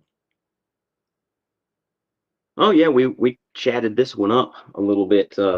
Unfortunately, I couldn't hear your caller because I'm on my phone. I guess there's something going on with that technology, but yeah, I have no problem with the version of slavery that is in the Old Testament. In fact, I went so far as to say I would have no problem being a slave under those circumstances because it was entirely a situation of justice, meaning it was for the reconciliation of debts and the repayment of, in many cases, like war crimes or just the expense of war. And so, I heard you talking about what sounded like trickery of the master, giving him a wife and children, etc., and then the male slave could go out or stay. But what the scripture says about the maximum length of time that a slave could serve. There was no such thing as a perpetual non-voluntary slave. How much money would you wager on that? As far as the Hebrews. How much money would you wager on that? Well, you sound pretty confident, so I better not wager. But to my reading of scripture, I remembered that their standard was 7 years, and then there was the year of Jubilee. So you could serve a maximum of 50 years, but the time of servitude was based on the indebtedness, and the whole concept of kidnapping somebody to get a slave. The Bible calls for the death penalty for somebody who just took somebody without cause for a slave. And so, and it's even laid out in Leviticus that the whole congregation was to be kind of snitches on the masters of slaves to make them accountable, to treat their slaves kindly, to not be ruthless masters. That's They were certainly to not in there. report one another. That's not in there. What's that? That's not in Leviticus. Oh yeah, it is. Yeah, it is. All right, well, we'll get there. I'm going to read you a passage before we get Leviticus. For the Hebrew check out slaves, what Leviticus says about slavery. We'll look at it. It says, when you buy a male Hebrew slave, he shall serve you for 6 years, but in the 7th year he shall go out a free person without debt. If he comes in single, he shall go out single. If he comes in married, his wife shall go out with him. If his master gives him a wife and she bears him sons or daughters, the wife and her children shall go out alone. I'm sorry, let me read that again. The wife and her children shall be her masters, and he shall go out alone. There we go. So according to Exodus, if you are a man and you go into service and the master gives you a woman to have children by, have a family by, any children that you have with that woman, they're still permanent slaves. They didn't do anything wrong. They didn't owe any debt. I don't think that's correct. I think there were other laws that just made it ipso facto that no Hebrew was to be a permanent slave. Sure, find me. Where are you getting it? That just a second. Just because the man went out before the wife and children does not mean the wife and children would not go out when their time was served. Well, let me read again. Maybe you don't see the screen; you can only hear me talking. So maybe that's just because you can't see what I see. Exodus 21:4. If his master gives him a wife, and she bears him sons or daughters, the wife and her children shall be her master's, and he shall go out alone. Okay, so he goes out alone. Yeah, because the Does women. does that necessarily mean that his wife and children remain slaves for their entire life? Yes, that's why he's going out alone. So if I'm serving a jail sentence of 9 years and my friend is serving a jail sentence of 10 years, at 9 years I'm going to go out alone. And then at the 10th year my friend is going to go out. I still went out alone. Well, it doesn't say anything about women being able to go out, right? It says that the wife and her children shall be her masters, and he shall go alone. It's saying, so after the terms of service, after 7 years, they're going to go out alone. Now, if in fact she's there serving a 6-year indentured servitude as well, well, then she would go out before him. She'd already be released, right? Because you only serve for 6 years. But as it turns out, the women didn't serve for 6 years, they served for life. Verse 7, when a man sells his daughter as a slave, she shall not go out as the male slaves do. Right? So the women and the children are permanent slaves. Yeah, I'm not certain about that interpretation. I'm pretty sure that would be basically the idea of purchasing a bride. I'm not sure how to reconcile that. It's funny that it says slave and not bride. Yeah, yep. I will grant you that. Right. If it was about purchasing a bride, it would just say a wife. It'd say Isha. Yeah, it says if she does not please her master, who has designated her for himself, then he shall let her be redeemed. He shall have. So there's something going on here besides just like a common slave, because it's designated for himself. Yeah, she's a concubine. Like a concubine. Yeah, that's a slave. Yeah. A slave wife. Okay. I'm reading a little bit further in the passage just to make sure I'm getting the context.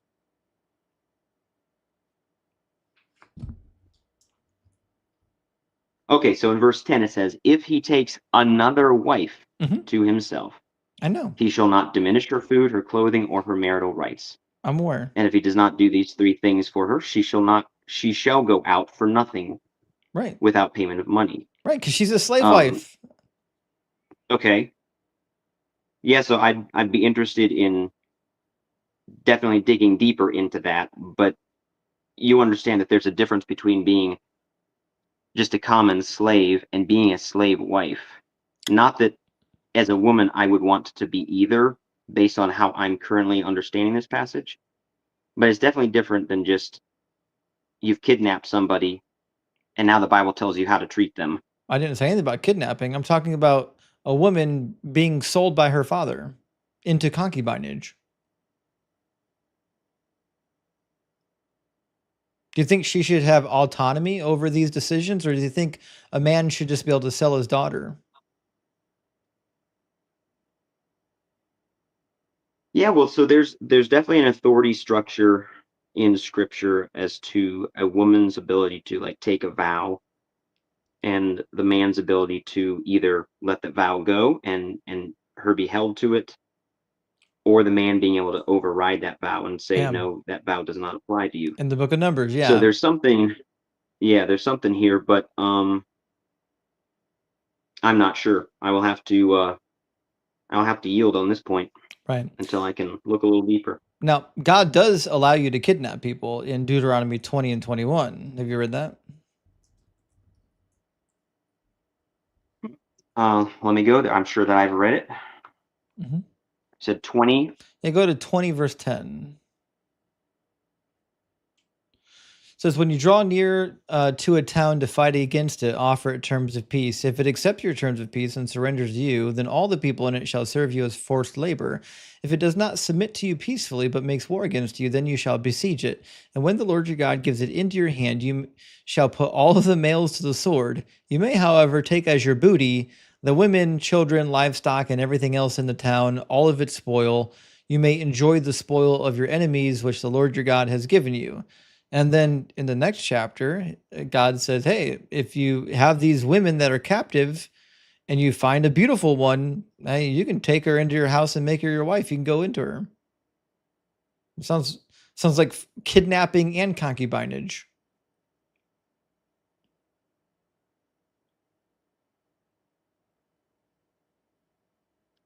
I agree with you on that assessment.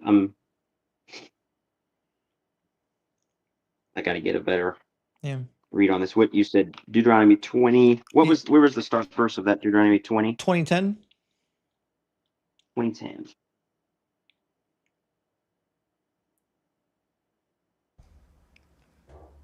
So, I mean, my first thought is that Israel, apart from the land of Canaan, Israel only fought defensive wars. So in the land of Canaan, they were told to go. True. This is talking about towns that are far away from you. Did Israel ever do that? Well, I don't know if it. Well, according to the narrative, they didn't. But God is giving you commands here on what to do with towns that are far away from you. Verse 15 says, "Thus you shall treat all of the towns that are very far from you, which are not towns of the nations here." Verse 15. So he's saying, these towns that are far away from you, hey, go and fight against them and offer them terms of peace. If they don't agree to be your forced labor, then you can take all of the males, put them to the sword, commit genocide, kidnap their women and children.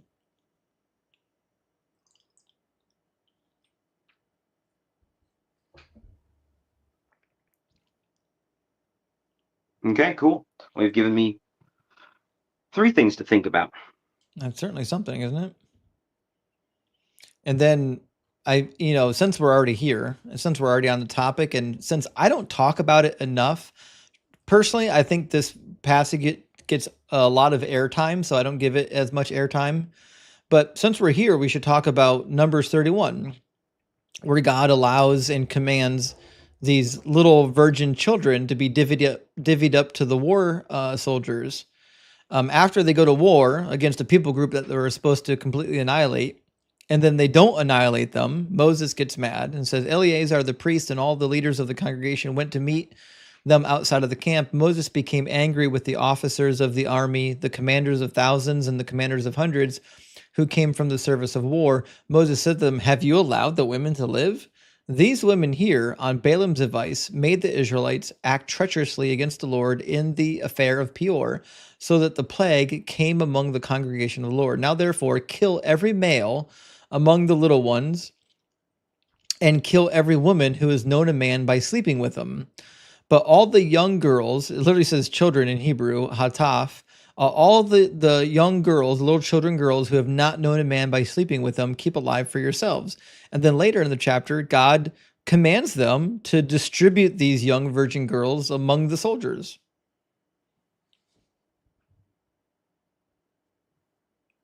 Okay, I apologize. I'm very slow. You said Numbers 31? Yeah, verse 15 through 18. Okay.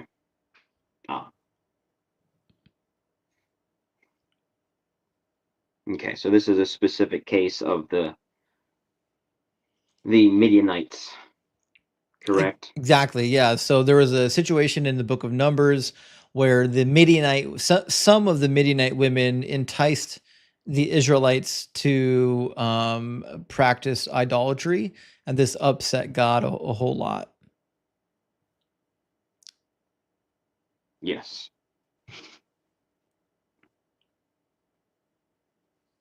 Okay.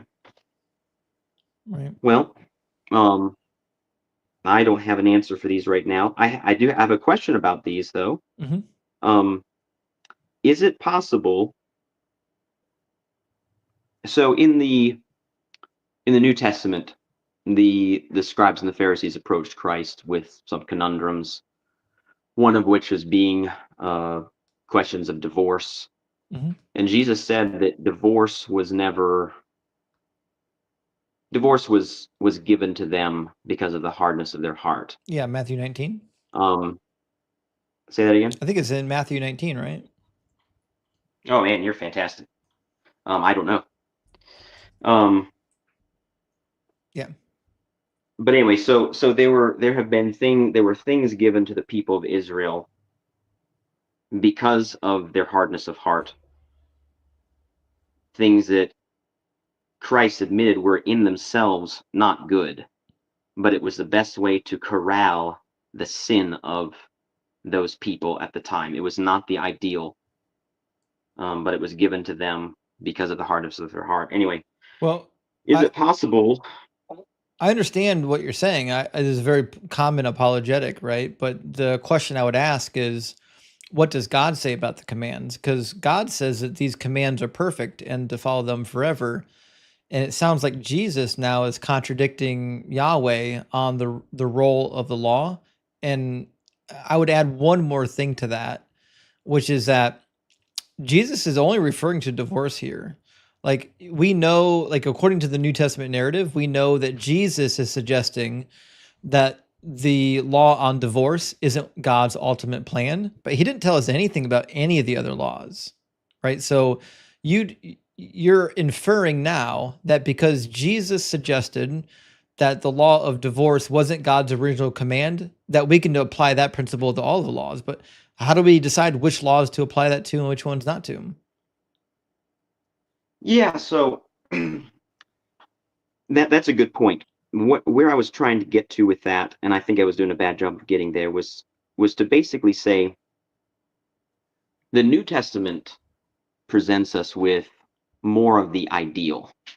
It presents us with freedom for slaves. It presents us with the complete equality of men, women, Where? slave, free, barbarian, Scythian.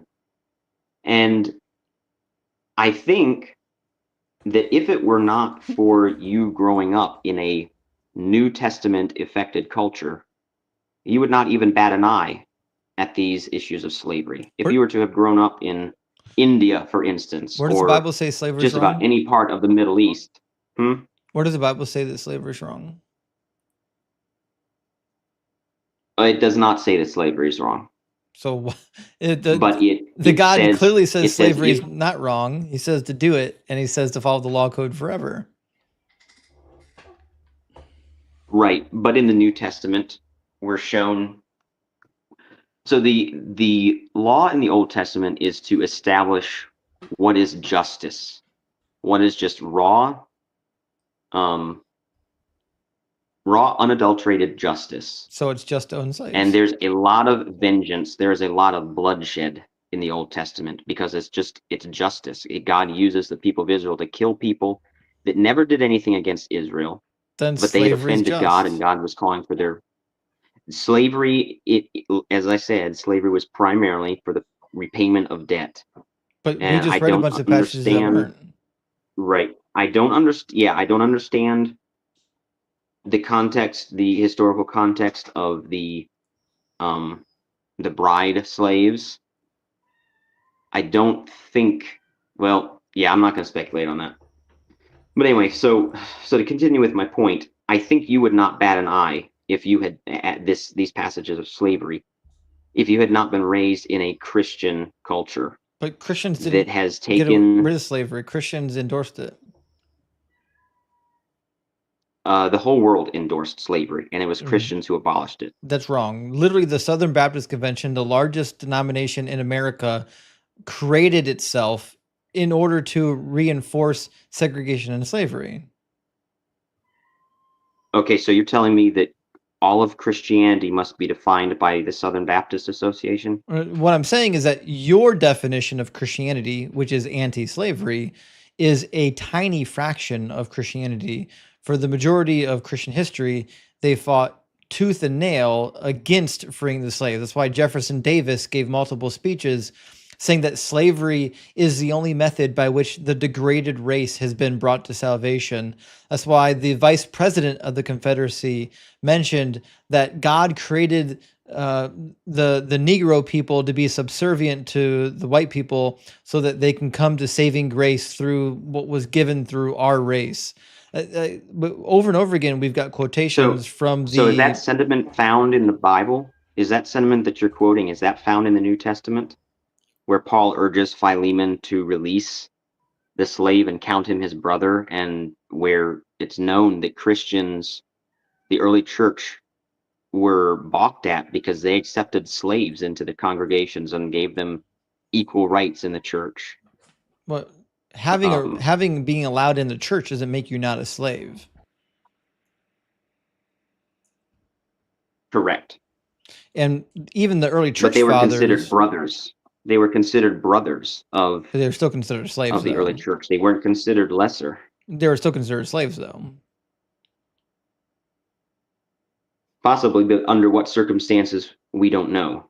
I Again, mean, like I we have said, a if pretty there was a good debt, idea. if I was a prisoner of war, if we went to war with a country that defeated us, I would be happy. I mean, I would obviously rather that they did to us what America did to Europe and just rebuild everything and gift them back everything that was destroyed. But the reality was that most of the time slavery was a repayment of a war debt. That's not true.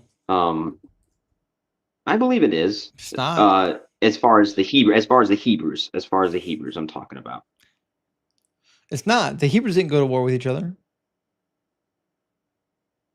No, not with each other.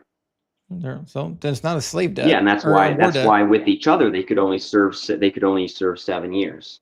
If you're a male. If you're a foreigner or if you're a woman, you were in there for life. So I mean, according to the code, if you were a foreigner that went to war with them, it doesn't say that. Sure, it does. No, it it doesn't. talks all over the place about taking care of the foreigner. They didn't just somebody come knocking on their door and, oh, here, look, here's a new slave, and they enslave them. There were specific guidelines about how to treat the foreigner. Oh, all right. Well, I guess today's the day you learn Leviticus 25. All right, Leviticus 25 says, as for the male and female slaves who you may have, it is from the nations around you that you may acquire male and female slaves. You may also acquire them from among the aliens residing with you and from their families. Now, families isn't actually in there. What's the passage again? I'm sorry, you said 25? Yeah, Leviticus 25, 44 through 46. Okay. I'm there. Cool. Right. So it doesn't actually say family in the Hebrew text. It says from their sons, meaning the children, right? Says from their sons that are with you who've been born in your land, they may be your property. You may keep them as a possession for your children after you, for them to inherit as property. These you may treat as slaves. And so if they had children, their children were born into slavery. These are perpetual slaves.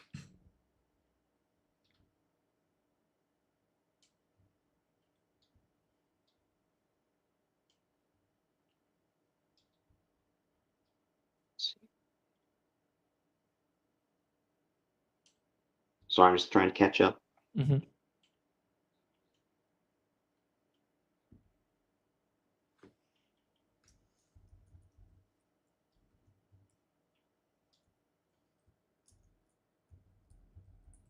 Yeah, I'm not fast enough. I'm gonna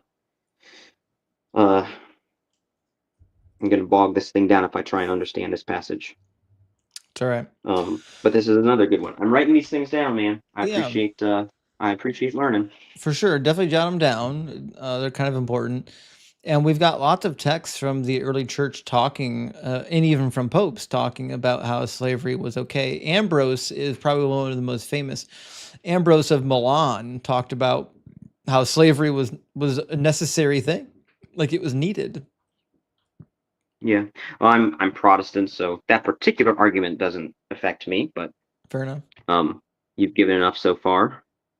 Yeah. So I think Gotcha. like the issue of slavery is kind of a big issue. That's why it comes up so much in apologetic circles, is because Yeah. I think most people, whether you're a Christian or not, most people understand like slavery is not good. It's not a good thing. And so when we see the God of the Bible endorsing slavery, the funny thing is that's not true. What you just said about most people recognizing slavery is not good. I'm sorry, do most you think people it's good? in 2025 America recognize slavery is not good. I agree. But you've heard the stats probably more often than I have. There are more slaves. There are more people in slavery today than there ever were during the Atlantic slave trade. Only if you have most of the world does not think that slavery is bad. Only if you have a very loose idea of what slavery is. also not as a percentage. Yeah, it's certainly not as a percentage. Okay, I see, just overall number. Yeah. Well, yeah, I guess so. So what is your particular beef with slavery? Why is that offensive to you? I know why I'm troubled by these passages that I can't wrap my mind around, and I know why I'm going to wrestle with them, but why are they offensive to you? Because I don't think that people are property. Why not?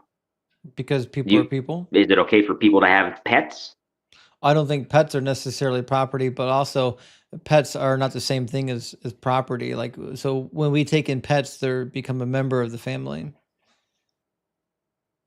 I don't think that's the case with a herd of cattle Well, or a herd of chicken cattle or aren't a flock of pets. chicken. Right, but they're animals. They're animals and they're property. I mean, maybe you're a vegan. I don't know. I mean, I'm not vegan, but I'm super sympathetic to the vegan position. I don't believe that our pets are necessary slaves to us. I think they're family members. Okay, I disagree with that, but I mean, talk to my cat. She lives better than a lot of humans in the planet. I'm sorry, he. Sorry, well, my cats dog. would be My on dog your is a side of this she. argument anyway. Yeah, obviously, cats are on my side. Yeah. Dogs are on my side. Cats are on your side. Yeah, cats are not No, obedient like dogs. but why is the concept of like in the animal kingdom, and I can't spot any, but there's lots of examples I've heard of over the years of different animals enslaving other animals, particularly in like the fish world. Are those examples offensive to you, or? I don't think that fish are necessarily like have the thinking capacity of humans. I think that's what sets us apart. As human beings have this incredible sense of morality and also the ability to logic and reason, whereas a lot of animals don't have the same level of cognition. So I wouldn't put on the animals the same sense of moral responsibility that I would put on humans. So would it be okay if I enslaved somebody who is badly mentally damaged? I think that would be bad. Yeah. Who didn't have who? What's that? Yeah, I think that'd be bad. That'd be bad. Okay, so it's not our cognition then that you're arguing if enslaving somebody who hardly knows their left foot from their right is also offensive to you. There must be something else that's offensive because to you about you slavery. have thinking, you have reasoning capacity, right? Which means you know that owning another human being is not beneficial to the person that you own and treating them like a slave. What does beneficial have to do with it? Well, I'm an atheist. I don't believe in objective morals. I'm assuming that you hold to the survival of the fittest. No. As to how we got to where we are today. Survival of the fittest is a mechanism of evolution, not morality. Well, if that mechanism has led to our society, doesn't that automatically mean it's right and what we ought to go with? No, survival of the fittest is not a moral code. Survival of the fittest is the ability to survive, not the ability to kill people that are weaker than you. Like, you can be the fittest in your society and survive and produce offspring without going back and murdering all those that are not as fit as you. Right, but I guess what I'm getting at, I mean, you know what I'm getting at. We're trying to parry here, but I think what you want to do, and if I was in your shoes, Joe, I think this is about the time I would pivot to the moral argument, which is basically to say that atheists don't have any morals. We can't have any morals because we don't believe in an objective moral lawgiver. Well, I wasn't going there. I was actually, I think that you do have morals. I just think that they're screwed up and that you borrow from Christianity where your morals fail. What did I borrow? So I don't see how you could say me acting out the exact same thing that's been going on for millions of years, if you believe in evolution, just the survival of the fittest. The strong take what they need from the weak, and the strong get stronger and the weak get weaker. That's not survival of the fittest. I don't see how you could say that me doing that. Sure it is. It's not. Of course it is. No, it's not. I know have he you? can't You hear me, don't. You but don't. that's so I bad. own chickens, and survival of the fittest is very much at play there in the chickens. As far as when one of them is slightly sick or down, the others peck at it and chase it away from the food so that they can get more. Yeah, but we're talking about It is human beings. absolutely.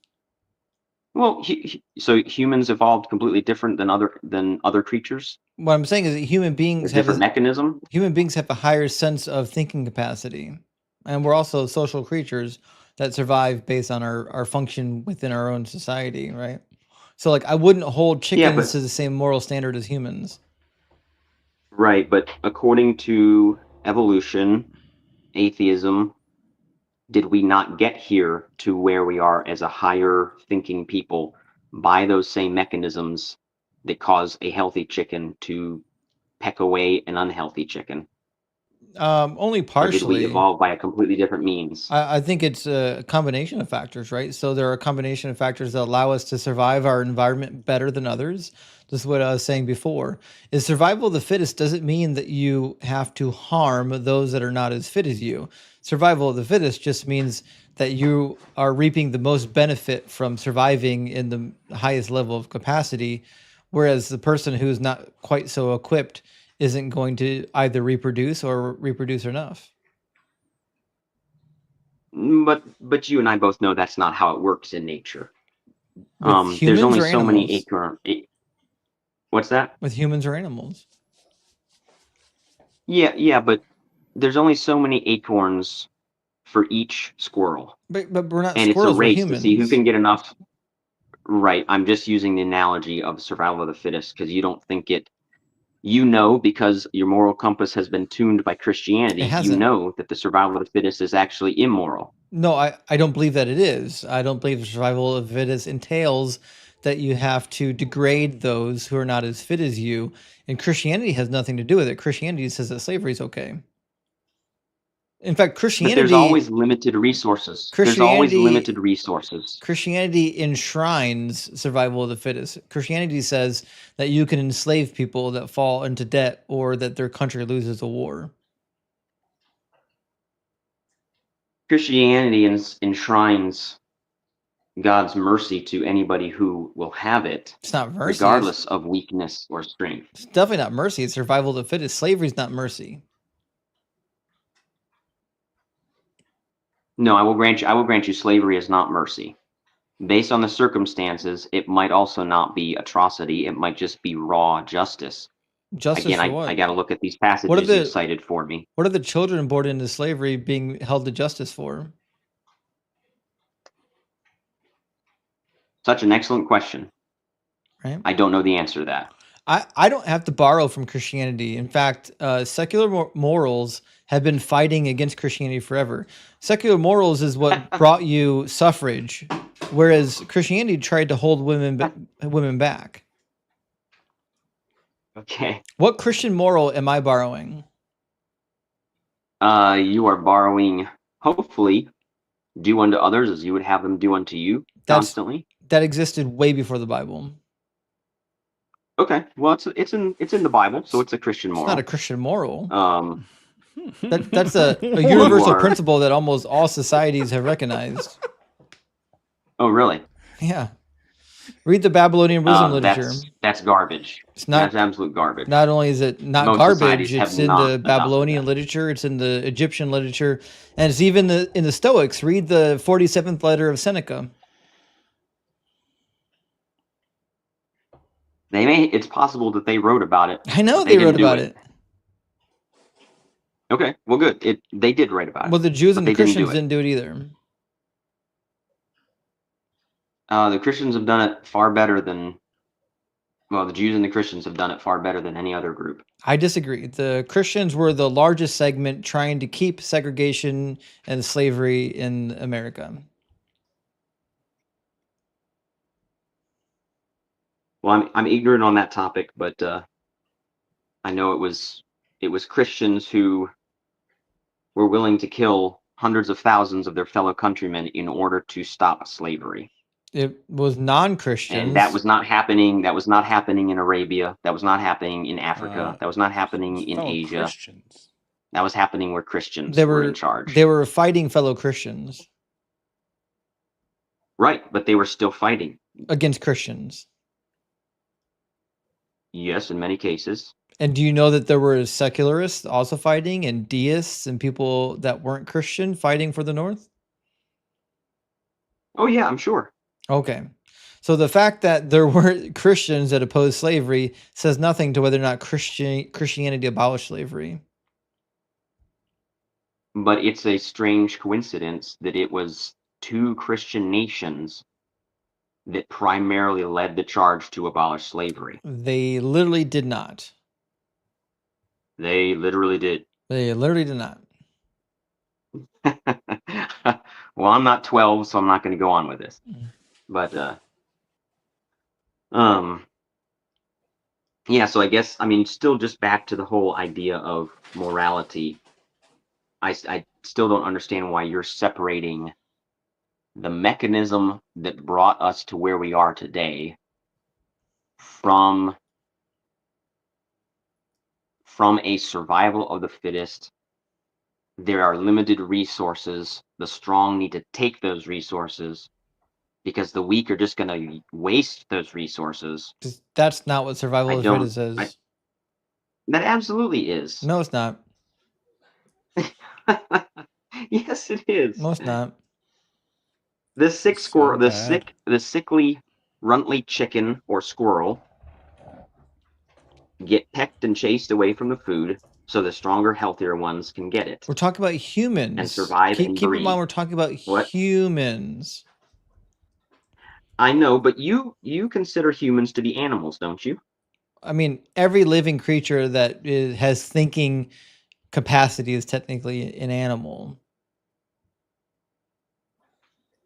Yeah, so why are you differentiating between humans and chickens? Because Richard Dawkins wouldn't differentiate. He would, because we have an intellect that is different from chickens. We have a higher level of reasoning than chickens have. Because we have a higher level of reasoning and rational capacity, we're held to a higher level, a higher standard to match our level of reasoning ability. Okay, so I'll make it. I'm trying to boil it down because I'm not a great communicator. If one of my healthy chickens sees one of my sickly chickens eating, and that healthy chicken goes and pecks at the other one so that it runs away and doesn't feed that day, was that morally wrong or was it morally neutral? I just told you chickens aren't held to the same moral standards as humans because they have a different level of thinking and reasoning capacity as we do, which is why it's silly to ask whether or not chickens are doing things that are immoral because they don't have the abstract thinking capacity that we do. We have abstract thinking capacity, which means we're held to a different standard than chickens. Who's holding us to a different standard? We are, as human beings. We have a different level of abstract thinking. Okay, so what if my 2-year-old and my 3-year-old did the exact same thing that I described my chicken doing? They also have a diminished level of abstract thinking. Children need to be reared because their brain is not yet developed. Their brain doesn't fully develop until their late teenage years, early 20s, which is why we don't let teenagers decide to smoke cigarettes or to join the military or to own firearms, because they have a diminished thinking capacity. Okay, so is a 2-year-old smacking the waffle out of the other child's hand, is that morally okay because of their diminished capacity, or is it still wrong? It's neither. It's neither wrong nor okay. It's a behavior that they haven't have any time to think about it because they haven't developed the capacity to think on those guidelines. In fact, they're only as morally developed as like a household pet at that point, maybe less. 2-year-olds, like the amount of reasoning capacity is like, I need milk, you give me milk. That's it. Right. Yeah, I understand that. I'm just trying to figure out where I feel like you're putting up a wall to divide what you and I both know is right and wrong from what you claim is neutral. No, what I I'm think you saying, would claim. what I'm Go saying ahead. is that entities that have the capacity to reason and think are held to a higher standard than animals that don't have the capacity to reason and think. Okay. Why is that the case? Because it's unrealistic to expect animals to behave in a way that is against their biological nature. They're incapable of engaging in the same level of discourse as we are. So it's unrealistic to expect them to do so. Okay, so you're saying that humans should not always give in to their more bestial instincts, that there is a right and wrong that they should do instead of what their instincts tell them to do. Yes, we finally got there. It took us 15, 20 minutes to get there. We finally arrived at the argument of saying that I don't have any business of saying what is right and wrong because I don't believe in objective morals and you do. So do you want to have that conversation? Nope, I want to continue on the conversation we're on. Okay. I tried to fast forward the conversation. All right. No, What I'm was trying. your I'm next trying point? to get more of a baseline. I'm trying to get more of a baseline because I believe many atheists have as good or maybe even a better moral compass in some cases Sounds than like we don't religious need God people. then. Didn't he just say our morals are screwed up like That's what I heard. 8 minutes ago? Yeah. Didn't you just say our morals were screwed up 8 minutes ago? I did, yes. So I believe that atheists can be good and kind, and I believe that that is the grace of God. I don't believe that you have any reason from your worldview to say that my 3-year-old should not smack another 3-year-old who has something that my 3-year-old wants. I think I can say that, yes. Okay, give it to me. Because we live in a society where we agree that there are things that are good and bad for society and for the individual. And if you teach your children to smack other children and take their toys, and they grow up believing it's okay to abuse other children. And even from a purely selfish standpoint, you could see why if I have a child, I want your child to not abuse mine. And if I want my child to not be abused, then it's in my best benefit to make sure that we live in a society where children are not encouraged to abuse each other. So even from a completely subjective moral framework, I can tell you that it's not good to allow your child to steal and to abuse another child simply because it yields negative benefits in the long run for the individual and for society. What if that other child is sickly and is probably going to die in the next 2 years, and they're just wasting the society's resources? Which one? The one that's being abused? The one that's being abused, yeah. Then you're still doing a bad thing because the person or the child that's doing the abuse is still learning bad behaviors. Also, the child has no way Well, of knowing that. what if it's not a bad thing? What if they're learning the specifics? You can abuse people who are wasting the group's resources. Human beings have no way of knowing which human beings are a complete waste. All they have is their limited purview of what a human being is doing. Oh, I think we can. I know several people that just from a physical standpoint, and I know this is going to be taken the wrong way, but just from a purely physical Darwinian standpoint, they are a waste of resources. They're not going to reproduce, and they can't contribute anything to society. Wrong again.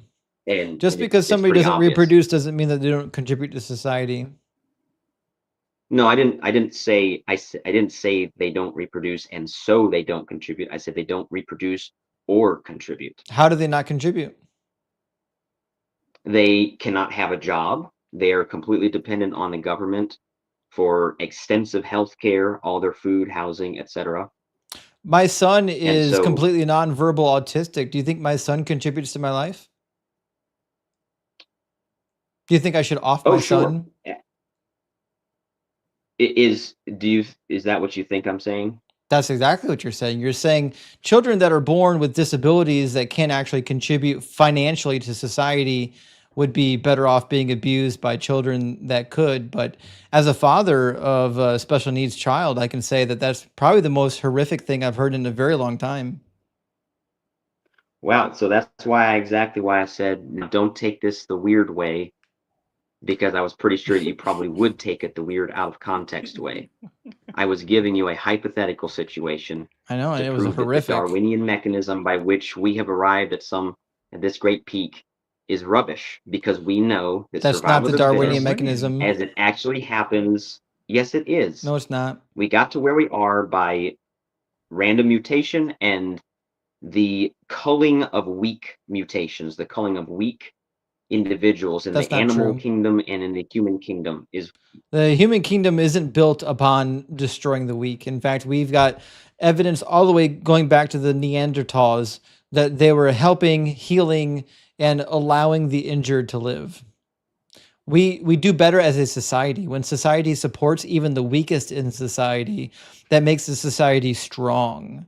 The society that you're advocating for is not one that is represented in human history.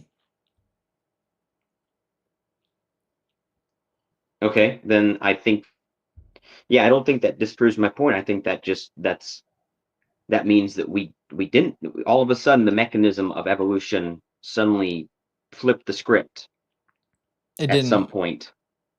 You just fundamentally misunderstand how I think survival it of the did. fittest works. All right, explain to me in simple terms that my little brain can comprehend how survival of the fittest works in a group of, well, in a group of chickens. We're humans, not chickens. I don't know how many times we got to do this. Okay, but we haven't always been humans. We are humans now. Okay. So how do we? Okay, we're going around in circles because you don't like this question. Anyway, so back to the whole a better society is taking care of the weak. I think it's interesting that Do you Christians think killing babies is okay? vastly outnumber atheists, agnostics, Hindus, Buddhists in our adoptions, in our building of hospitals, building of schools. I have literally no And idea so if that's true. I also don't care. Yeah, okay. You don't care probably because it is true. Well, I don't care because we don't have Christians. the statistics for it, and it's also irrelevant. Oh, you could. Well, I'm vowing to do some homework here by looking at these passages. You should look up Right? I said which groups of Americans. I said I don't care because it's irrelevant. It doesn't matter if it's true. Why is it irrelevant? You just told us Because what a good society looks like. because it has nothing and to gave us do with proof whether or of not it, and I Christianity understand- is true. Christianity teaches that you shouldn't even have children. Oh, this is gonna be interesting. Christianity teaches that the end of the world is happening now, and you should do nothing but prepare for that. That's what Christianity teaches. Interesting. So this idea that Christians You're taking that Christ, Christians you're do taking hospitals Christ's or Christian blessing. have bigger families, these are not things that come from the Bible. What are you talking about, bro? Jesus said you should be a eunuch for the gospel. Paul says that you shouldn't even get married if you're single. It says even if you are married, live like you're not. Yeah, you know that you're taking those horribly out of context, right? I'm not. Want me to read them to you? Yes, please. Look- I'm less ignorant in this area. I'm assure you that you're just as ignorant in this area. Matthew 19. We shall see. We certainly will. Matthew 19, Paul later on. as soon as he gets through What's that again? with the nonsense about the divorce, he says, the disciples say to him, if such is the case of a man with his wife, is it better not to marry?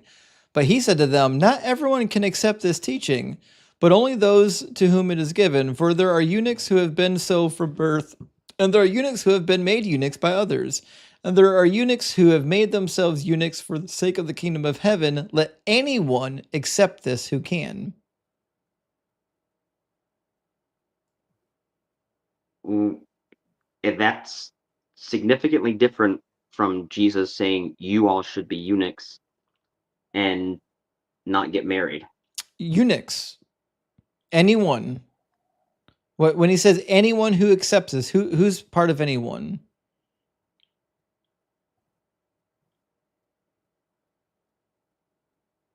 Let's back up because it's talking about sexual purity. When he says anyone who can accept it, who's anyone? Anyone who can accept it. Yeah, exactly. Anyone. He said anyone who can accept it should do so. Yeah, Paul talks about the gift of singleness. There you go. Yeah, There are 1 Corinthians 7. I know. Yep. Okay. And so there are certain people who are not highly interested in getting married, and Paul says that that's advantageous. Yeah. If that there are pros and cons to being married and pros and cons to being single. He says and it's one of the better to pros be of being single. He says it's better to be single, but it's a gift, a gifting that's given by God to a very, very small number of people. It didn't say In very fact, small Paul number of later people. goes on to. So Paul later, I mean, I know that you're warping this because Paul, possibly in that same book, talks about false teachers, and one of the ways to know a false teacher is that they forbid marriage. Oh, I'm not talking about forbidding marriage. I'm saying what is better. What is better? Okay. In fact, in verse 38 in chapter 7, he says, I'm going to put it under, sorry, I keep forgetting that you can't read my screen. Everybody else can. 1 Corinthians 7:38 says, so then he who marries his fiancée does well, and he who refrains from marriage will do better.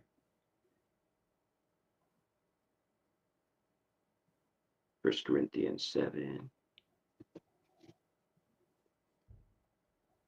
Let's see.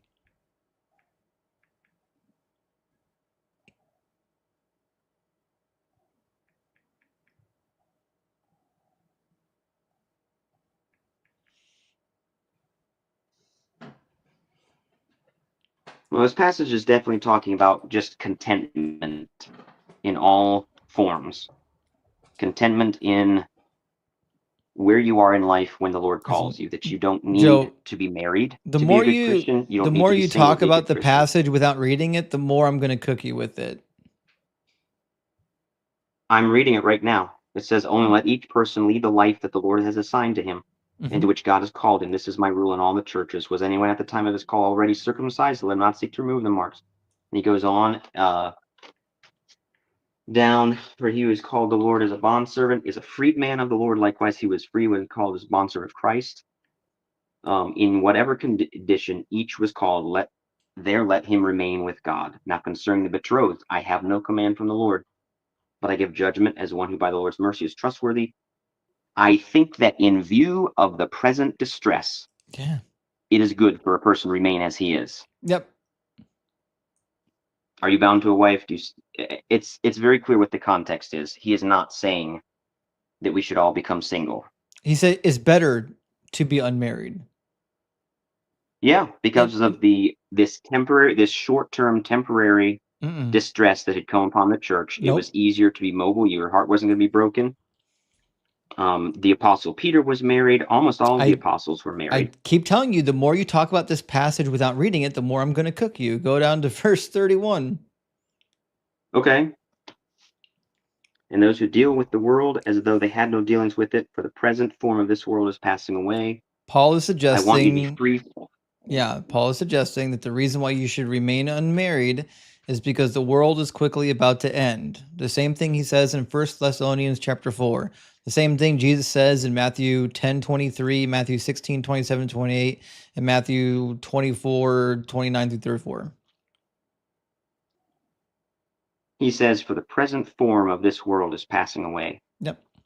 I want you to be free from anxieties. The unmarried man is anxious about the things of the Lord, how to please the Lord, but the married man is anxious about worldly things, how to please his wife. That's right. And his interests are divided. That's why it's better to be unmarried. Yeah. So there you go. If you can handle it. So Christianity teaches it's better to be a eunuch for the sake of the gospel because the world's about to end. It's a doomsday cult, man. It's speaking about a present distress. It didn't say that. It says the present form of the world is about to end. Looking at the future. Yeah, I agree. Yeah. It's both a present thing and a future thing. So no one's disagreeing that there aren't present struggles. We all agree on that. We know what was happening under, Nero, and then eventually Caligula, so on and so forth. We know that they were under some stress. But Paul is very clear in Corinthians and Thessalonians that the world's about to end. And Second Peter says the same thing. And the Jewish world did pretty much end in just a few years. Doesn't say the Jewish world, it says the world. Okay, so the world that they were in. Didn't end.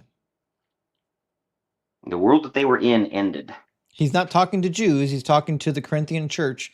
And he didn't say the world of the Jews, he says the world.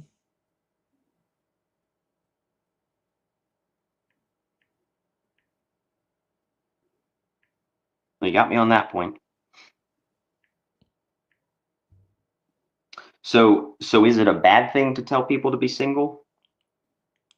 No, I think if you're a Christian, that's the preferred outcome. Yeah, if you can handle that, I agree. Yeah, you can potentially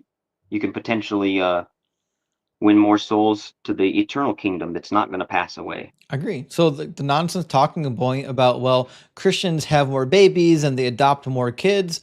It's all nonsense. That's not even part of Christianity. That's just something that religious people do more than non-religious people. It's not a Christian thing. It's a religious people thing, because religious people have different convictions than non-religious people.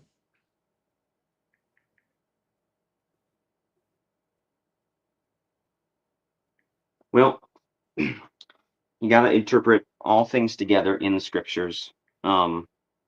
It's clear that the Lord has a high view of marriage in this life. I still think that Paul is just talking about a present struggle that's here and a huge upheaval in the world to come. And he's just simply talking about the difficulty that there's going to be for a family man in this if he's got to try and care for his wife and children. It's very similar to when Jesus said, blessed are those women who don't have any children because of what's about to happen. And the Jews definitely, they suffered. They suffered big time there. And there were probably lots of women who wished that they had never had the children that were going to be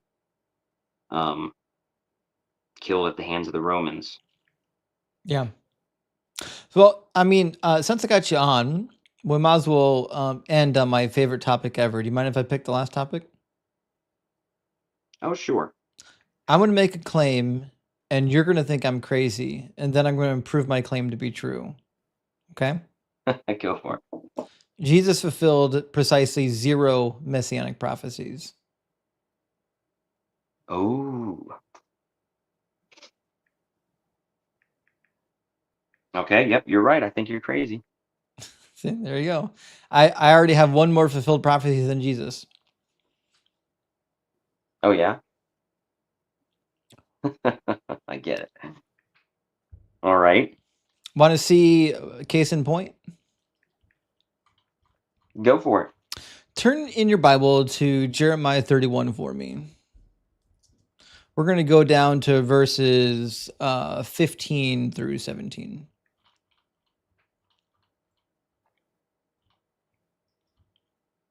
Now, if you remember in Jeremiah in chapter 25 has already given the prophecy about how the Israelites are going to be taken captive in the land of Babylon for 70 years, and then they're going to come back from the land of Babylon, then they're going to be restored. We find a part of that prophecy in Jeremiah 31. It says, "Thus saith the Lord, a voice is heard in Ramah, lamentation and bitter weeping. Rachel is weeping for her children. She refuses to be comforted for her children because they are no more. Thus saith the Lord, keep your voice from weeping and your eyes from tears, for there is a reward for your work, says the Lord. They shall come back from the land of the enemy. There is hope for your future, says the Lord. Your children shall come back to their own country." Okay, just on face value, what's happening here? What are you talking about?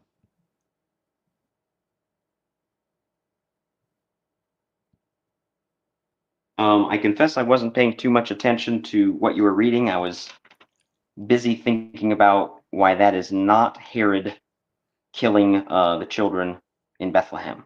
Yeah, go ahead. Read 15 in your Bible. Read 15 through 17 for us. Thus says the Lord, a voice is heard in Ramah, lamentation and bitter weeping. Rachel is weeping for her children. She refuses to be comforted for her children, because they are no more. Thus says the Lord, keep your voice from weeping and your eyes from tears. For there is a reward for your work, declares the Lord, and they shall come back from the land of the enemy. There is hope for your future, declares the Lord, and your children shall come back to their own country. So that prophecy happened. What? Where are you going with this? It happened in 539 BCE. Okay. It didn't happen during Jesus' time period.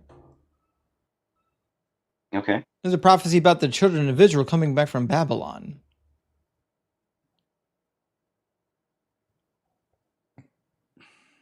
Did the children of Israel come back from being murdered by Herod? No. Right. It says they're going to come back to their own country. It's clearly a prophecy about the children going captive in Babylon, just like Jeremiah predicted about 15 times. Mm-hmm. So why in the world, when I go to Matthew chapter 2, when it says that the children were murdered in Bethlehem to fulfill the prophecy, and then it quotes this prophecy, why would I take that as being anything but like a crazy ass lie? Well, I'm not sure if you're being honest that you don't know my perspective. I do know or if you're your just trying to figure out. perspective. Okay. That is that what these prophets wrote was almost always a true, immediate situation that was at hand. And that then there was a double prophet, a double fulfillment.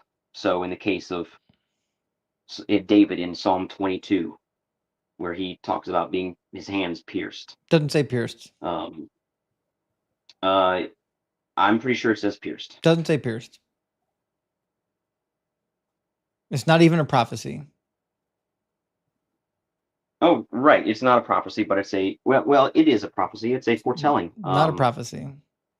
The scriptures tell us that that all these prophets spoke about things that they did not know they were talking about. That's what the New Testament says. I disagree with that. They were moved. Yep, they were moved by the Lord to speak things that they didn't understand, and they went back to look and to try and understand what the prophecies were that the Lord gave them. Right, and I disagree. Why would I believe that the prophets had dual fulfillment? Why would I believe in dual fulfillment? Because Christ is such a clear.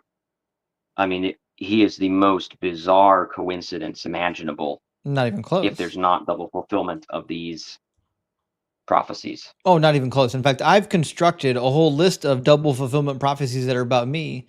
And in fact, I've constructed an entire list of double fulfillments and other fulfillments about my pet rock, Doug. Man.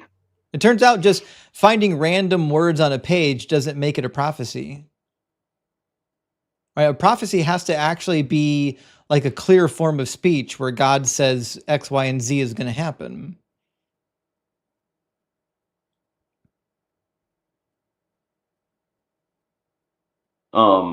Okay. So what? Yeah, so you're setting up the criteria by which God makes prophecies. Well, God gave us the criteria in Deuteronomy 18. Okay. Right? God tells you in Deuteronomy... If he says something that doesn't come to pass. That's right. It's something that actually has to come to pass that's testable. Right? It can't be a deep, dark, hidden mystery that nobody even knows is a prophecy because it's not couched as a prophecy. Gotcha. So we have examples of prophecies being fulfilled immediately that the people who heard them had no idea what was even being talked about. When I think it was Elijah spoke from the Lord when they were besieged by the Babylonians, that by this time tomorrow, when they were starving, bread's going to sell for like some really cheap rate. And it's a prediction, the people were like, yeah, yep. So you know it's a prophecy. But the people had no idea what he was talking about. But they knew it was a prediction. Okay. right? Yeah, That's and the we looking backwards. right. They didn't understand it looking forward. They only understood it looking backwards. Oh, I disagree. And that's what we do. No, I disagree entirely. He said, by this time, I'll just read it to you. Hold on. Blah, blah, blah, blah. About this time tomorrow, sorry, let me put it on the screen for everybody to read it. About this time tomorrow, a seah of the finest flour will sell for a shekel, and 2 seahs of barley for a shekel at the gate of Samaria. Now, this is a testable prediction. All you have to do is say, shit, well, today's tomorrow. Did it come true? It's a prediction for the future.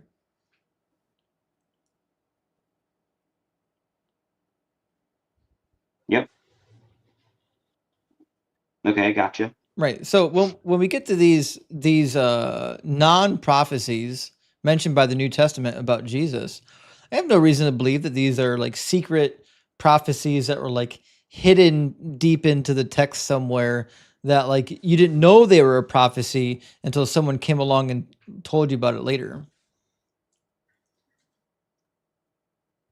Can you think of even one prophecy where Jesus fulfilled the original context of? And keep in mind that if you say Isaiah 53, I will cook you on that just like I did everything else. I appreciate the forewarning. Mm-hmm. It's a prophecy. Yes, it is. Isaiah. Let's go to Isaiah 53. They can't. 53:5. They can never The help bait was themselves. too good. They can never help themselves, Mac. Every The time. bait too strong. All right, well, let me get a little crack and go. Thank God my son's asleep. I'm going to be tired tomorrow. He's going to wake up at like 7 a.m. Yeah, you're paying for this one. Yeah, I got to be done after Joe. Yeah, I'm definitely paying. Okay. All right, so Isaiah 53, right? Well, yeah. I'm gonna take you. He was pierced for our transgressions. He was crushed for our iniquities. Do you know what context means? I do know what context means. Good. Okay. Have you read all of Isaiah? I have. Okay. No, this is not talking about Israel. Do you think Isaiah tells you who the servant is? Oh, it absolutely does.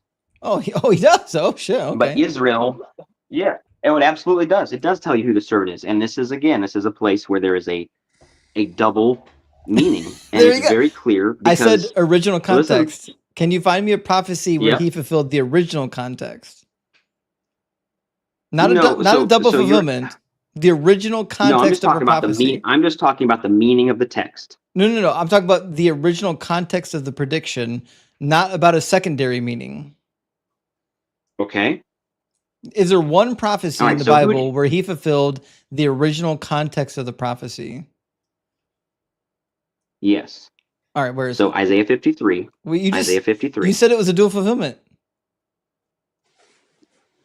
Okay, so I've heard this before where I start reading this and it's about the servant of Jehovah. And you say, oh, but it says that Israel is the servant of Jehovah. No, you said it was a dual fulfillment. Not me. You said it, which means if it's a dual fulfillment, that means the original fulfillment isn't in Jesus. The secondary fulfillment is in Jesus. Okay, so Christ is the primary fulfillment of this. Okay, so Israel is a secondary fulfillment.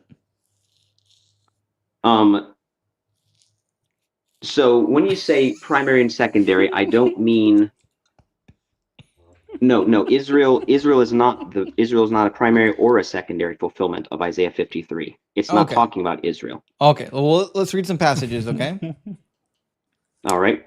Turn to Isaiah 41. So starting in Isaiah 52. In Isaiah 52. You're going to need to go back further than 52. Go to Isaiah 41, 8 through 9. So, yeah, okay. And Joe, just keep in mind. 48, 1 through 9. Keep in mind, I prophesied all of this.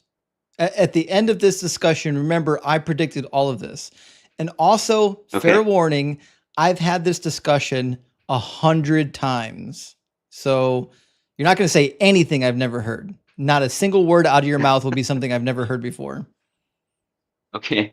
I know that when I talk to apologists, they always think that they're going to be the ones to say something original. You're not. You're not going to be original. You're going to say every talking point that I know you're about to say. Okay. Isaiah 41, 8 Okay. through 9. He says, "But you, Israel, my servant, Jacob, whom I have chosen, the offspring of Abraham, my friend, you who I took from the furthest ends of the earth and called from its furthest corners, saying to you that you are my servant, I have chosen you, not cast you off." Okay. So at the very beginning of this pericope in the text, we are told who the servant is. And the servant is who? The servant is Jacob. Israel. Fantastic. Okay, Isaiah 43:10. He says, "You are my witnesses, says the Lord, and my servant whom I have chosen, so that you may know and believe in me and understand that I am he." Who's the servant in Isaiah 43? Let's see. Probably also Israel. Let's see. He formed you, O Israel. The servant I have chosen, that you may know and believe me and understand that I am he.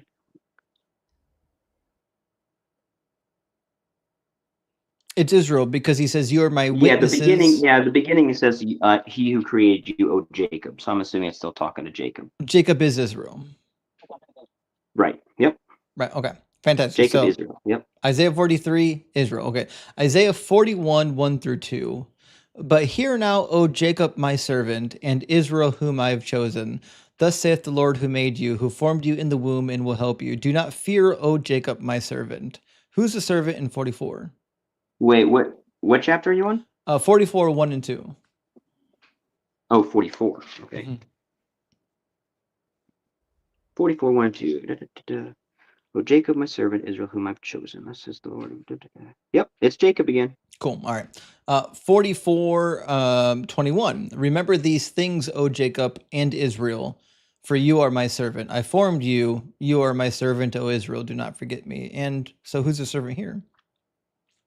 That is, again, O Jacob and Israel. I'm seeing a pattern.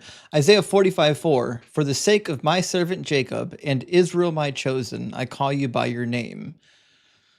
And again, who's the servant here?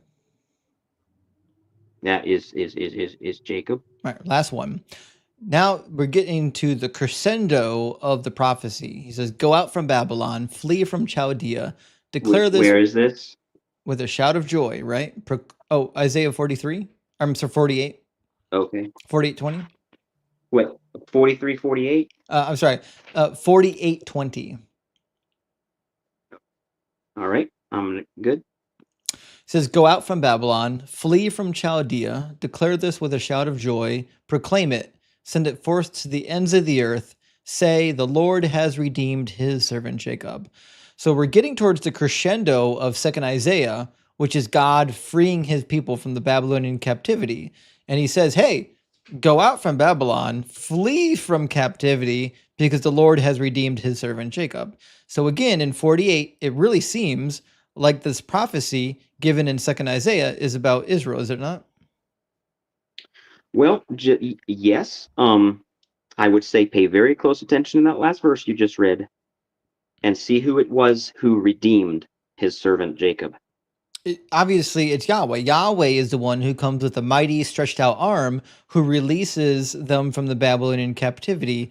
And who does he use to accomplish this person? What's the name of the Messiah that accomplishes God's will in Isaiah? Is this a reference to Cyrus? You got it. Yeah, King Cyrus is the Mashiach who God says, "I have taken by the right hand." He is the one who's going to free my people and rebuild my city. Okay.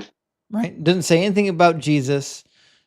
Jesus has nothing to do with this, right? The suffering servant is the righteous remnant of Israel who had to pay for not only the sins of the wicked people of Israel, but also the other nations who took them captive, which is why in chapter 52, you have this narrative leading down to the nations getting ready to speak. In chapter 52, we have the preparations of the exile. I'll pull it up, I'll put it on the screen. Starting in verse 10, says, "The Lord has bared his holy arm before the eyes of all the nations, and all the ends of the earth shall see the salvation of our God." Now, this has been repeated like 10 or 15 times in 2nd Isaiah already. God has told you that he's revealing his outstretched arm, his mighty hand, to free the Israelites from the Babylonian captivity. which is why the next verse says, "Depart, depart, go out from there, touch no unclean thing, go out from the midst of it and purify yourselves." So in 52, he's suggesting that showing up with his mighty arm before all the nations is in fact freeing the Israelites from captivity, correct? That sounds right. Okay. Now, he goes on, and in 52, it gets to the part that you're interested in. It says, "See, my servant shall prosper. He shall be exalted and lifted up. He shall be very high. Just as there were many who were astonished at him, so marred was his appearance beyond human semblance and form beyond that of mortals.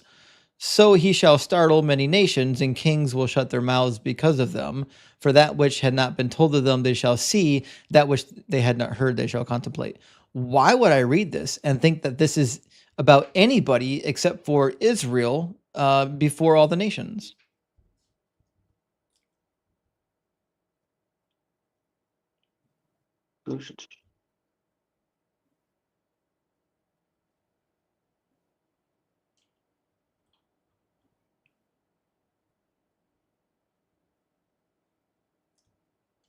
Yep, I agree with you that definitely it all looks like Israel Right. in front of So the nations. great. Okay. Go for it. So I'm with you there. So we've got the Israel before the nations, and the last thing that is said is that of the nations, that which had not been told to them, they will see because they don't have the prophets, and that which they have not heard, they will contemplate. Again, because they're not part of Israelite congregation. They're going to contemplate this thing that they're about to witness, namely the freeing of the Israelites, right? The very next verse in 53:1 is a picture of the Israelites contemplating the thing that they have just witnessed. It says, "Who has believed our report, and to whom has the arm of the Lord been revealed?" Well, this is clearly a callback to the prior chapter where it says the arm of the Lord was revealed to the nations, right? So now we've got a personification of the nations saying, "Holy shit, who would believe what we've just witnessed? Like, who would believe this thing? This nation that came in where they were downtrodden, we thought they were accursed by God. They came in, they got rescued, they got freed, they got delivered. Who would believe this thing?" This is a personification of the nations saying, "Holy shit, did you see what just happened?" Okay. Right? So the whole chapter in Isaiah 53 are the nations that had once abused Israel coming to terms with the fact that Israel wasn't a forsaken people. They were, in fact, God's holy people, and we abused them. We inflicted pain upon this people. And in fact, a number of these people were righteous. In fact, that's why Isaiah 53 talks about how some of them were even akin to being a sacrifice for sin. Because now that these Israelites are here and we've abused them so badly, but these were God's people, God's righteous people, the fact that we're now recognizing that Yahweh is the one true Lord is a beautiful metaphor for how they literally died for us. They literally died so that we can see that Yahweh is the one true God, which is predicted like 10 times in 2nd Isaiah. Like 10 different times, the prophet tells you that I'm going to vindicate myself when I glorify the nation of Israel. You know what I mean? Okay, so just help me keep up here. In verse 13 of chapter 52, who is speaking here according to what you're just saying? "Behold, my servant shall act wisely." Who is that speaking? 53, you mean? No, 52:13. Oh, sorry. 52:13 is the righteous remnant. No, where it says, "Behold, my servant shall act wisely." Mhm. Who is speaking there? That's the righteous remnant. Oh, who's speaking? Oh, I'm sorry. I apologize. Yeah. The person speaking is this is a prophecy being delivered theoretically through Isaiah or somebody from Isaiah's school, right? So the servant is Isaiah referring to the nation of Israel, although from the mouthpiece of God.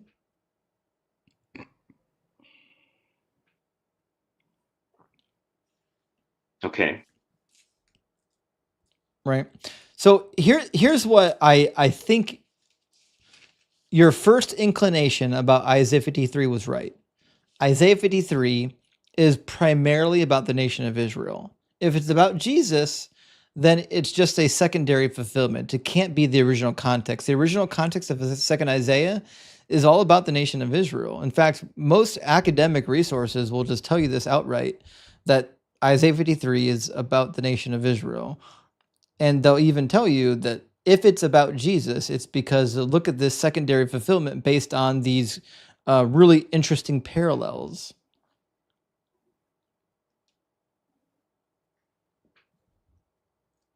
All right, so down in Isaiah 53, Right. who are you proposing? 53 verse 3.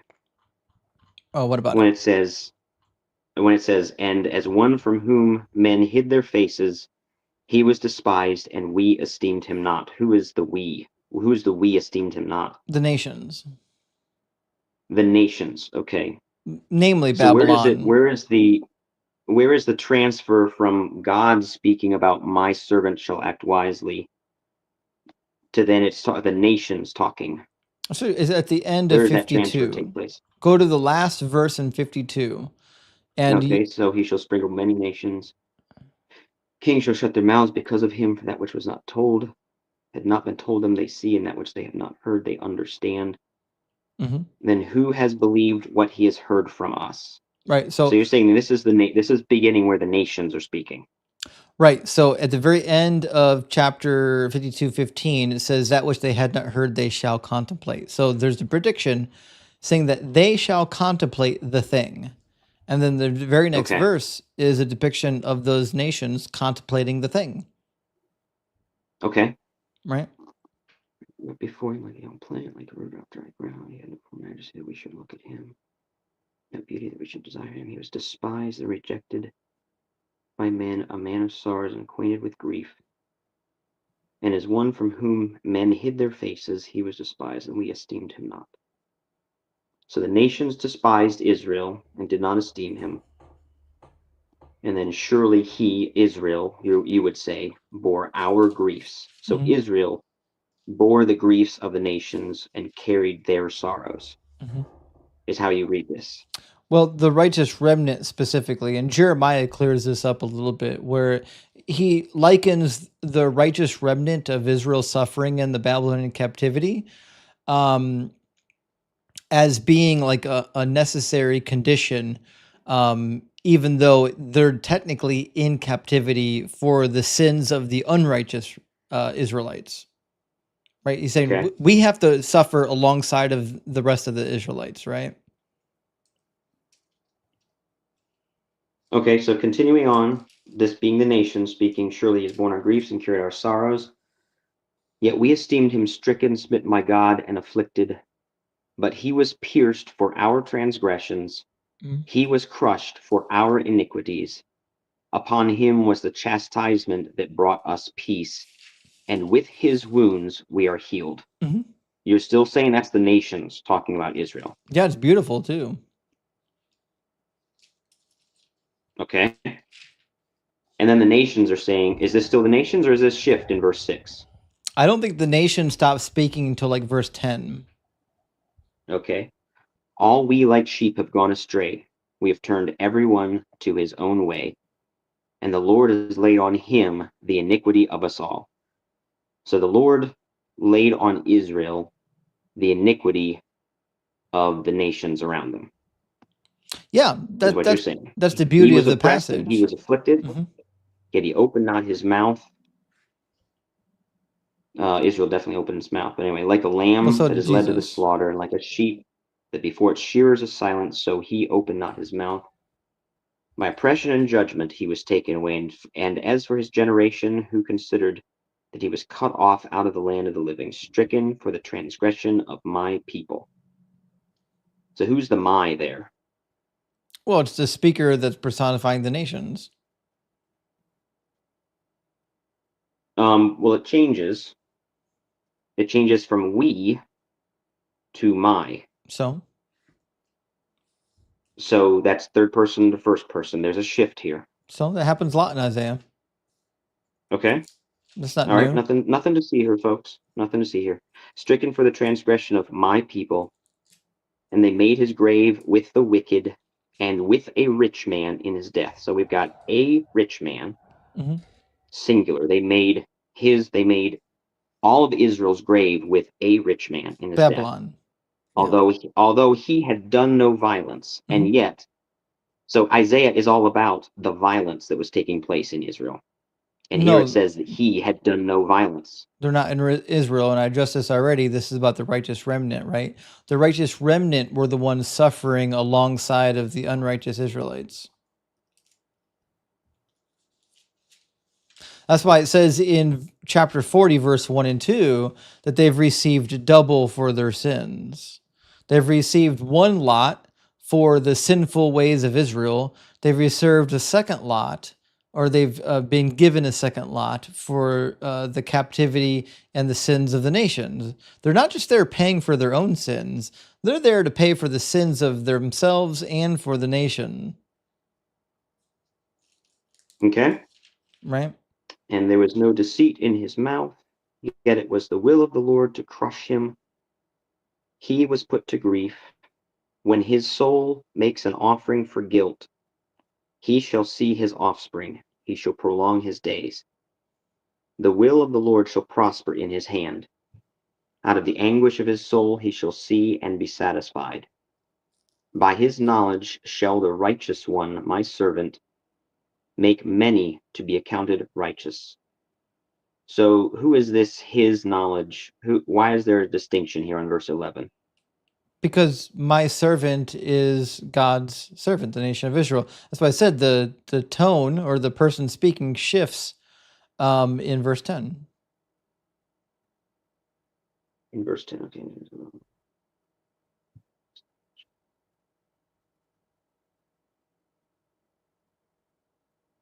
Make Oh, I'm many sorry, to verse be accounted 11. righteous, Verse 11, I apologize. and he shall bear their iniquities. Therefore I will divide him a portion with the many, and he shall divide the spoil with the strong, because he poured out his soul to death and was numbered with the transgressors, yet he bore the sin of many and makes intercession for the transgressors. So you just do not see Jesus in this passage. No, I see the nation of Israel. You only see Jesus because the New Testament tells you it's about Jesus.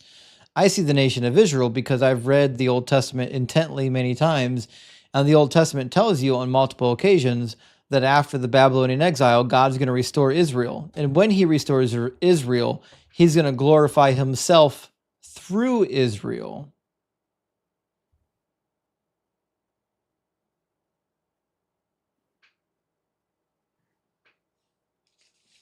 Well, he's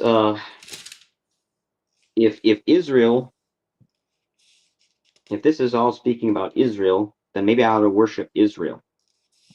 Because Israel is able to redeem and able to account righteous, able to bear iniquities of other people and put them away, able to bear the sin of many, make intercession, and then even after Israel has perished, they're still able to make intercession for the transgressors and divide a portion with the many. Yeah, because so the nation of Israel, they're the a righteous nation, not a remnant of person. Israel, is divine here. Yeah, because no, they're certainly not divine. God is the one who sent them there, right? But the reason why they're able to have offspring and divide the spoils with the strong is because they're a nation and not a dead individual, right? They have offspring because they survived the captivity. You broke up right before you said they have offspring before they. Right. So they have Could you repeat that offspring. last sentence? Yeah, they have offspring Okay. because they survived the captivity. Jesus didn't have any offspring. Oh, he has lots of offspring. 0. He's got heirs. Or siblings, according to New Testament.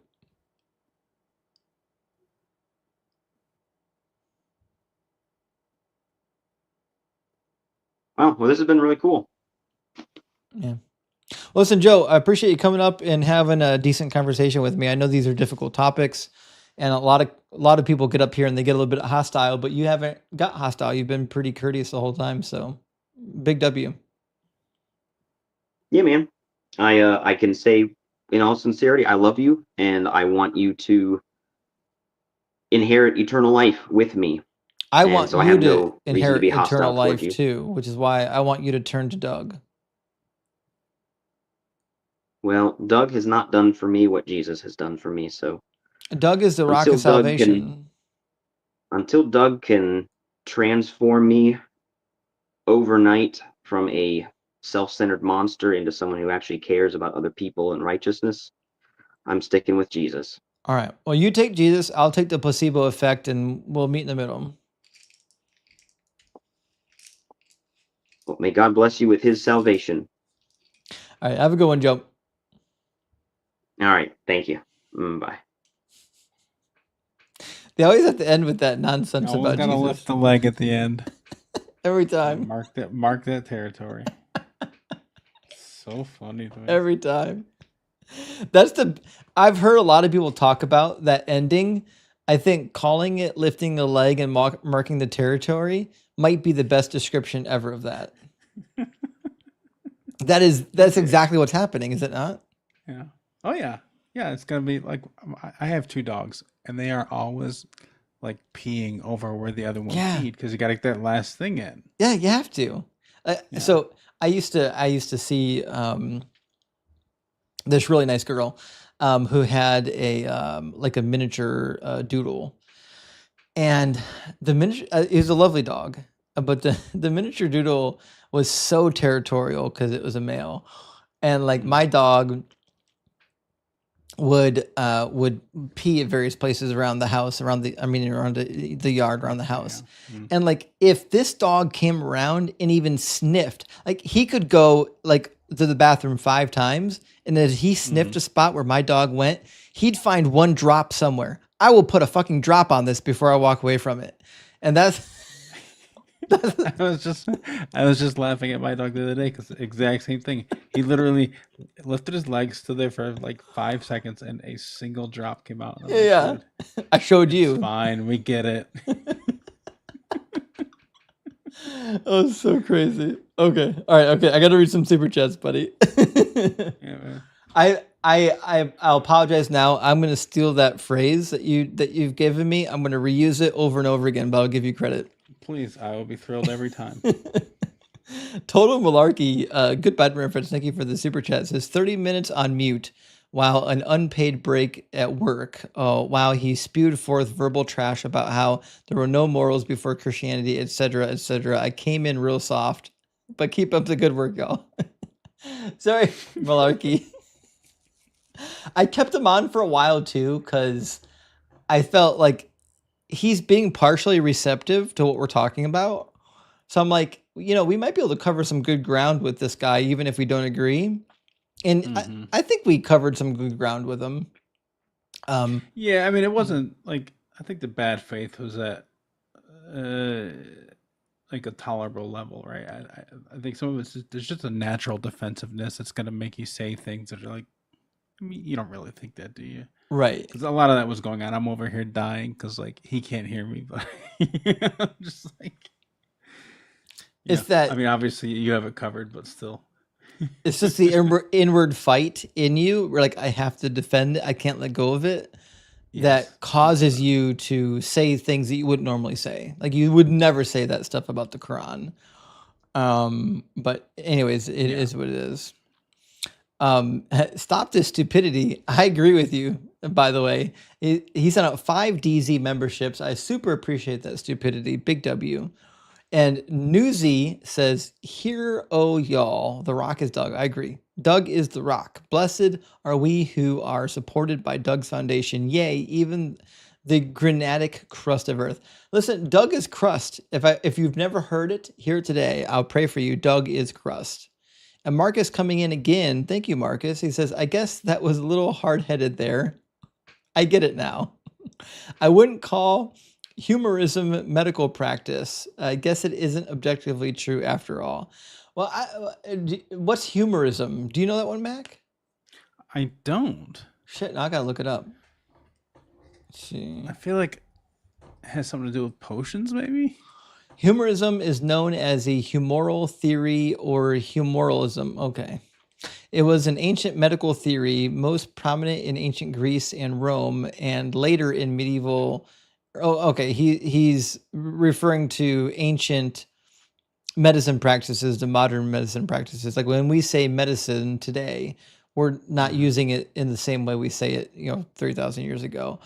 Marcus, I think that's a good comparison. And I think that sums up what I was getting at very well, which is that when we talk about gods today and what ancient people referred to as gods are two different categories. Like we have different categories than they had 30,000 years ago.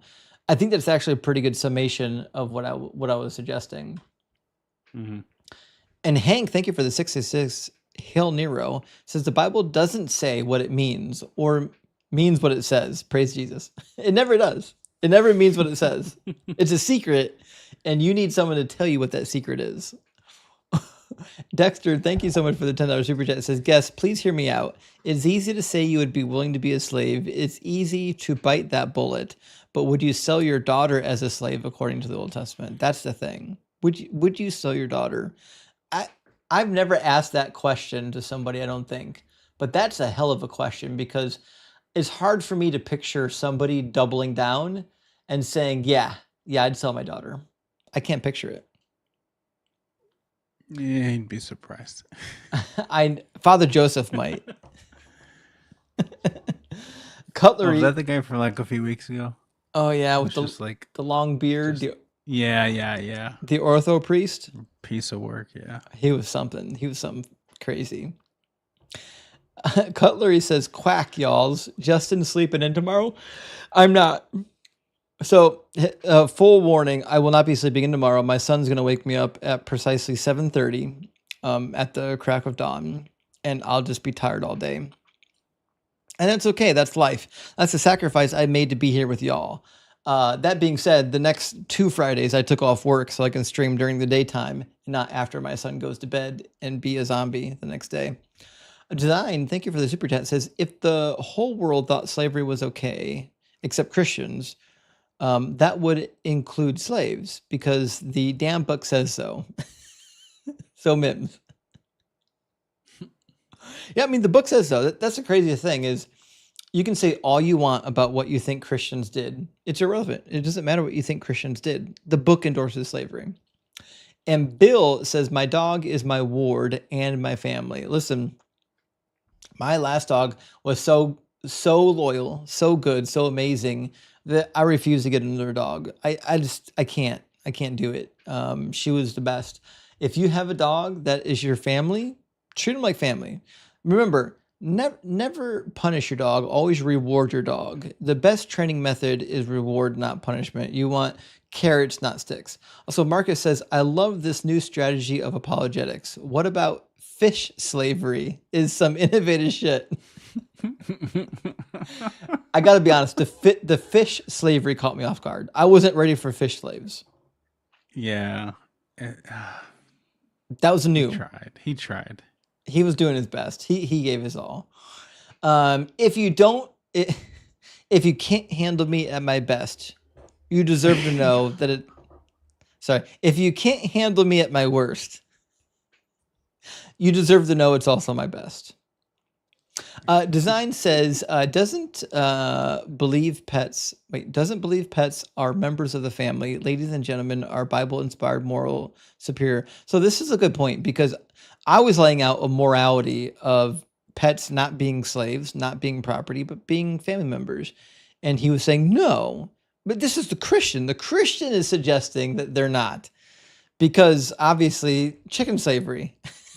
Yeah, also like livestock, not pets. Not pets. Like decidedly not pets. No, not at all. And Cutlery Duck, morality is human. I agree. Kindness, cruelty is human. Christians try to hijack human principles. Quack off. You don't own it. I say quack, quack, quack to that because even in the ancient writings of the Greeks, the Stoics often lamented this idea of slavery because it was dehumanizing and all humans were created in the same manner. We're all technically equal. So slavery is a horrible situation and we should be great to our slaves because we could be a slave owner one day and a slave the next. Like I'm getting so sick of this thing, and I've been hearing it more recently, and I don't know why that is. That like Christianity was integral to ending slavery. I It's know like, why. oh, that it's recent. I know why it's so popular right now. Because Who's that? all of the popular apologists have been completely cooked on whether or not Mm. Christianity is true, that they're pivoting to side topics, which is like, well, it may not be true, but it's good, it's beneficial. You should do it Okay. anyways. And this argument has been popularized by an atheist historian named Tom Holland.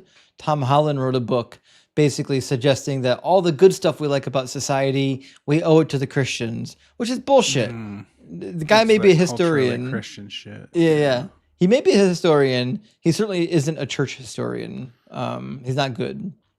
But it's like if I'm holding your head underwater for like 8 minutes, do I get credit for like lifting it out? Yeah, exactly. Like, am I good for doing that? Certainly not. Certainly not. Like that's such a good point I didn't think about, but you're right. Like if you hold society in slaves for thousands of years and then one day you free them, you're not good because you freed them. You shouldn't have had the fuckers in the first place. And you stop doing the evil thing. Right. That's it. That's the extent of it. Like 0 credit. Right. You get no credit for ending slavery when you were the ones doing it. Mm-hmm. Reverend Danger says, always claiming John Brown while holding the rope. Oh, that's such a good analogy for what's happening. Yeah. Yeah, pretty much that's it. And Nolan, thank you for the $10 super chat, says, hey, Justin, good to see you. I'm learning a lot watching your live stream. Just letting you know that I really appreciate it. Well, Nolan, thank you for letting me know. And thank you for supporting the channel. And I appreciate you appreciating me. It's support from friends like you that keep the channel doing what the channel does and doing more of it, hopefully, in the future. And Penelope, thank you again for the $10 super chat. Says, I enjoy these Friday night sessions. It's a welcome break from political theater and gives me a glimmer of hope for humanity. Thanks for all you do. Rock hard for Doug. Well, thank you so much, Penelope. And I was recently talking to Dr. Josh about this, and I think that his conclusion was good, which is that one of the reasons why these live streams are so popular is not because like I'm doing anything amazing. It's because the political climate is so overheated that sometimes it's just nice to sit down and watch somebody get cooked. It's like watching a boxing match or a basketball game. Well, it's also like, yeah, like there's also like that little bit of like satisfaction that you're not gonna get watching politics, right? Right. Or it's just like, you're gonna get it. People are gonna come up here and just get annihilated. Yeah, it's not going to go well. Yeah. And the best part is you can warn them ahead of time. The audience knows. Everyone here knows, right? They know the shtick. They've heard my talking points. Everyone here knows when the topic of prophecy comes up, only one thing is going to happen. That's the only possible outcome. But the guest, because they've been brainwashed, is so confident that they're going to cook on prophecies that it's every time it comes up, it's fun to watch because they're confident that they're about to cook me. I know they're not. The audience knows they're not. The only person who doesn't know is the guest. It's so funny. It's like you're literally taking a knife to the guy's tires and basically saying like, this is Isaiah 53, and you're like stabbing his tires, and he's like, okay, let's race. Right. Basically. Thank you again for the $10 super chat. It says, please don't encompass atheism in some anti-realist moral framework. There are plenty of atheists who believe in morals, who believe morals are stance independently true, for instance. Okay, so you're not wrong. My good friend Ian, goes by allegedly Ian, he has an argument for stance independent morals. I love it. I'm not convinced by it, but I get it. I think it's a good argument.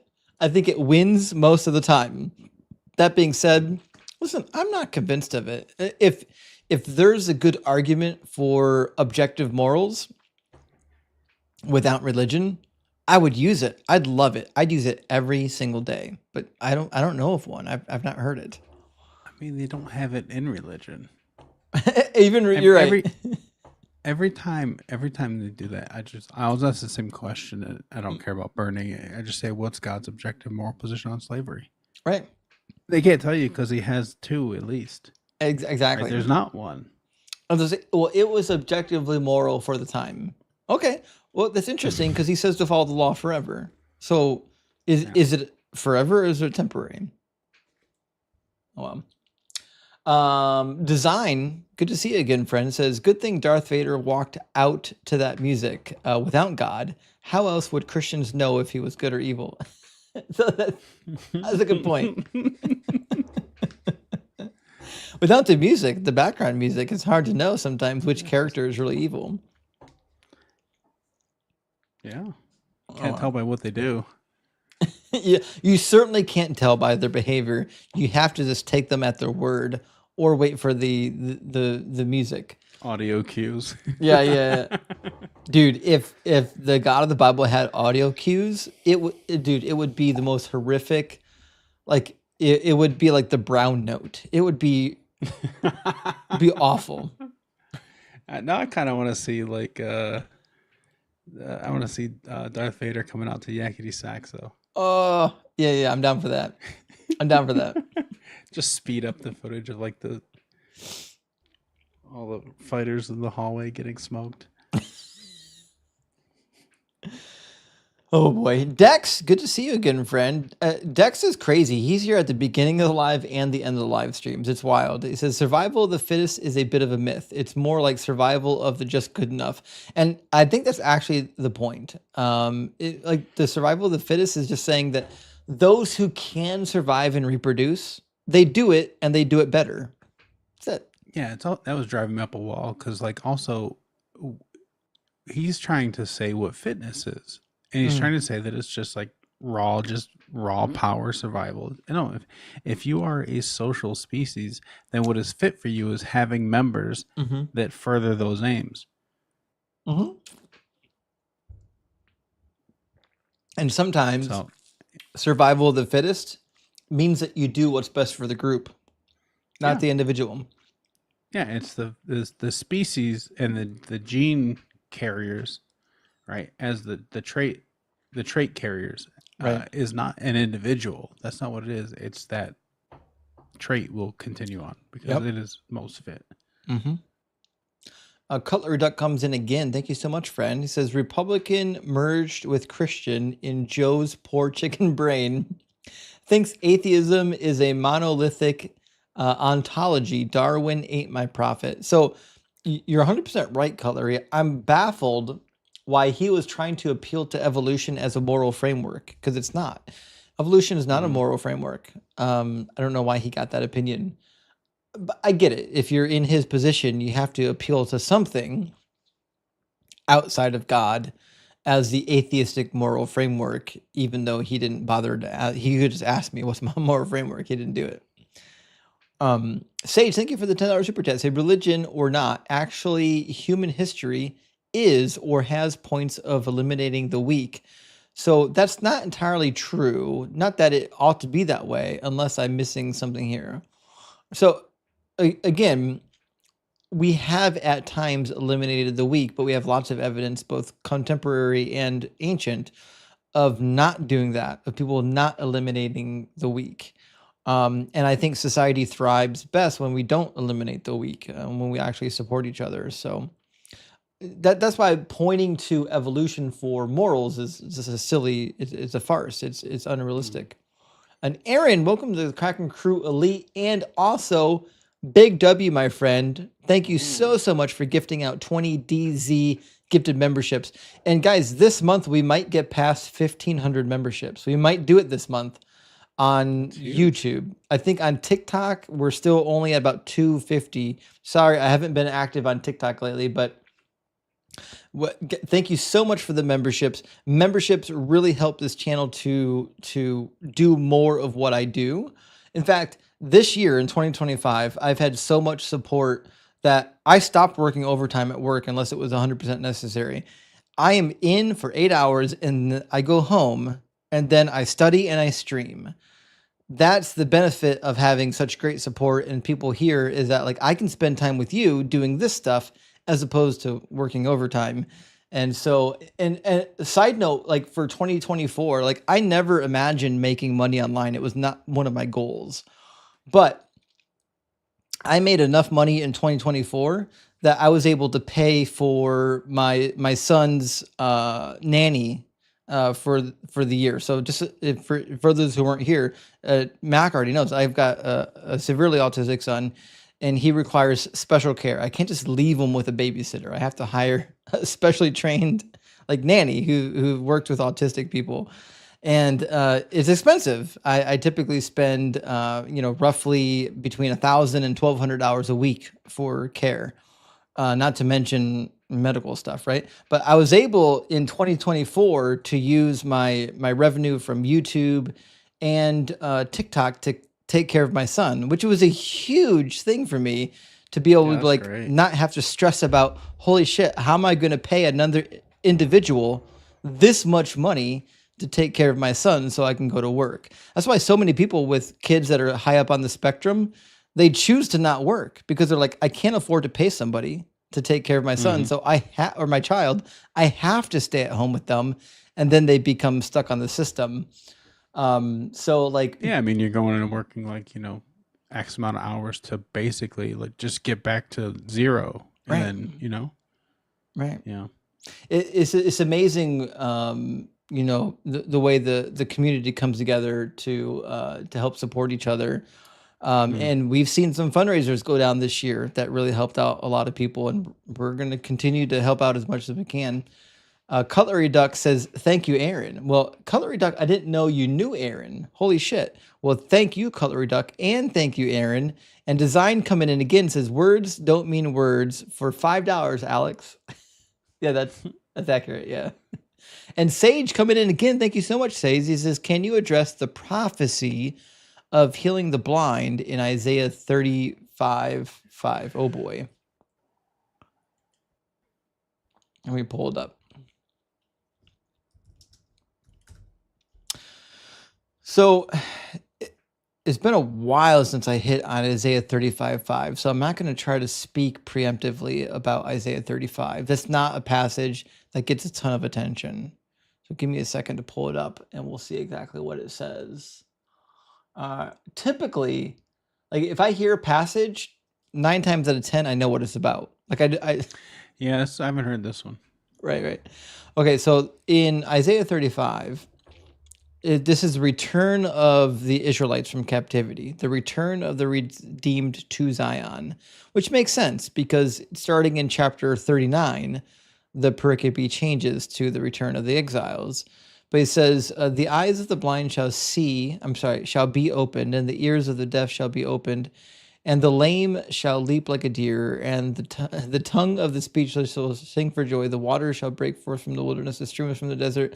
The burning sand shall become a pool, and thirsty ground springs of water. The haunt of jackals shall become a swamp. The grass shall become reeds and rushes. So this is actually a callback to the prior chapter.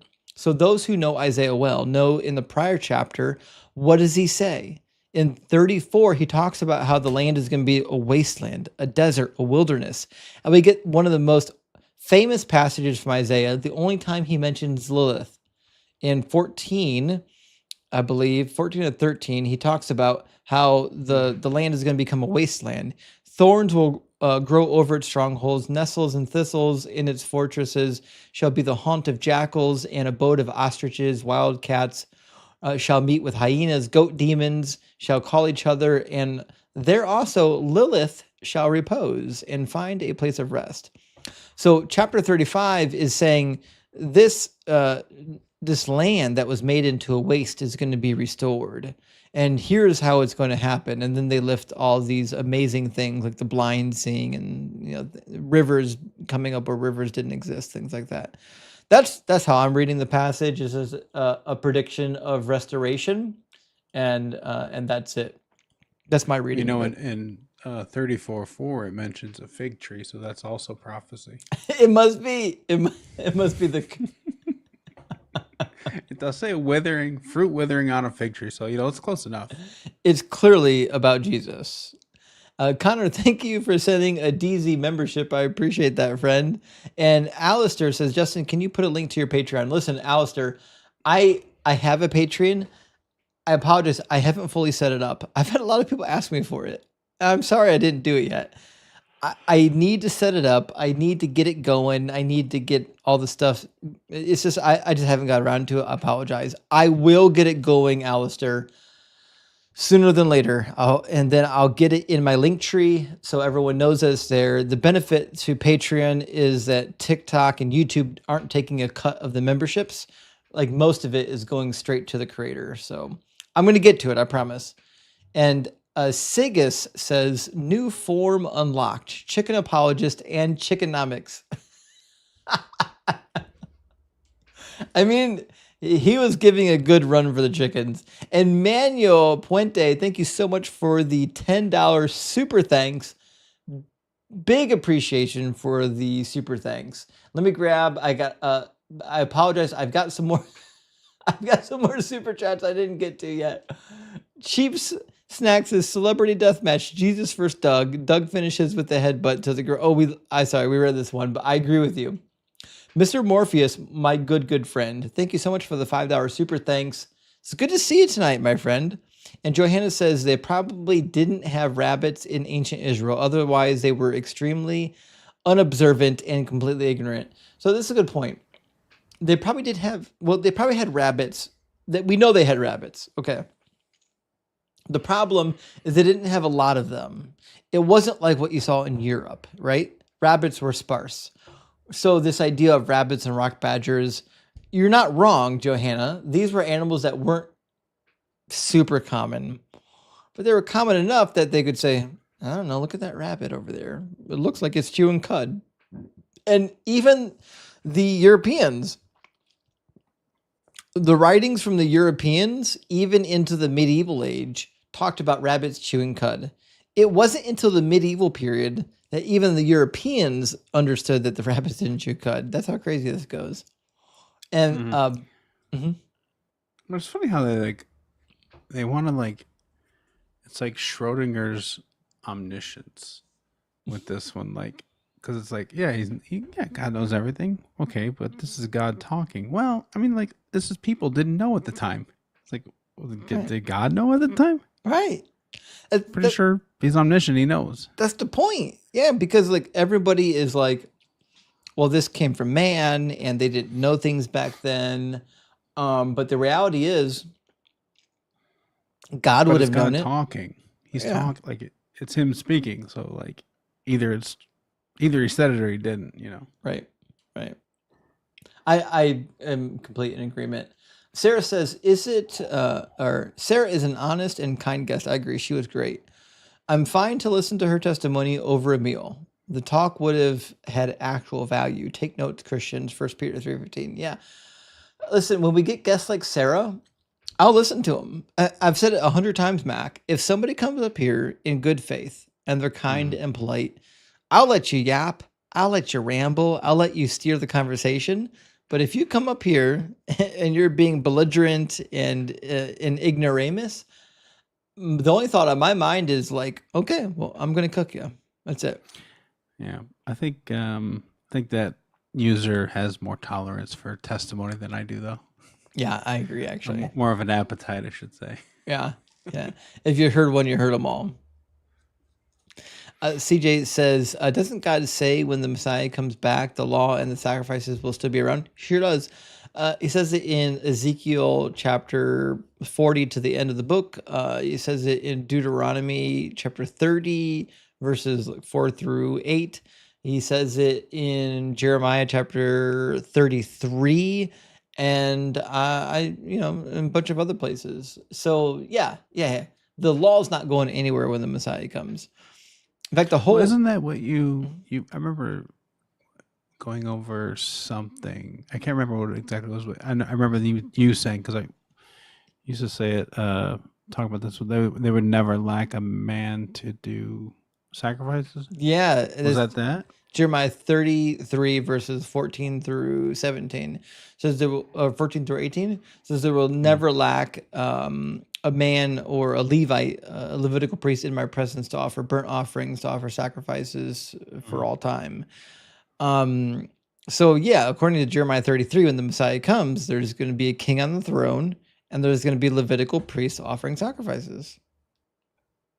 So there you go. Spiritually. And the one that no one talks about that doesn't get any attention, and even I just started using it recently, is Deuteronomy 30. Deuteronomy 30 doesn't get enough love. But after the cursings and the blessings in Deuteronomy, when God's like saying, listen, you're not going to follow the law, you're going to fuck it up, and then we're going to have to punish you. Then he talks about what's going to happen after the punishment, after the exile, even if you're exiled to the ends of the world, so on and so forth, right? So it talks about the exile. And then he says, after they turn to him, then you shall again obey the Lord, observing all of his commandments that I am commanding you today. And you might be saying, well, that's obviously not about the New Testament era, but when God's going to circumcise your heart, but wrong again. The Lord your God will make you abundantly prosperous in all your undertakings, in the fruit of your body, in the fruit of your livestock, in the fruit of your soil. For the Lord again, blah, blah, blah, blah, blah, blah, blah, blah. When you obey when you obey the Lord your God by observing his commands and decrees that are written in the book of the law, because you turn to the Lord. Okay, sorry, I went too far forward. I needed to go a little bit backwards. Give me a second. Verse 5, maybe? Oh, no, what? Let me just do.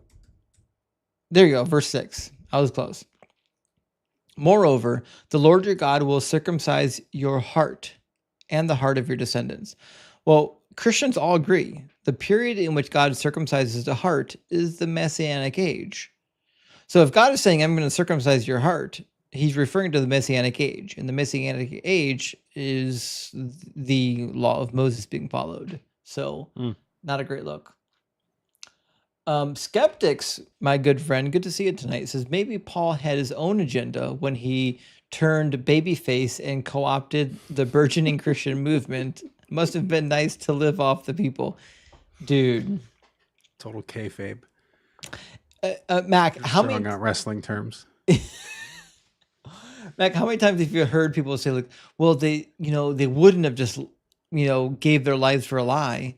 But yeah. They were murdered, collecting people's money. All martyrs. Yeah, like they were tortured like nobody's ever. They still held from. Do you think they would do that? I didn't do none of that. Jim and Jay says Sarah thinks it's Malibu slavery Barbie by No, that's crazy work. Just AI. Somebody get AI and make that packaging. Please, okay, listen, guys. Please do what Mac tells you. Get on Chat GPT or whatever AI you have, and please make the Malibu Barbie slavery edition. Please, somebody make this. This has to happen. Send it to my Discord, email it to me, do whatever you can. I need the Malibu Barbie slavery edition. It has to happen. It's crazy. She still has to be a blonde. Of course, obviously. And Michael says, I would like to thank the Lord for finding me a super hot wife and her father for the 50% discount of 25 shekels after I forced my way into her. Oh, Deuteronomy 22:28 coming in. Yeah. Yeah. Yeah. Don't care for that. It's not. It's weird. It's like, I don't know. That one makes me uneasy. But it's like the jokes about like Mary too. It's like, whatever. I don't even think Mary existed, but still, it's like the jokes about like whatever. But it's like, okay, you're still talking about like a 13-year-old girl. like easy on those. Oh, sure, man. Get the Arguments of Celsus. Download the Celsus True Doctrines book. I'm sure you can get a free copy. The way he talks about Mary is unbelievable. It's phenomenal. R, thank you for the $10 A. Totally appreciate it. Big W. And also Gumby, thank you for being a subscriber for 2 months. Gumby says, my wife and 2 daughters love this channel too. My girls asked me to put on that atheist dude. I think you should be called Deconstruction Zone. So I've toyed with the idea of changing my name to Deacon something. because I'm actually credentialed. I went to seminary. In fact, at one point, I was a reverend. So I've toyed with that idea. I haven't done it yet because I'm afraid I'm going to mess up my search engine optimization. And so my name is my identifying marker. So I haven't done it yet, but it's not a bad idea. I love the idea. And Midlife Crisis Man says it's the it's bride time. Get him up, Doug. Listen, Midlife, I got it right this time. I said bri rather than bra-e. It's bri. I'm with you this time. I think it's locked in my memory. We're going to get it from this time forward. I got you. It's bride time. It's barbecue time. And Brotha says, where can I send Sarah $5 for being based AF? Unfortunately, I don't know if you can, but I'm with you that she was based. She certainly was. And T-Maz says, we need to add a W guest button. So I've been working on that. I think I got a W guest button for my main YouTube channel, but not my second YouTube channel. I'll double check it. But if we get enough members on the second YouTube channel, I should be able to upload more emotes. And then we can get a W guest. On the main channel, I've got plenty of open emotes. I'll make sure and get that added for y'all. And Rock Hard for Doug, my friend, good to see you, says, Adele and I are having a barbecue, so couldn't watch. But when I saw you were live, I had to pop on. Just thank you for your holy barbecue, praise Doug. Well, thank you so much, friend. It's great to see you. And I'm sorry we can't barbecue in person, but you're here now. So thank you so much for being here. Thank you for supporting the channel. And thank you for all you do. And please eat some barbecue for me. And Mike says, it's time. Oh boy, it's Hebrew Hyman time. It's Hebrew Hyman time. Let's give a rousing cheer because Hebrew Hyman's here.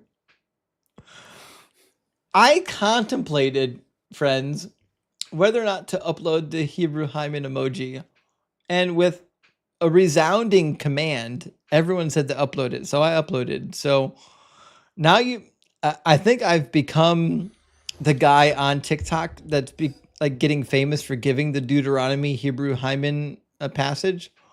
I'm willing to own that. So just make sure now that we got the emoji uploaded, make good use of it. Make good use of it. Skeptic says, better idea. The parents should have gone before the elder council and lay out the daughter's Star Trek commemorative plate collection to prove she's a virgin, much more reliable. Oh my God. Listen, skeptics, you're 1,000,000% right. There's not a single lie detected here.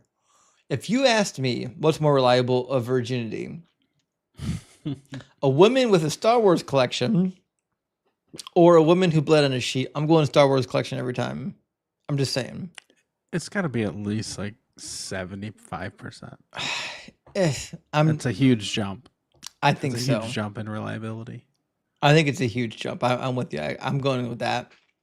That is amazing. Good Fairman says, remember, anything bad is God's will because he's in control all the time. Lamau. So, you know what we haven't done in a while is the free will debate. But you're not wrong. God is in control. He predestined all of this shit. He's in charge of it. Cyber, my friend, thank you so much for being here. Sorry I was live while you were debating.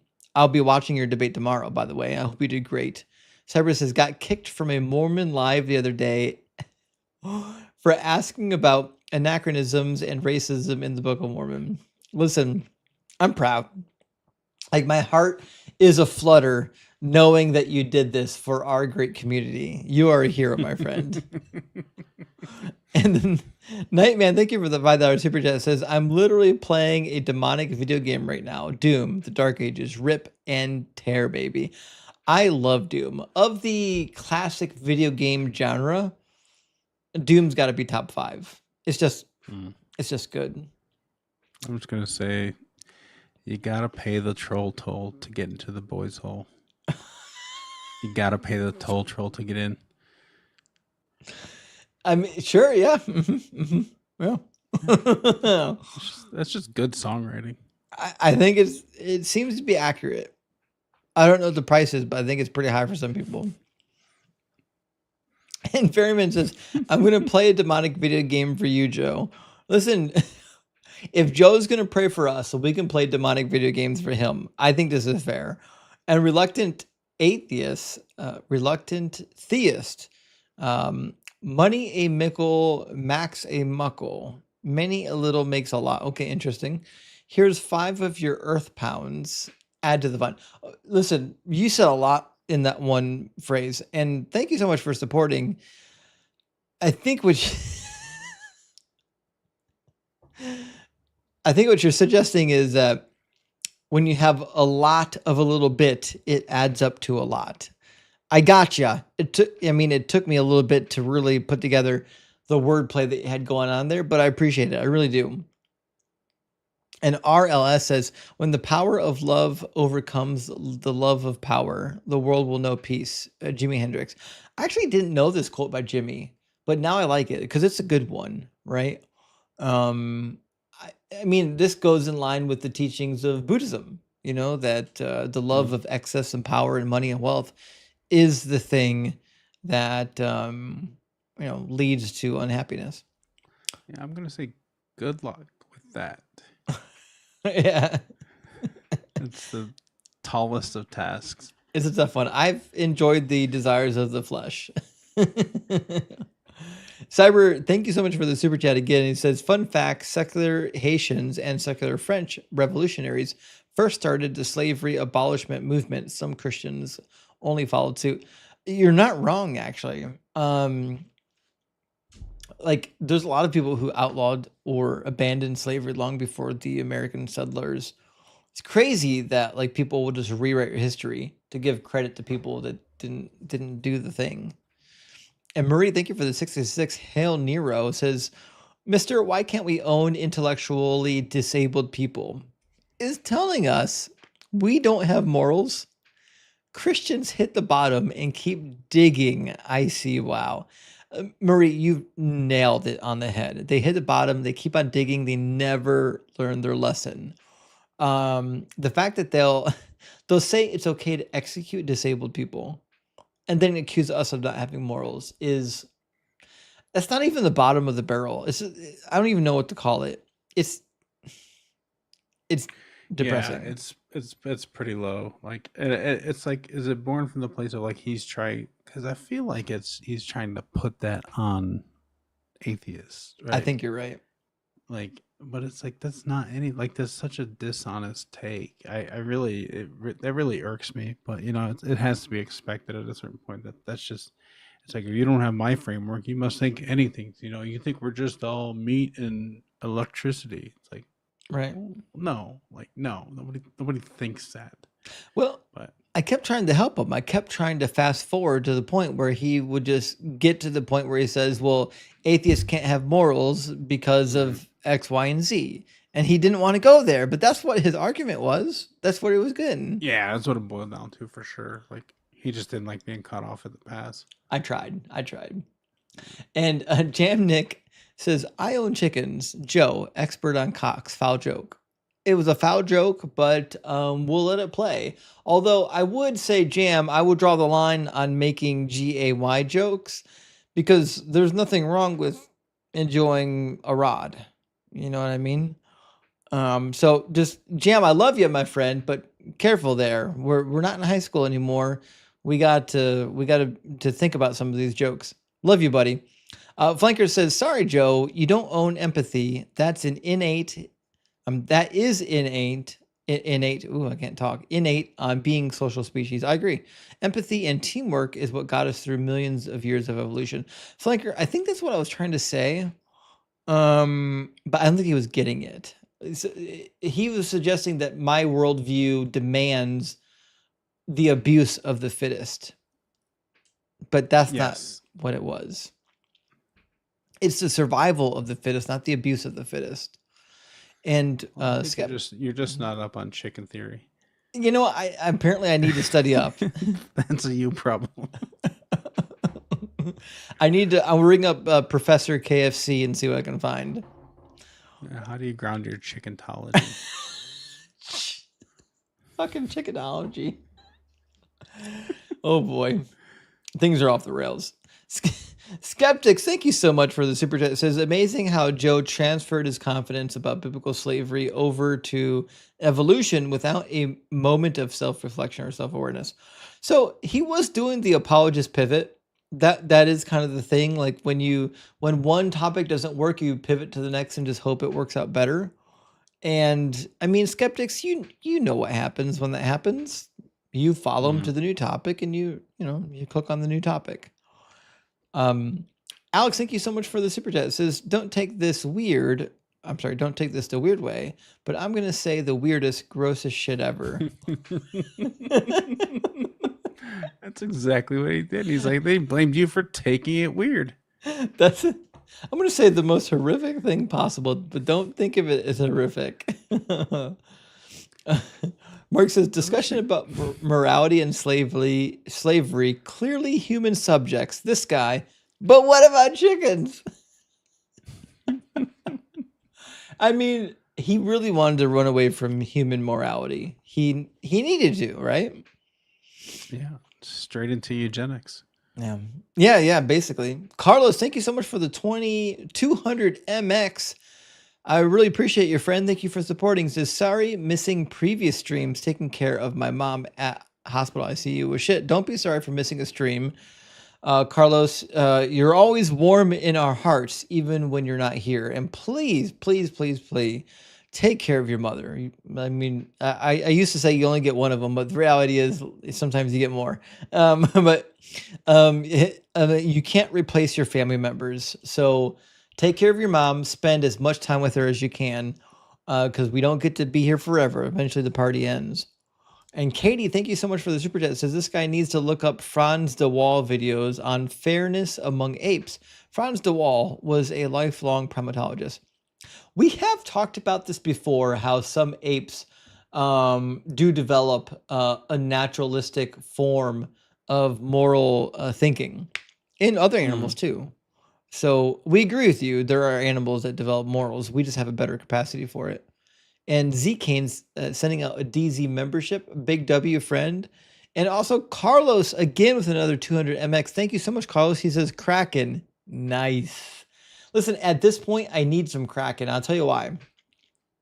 Look at this. I got a tooth back here. Can you see it? I got a tooth back here that is cracked. I'm having a bad tooth day. It's cracked, and now it's got sharp edges, and my tongue keeps rubbing against it. And at this point, spending the last nearly 6 hours talking, like my tongue is bleeding in my throat, and like I need a little bit of Kraken to deal with this. Jeez. When I started, I didn't know it was going to be a problem. Look how he sacrifices for you, viewers. I'm spilling blood for y'all. It burns when I drink the Kraken. Literally hurts. Kyle K, good to see you, friend. Thank you for the super chat. It says, well, maybe. Well, listen, I'm not going to be live again until next Friday, so I'm doing the whole thing. As maybe I'll be able to come up and talk next time. Well, Kyle, I'd love to hear from you. Also, remember, I'm in the Discord, and you've got my email in my profile. Mindforged Manacles, good to see you tonight. It says, Justin the Prophet always foretells Isaiah 53. Every time. It's funny that they will sit here and listen to me tell them exactly what's about to happen, and they'll be like, nah, he's not going to do that. Like, what? Why do you think I'm saying it? It's crazy. Alex says, I'm having a vision. It's of a man grilling a chicken on a hot stone. Maybe double fulfillment prophecy. It's a dual fulfillment of Doug. Clearly, it was there. It was there from Doug. Oh my goodness, we have a lot of good super chats here. Give me 1 second to. I think we're getting closer to the end though. iReactor, my friend, good to see you. Says recommended response to the bless you nonsense with peace upon you too. Peace pronounced PISS. Piss be upon you too.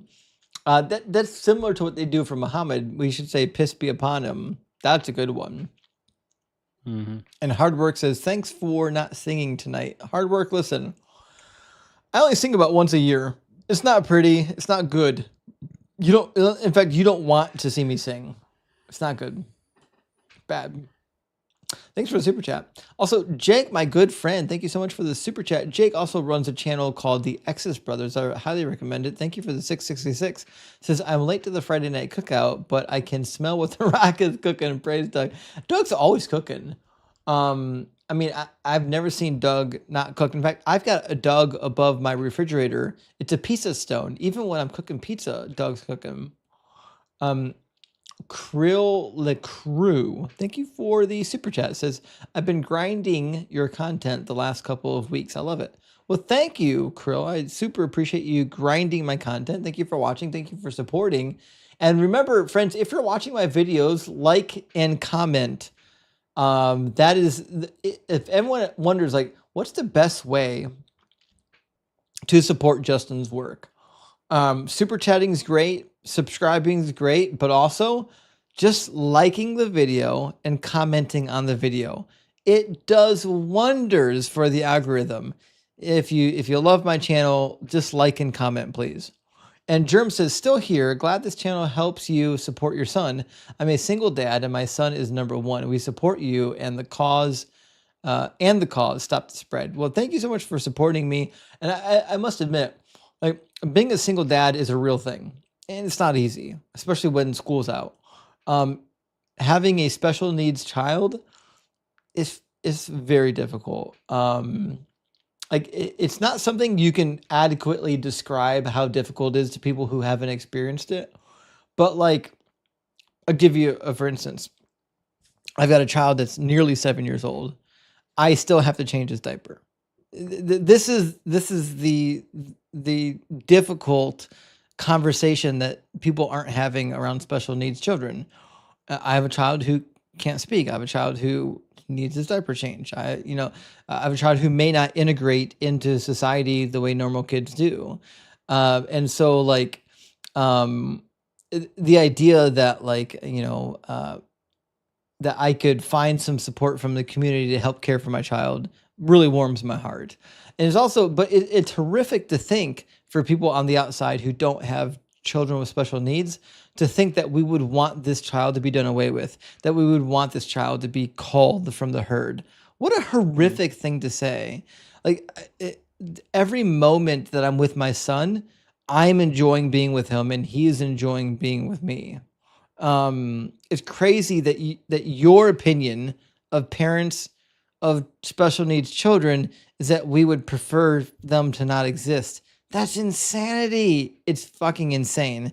And it tells me that you don't have a moral framework to work from.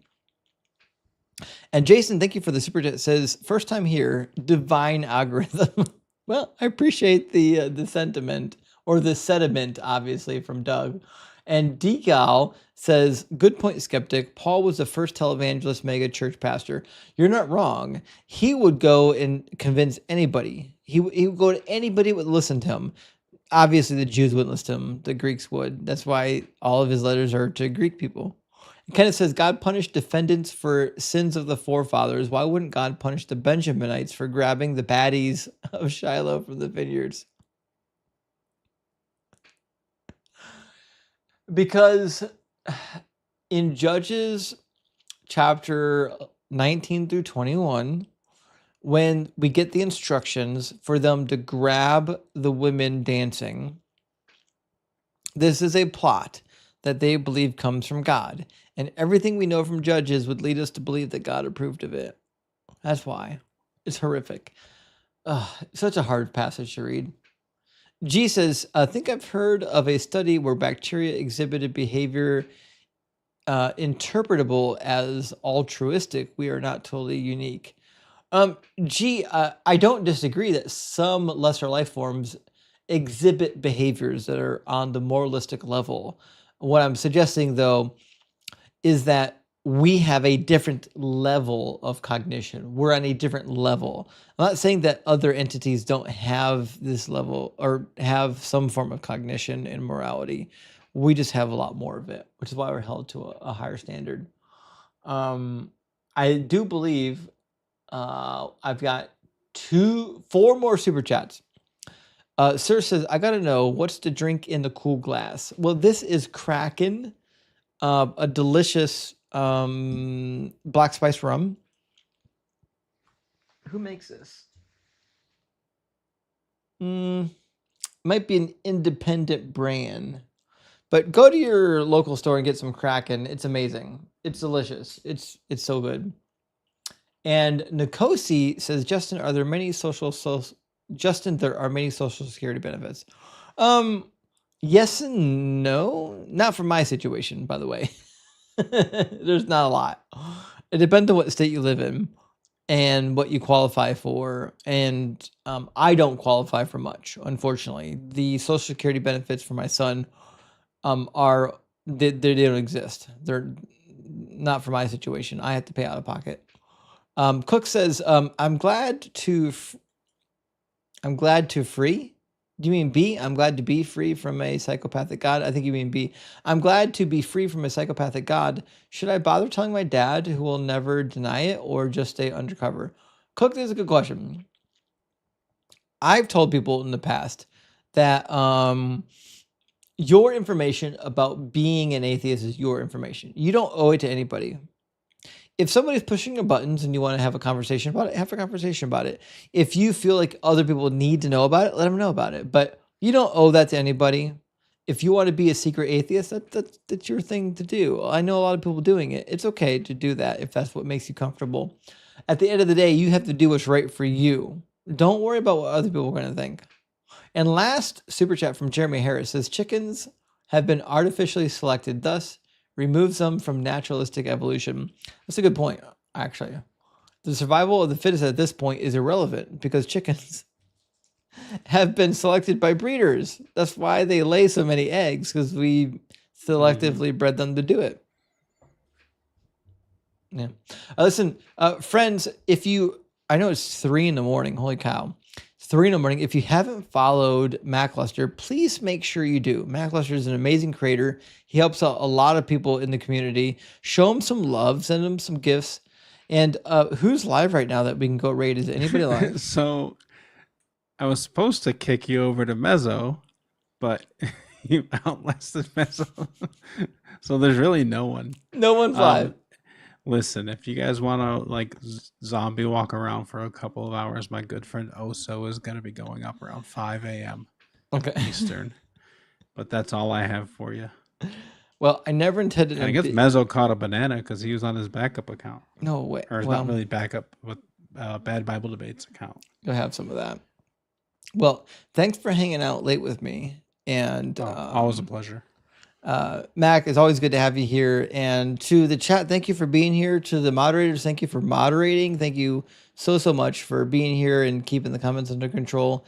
And we'll see you again at the least. We'll see you again next Friday. We're going to be doing a work hour stream. So we'll be streaming from noon to about 5. So it should be a lot of fun. And then the schedule is going to get crazy, but